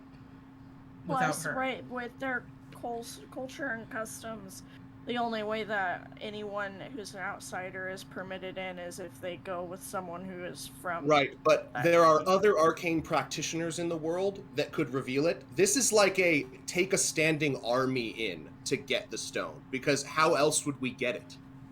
Faustus. We don't even... It's probably in this vault that Tessa talked about that none of us have any way of accessing. Faustus, you talk about wanting to not kill the innocent. Entering a kingdom with an army would mean that people who have nothing to do with this might get killed in the process. People who have nothing to do with this are already going to get killed if we don't do something. So does that mean we do it anyway? Faustus. Does that mean we do it at our hands? Faustus, we need... What do you propose? How do you propose that we get a stone from the vault in the Elven Kingdom's capital that is guarded by the guy who made it, who is more powerful than all of us? We'd just like to clarify that we haven't even just tried asking him for it. And I'm sure he would be way more compliant if we didn't kill his sister, and his sister might ask him. Why would we think he would be compliant? Casper speaks up. Listen, I am open to suggestions, but I fucking draw the line at an invasion. If we bust in there and do a heist, that's one thing. We ask, that's another. Whatever. I will not have innocent blood on my hands. Our hands. I will not. So, whatever we do, if there's options, there's options. Help me understand this, Casper. You're a pirate on a pirate ship. You kill people all the time. I've killed people for you. Yeah, what is your problem with people being killed? Because I don't walk into a homeland that had nothing to do with this and kill people. You kill people when they're threatening your life in self-defense. You kill people who are doing wrong. Tessa, her life's still a question. I didn't say whether... I don't... Whatever we do with her, fine. Okay? Whatever we do with Elian, fine. Don't implicate the people of Alhasari who had nothing to do with it. I don't have any opposition to the execution. I don't. As far as I see it, she did some fucked up shit. But there were kids. I don't think she should be executed as a means of punishing her for doing fucked up shit. It's because she's dangerous. That part doesn't matter. I'm talking about if we go in, either we go in as a group on the understanding that we are going in for the stone and not to take lives. And we don't kill any guards, obviously. We can't kill anyone, We don't take correct? innocent lives. So that means anyone that's not Elian or Tessa, unless we uncover some other secret connection. Elian and Tessa, they're on the board. Everybody else, no. You expect to go into the Elven Kingdom and obtain this stone with no lives lost. I think that is excessively optimistic. I don't know about that part, but what I'm telling you, I will not... My resources and me will not be joining you if you go in guns blazing. And you go in with an army. I promise you that. We will prepare for the worst and hope for the best, which means that we hope that they will just listen and hear us out and will be able to resolve this whole thing peacefully. And if at worst they draw their guns at us, then we will prepare to fight or escape or... Yeah, self-defense is one thing. Going in with intention is another. I'm not taking innocent lives. All right, then. We can't do that. So what would you like to do instead? Who are you asking? Casper. I feel like taking time to talk it through, everybody taking some air, first of all, because all of us need to come back to this with a level head. All of us have emotions in this. And when we can come back to it with a level head, decide what we're going to do. If Tessa, I don't have an opinion. Preventing the end of the world. The timetable is unknown. We don't have time. And if we fuck it up more than Tessa already has, then that's on us. Impossible. No, I mean, if we just keep going on this high wave of emotion, it's very possible we could. These things are very powerful. We need to take a second. Just a second. I'm not saying take a day, but we need to take some time, all of us, to cool down and come back to it and make a plan. Either whether Tessa lives or dies is now irrelevant to me. I as far as she's concerned, I don't have any opinion in it one way or the other. If I have to kill her, I will. If we let her live, it's up to you guys. Faustus, I understand where you're coming from, and I get your frustration. However, from my observations, the only thing that you have offered as a possible solution that we all are in agreement with is going to see the person that you know about the mirror to get it assessed. I can take us wherever. If I get coordinates or just a name, I can figure out where we need to go and take us there. But the rest of our suggestions, and even the helpful information that gets added, you're objecting to a lot, which I think might be coming from a place of fear. From the fact that we just got fucked over by the person who's and been betrayal. guiding our Yes, entire I venture. understand. Trust me. No, it's not about betrayal. It's about the fact we can't trust any of the information she gives us at all, ever. After this, can we? We don't even know if the locations she gave us for the stones are accurate.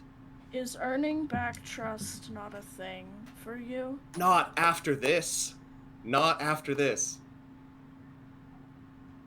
No, I do not see a road for Tessa to earn back my trust. No. Faustus, Then I take that off the table.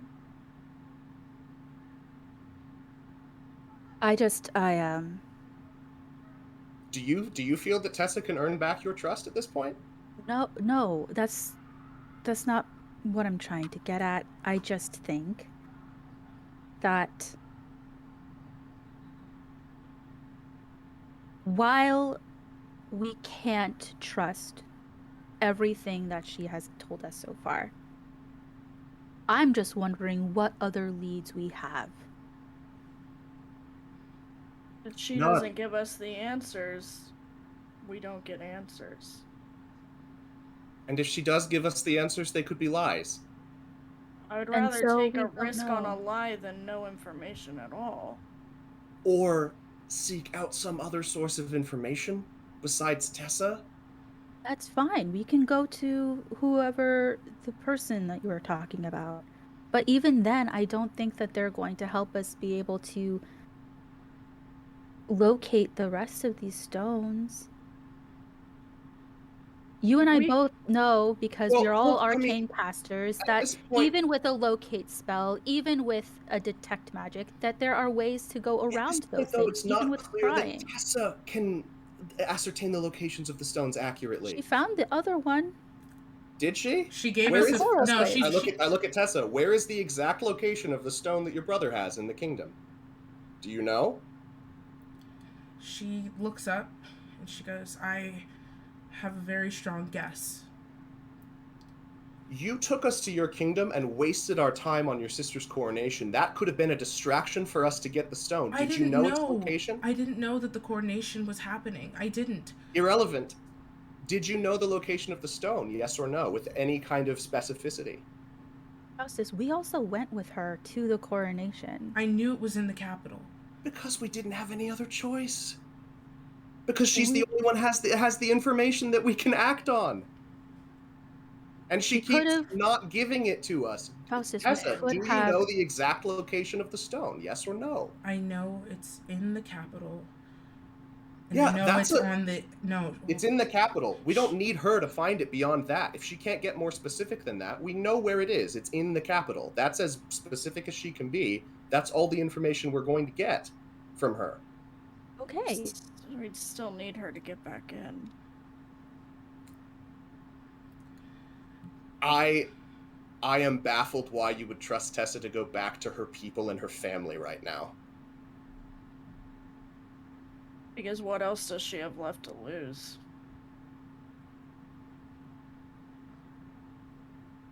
We don't even know that gathering the stones for her is really a redemption mission either. We don't know. With any kind of And we certainty. don't know that it's not Faustus. So how do we get these answers then, Faustus, if we can't trust her? I don't know. Does anybody have the Zone of Truth spell? No. No. Wait. Hold on. I think it's a second level spell. Hold on. I think. I think it might be third, but I don't know either. Hold on. I had it on a different character. Hold on. Which is not helpful. Hold on. I'm almost positive that somebody has it. Hold on. Laurel might, because I had it as a bard. Hold on. That's what I'm looking. Yeah. It's a second level bard, cleric, and paladin spell. I'm You not second level yet. You'd have to be third level to get to it, because it's second level. You're not sure? I think. You're not sure? It's possible that either Tide or Laurel might have it, but Laurel probably more likely. Here's all I'm saying to my traveling companions. Our only source of information about the locations of the stones is fundamentally untrustworthy.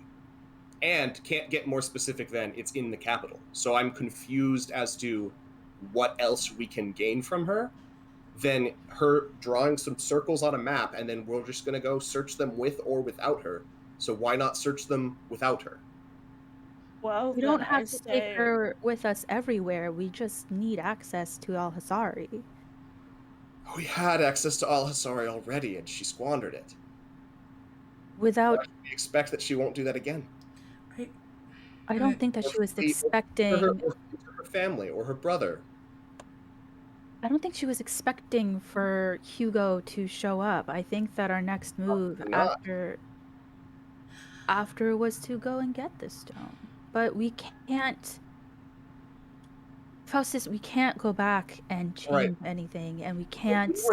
When we were there, and we were doing our bullshit with our spells, you recall? Her mother put her hands in the air, and all of our spells ended. Yes. We're fucked. How are we supposed to get this stone from people who can dispel all of our magic? With thousands of guards and a standing elven army. I just would like to state again that I'm not 100% sure that Elian wouldn't just give us the stone. Yeah, I'm also... He was willing to help us search for it after the coronation. Was he? He said so. He did say he was. He did But say he out knew loud where to it all of was you. because he's the one who kept it. So if he tells us he's willing to help us search, that's bullshit, because he doesn't need to help us search. He knows where it is. So he's bullshitting us. Okay, so then he's stalling... Well, we still have to go back to get it. So we gotta deal with him and it eventually. I just don't think the entire kingdom is behind him just because he has a stone. They might not even know. If he hasn't, I guess Tessa starts like speaking up, and her voice kind of breaks. She's like, if he has it, I sincerely doubt he's told anyone. I mean, he wouldn't. If he has it, I don't know. Would he give it to us if we asked, Tessa? Would he give it to us readily if we asked? Do you think? I know my... Because you asked him to destroy it, and he lied to you about it. I know. And you're his sister. I know my word means about jack shit to you right now, but I am looking at you and I am telling you, if you asked Elian for it, he would give it to you. He would. Bullshit. Insight check. Okay, go ahead. I'm telling you, I mean, it's only a 12. Elian has good intentions. He does. I'll do an insight check too then. Go for it. Me too. Go for it. 13 plus. If he has it, he'll give it to you. You just have to ask him. 21.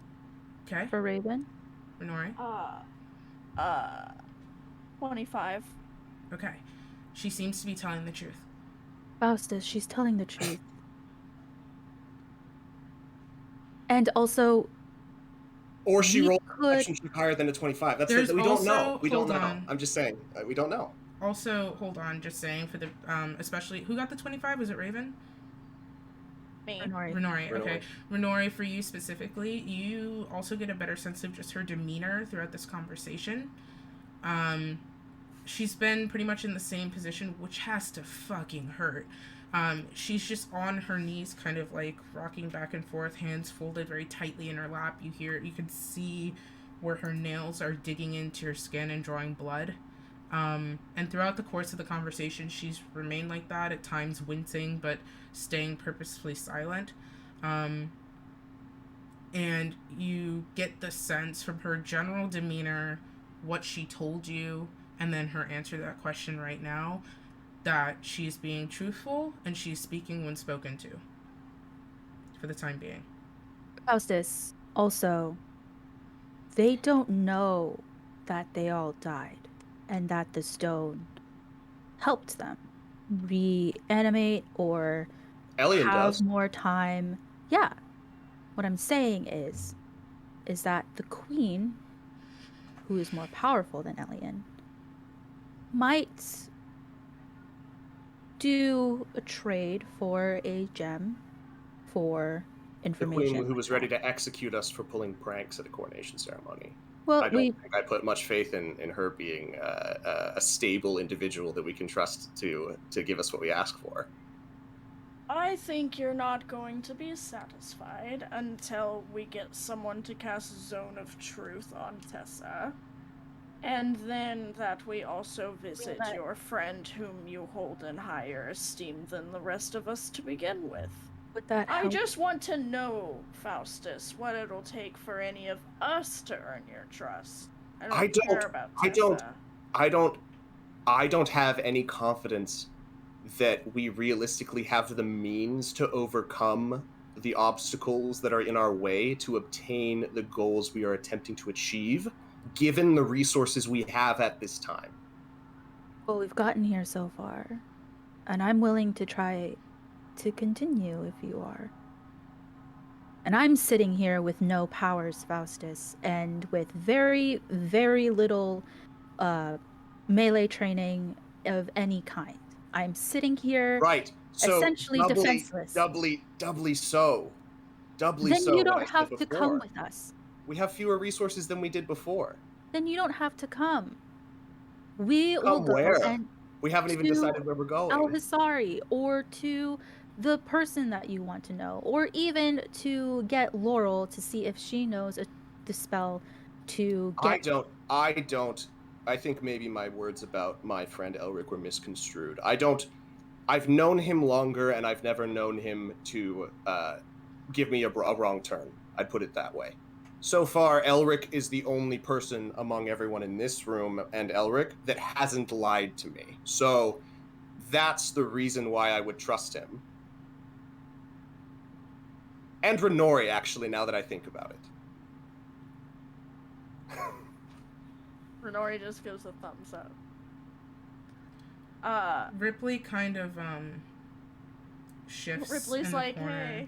No, she shifts in the corner, and then Raven, she's pretty big, so it's kind of hard for her to do this discreetly, but you could see in her heart that it's there. She tries to discreetly, like, scoot around to you, Raven, and she kind of murmurs to you of, like, I'll protect you. I'd never let anything happen to you. Oh, hold on. I, as a person, just need to take a second to observe how cute that was. Oh, my heart. Ripley is baby. Faustus, I want to make this work between us, and so I just want to know, what do you want? What do you want? Say we would all automatically agree with you without hesitancy. What would you decide? He wants to kill Tessa. Well, I want a list, because it doesn't stop there. There's a sense of urgency beyond what to do with Tessa. I would like, personally, for the world to continue existing. And I don't feel like we have sufficient information or resources to do that. So the next step then would be to get Unclear. Entirely unclear. To It would either get be- more information or get more resources. You tend to do those in tandem. Sure. So then the next step would be hunting down more information to get more resources. Here's the thing. No one has any information except Tessa, and she's told us everything she knows. Supposedly. So, assuming she has told us everything she knows, who else would have more information for us about these things that she created? You suggesting that we all just stop here then? I don't know.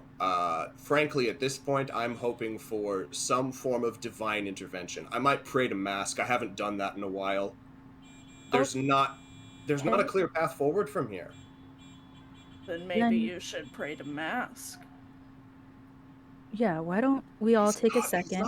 He's not really the prayer answering type, to be honest. It's sort of encoded in our religion. We more sort of just steal stuff, and he does some stealing stuff from other gods, and we all just sort of have like a let's steal stuff vibe going.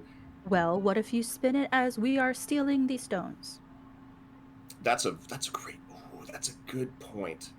Okay, Hey, so Mask. why don't Hey, Mask, we're trying to steal some stones, and we don't know what to do. why don't we just take... If I'm being honest, Then- he's not the most trustworthy. He'll probably just take them. So that might not be a good Justice, idea. do you trust anybody?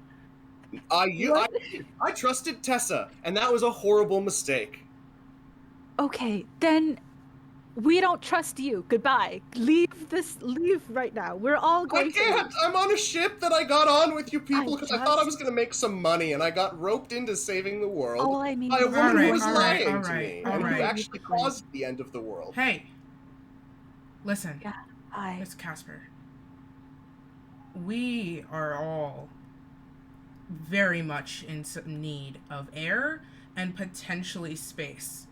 So I propose we all go up to the top deck, fucking split with whoever. If you're gonna go with a person, if you're gonna be by yourself, fine. Take a moment on your own. Everybody recollect yourselves, think through what you're feeling, and we can come together for a cohesive plan of action. We're going in circles, and we're just gonna keep getting frustrated. We need a break. This isn't gonna fix it. I second it. Something's gonna fix it. Something's gonna come of this. End of day at the latest. I know us. We're resourceful. We can think this shit through. But we need the emotional break, or this is just, it's not gonna go anywhere. Or it's gonna go harsh. And if one of us starts acting rash, it's all gonna fall apart. We need a break. Just take a fucking break. She's not going anywhere. We're all together. So far, I mean, like, we have us. We don't have resources, we have us. We have our minds, we have our lived experiences. Boomstick's a fucking whiz. Who knows the depths between all of us of our lived experiences? There's gotta be something we can tap on to get through this. Let's take a break.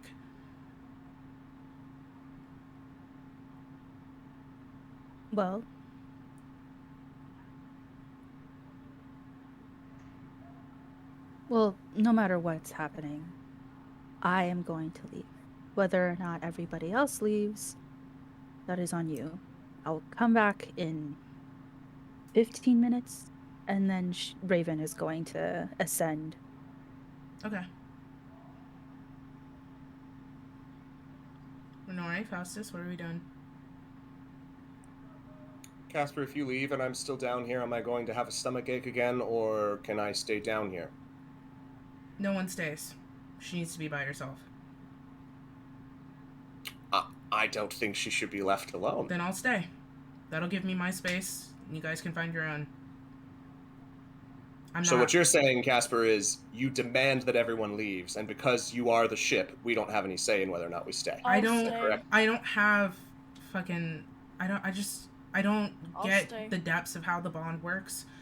I can think really hard and hope nothing happens. Can't guarantee it. I'm trying to give you the best route. Either we all leave or I stay. That's the best way. Nobody gets fucked over. Or I'll all of us stay. sit here and cross our arms and sit crisscross. I don't know. I'm I telling you prefer what to works. stay here, personally. Okay, then fucking stay here, man, and I'll stay here, and I guess. I don't know why you're Renori will taking stay that here. tone with me, Casper, because this is a big deal. My Faust- life has been put in jeopardy multiple times by this person. So I don't has trust her. mine. So has Renori. So has everybody's on the ship. We know. Nobody's diminishing this. We need space. If you don't want to leave, fine. You can stay in here. Renori, you said you want to stay, fine. I have to stay. You asked if you could stay down here without it affecting you. I'm telling you how I understand that it works. If you leave, you won't be affected. If you stay and I'm here, you won't be affected. Those are the two choices. Otherwise, you run the risk. You asked, I'm answering you. That's all. What do you want to do? I'm going to stay here. Okay, I'm gonna stay here, and Bryn? I'm gonna go. Okay. And he gives you a quick peck on the cheek. I want to imagine that that wasn't the sound effect. That was just Renori making that sound. Yeah, as she in my was head. going up the steps. In my head, that's what happened. Boomstick kind of looks at all of you, sighs, and heads up to the ladder. Ripley reaches. She kind of walks over to the cell, and then she squats down. And Tessa does not lift her head. She's just sitting there, rocking back and forth. And let me see if Ripley has working eyeballs.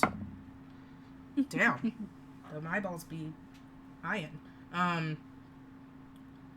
She reaches behind her back, and this is the first time you've kind of seen this from the side, but it takes a second, but there's this like crackling purple energy that in like a squarish sort of form, and then it solidifies into that tablet that she's always carrying, and she pulls it out, and the surface of it takes a dull glow, and you see that same sort of thing, although less violent, that you've seen before.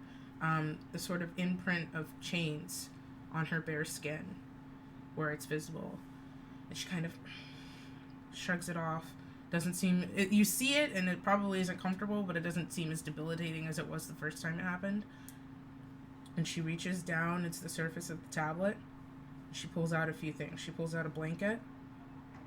And she pulls out a sort of like, it's kind of like a boot, but very rudimentary, like just very simple. It would go over like the arch of the foot and then around the ankle. Oh, yeah. And she pulls out just a very flat, sad looking pillow. And she kind of like, almost like not wanting to touch something hot and burn herself, like kind of shoves those items through the bar at Tessa. And you see Tessa like tilt her head in that direction, but she doesn't move. She's just kind of like, and her hands come up to her chest. And you see where there's just streams of blood pouring down her arms now from the wounds that she's created in her skin. And she's just rocking back and forth. And Ripley just kind of squats there for a moment. Sighs. Stands. And not looking at any of you, just passes through the crowd and up the ladder. And the three of you are left behind, and I think that's where we're gonna end it. Damn. Shit's whack, y'all. So, I don't think we're having an episode next week because of the fucking whatever is next week. That's the word. I will communicate with you guys about that. I don't personally think I'm going to be able to do it just because where I'm going to be, but we will definitely be back the following week. I know this is like a weird place for a cliffhanger, but you know, life shit. I just want to reiterate one more time, thank you guys so much who come out for this. If you like this adventure and you want to share it with other people, the VODs are on YouTube, so you can watch them and like hang out and share that magic with other people, because I really do put my heart and soul into everything I do with these stories, and I am just blessed with such a wonderful cast who is with all of my bullshit and wants to keep going through these things every week. And I just have a depth of appreciation for that. So honestly, the best thing you can do to like ever support me besides tipping to the tip page, because I need to pay my bills, is honestly just sharing the stories that I love to tell. Also want to like shout out my little bar, because it would be super cool and snazzy if we could have 200 followers by 2022. Especially For what I said about the MILFs. Assemble your MILF army so that we can hit 200 followers. It'd be extra cool if we did it by the end of December, because my birthday's coming up, and I'd love that. That'd be super sick.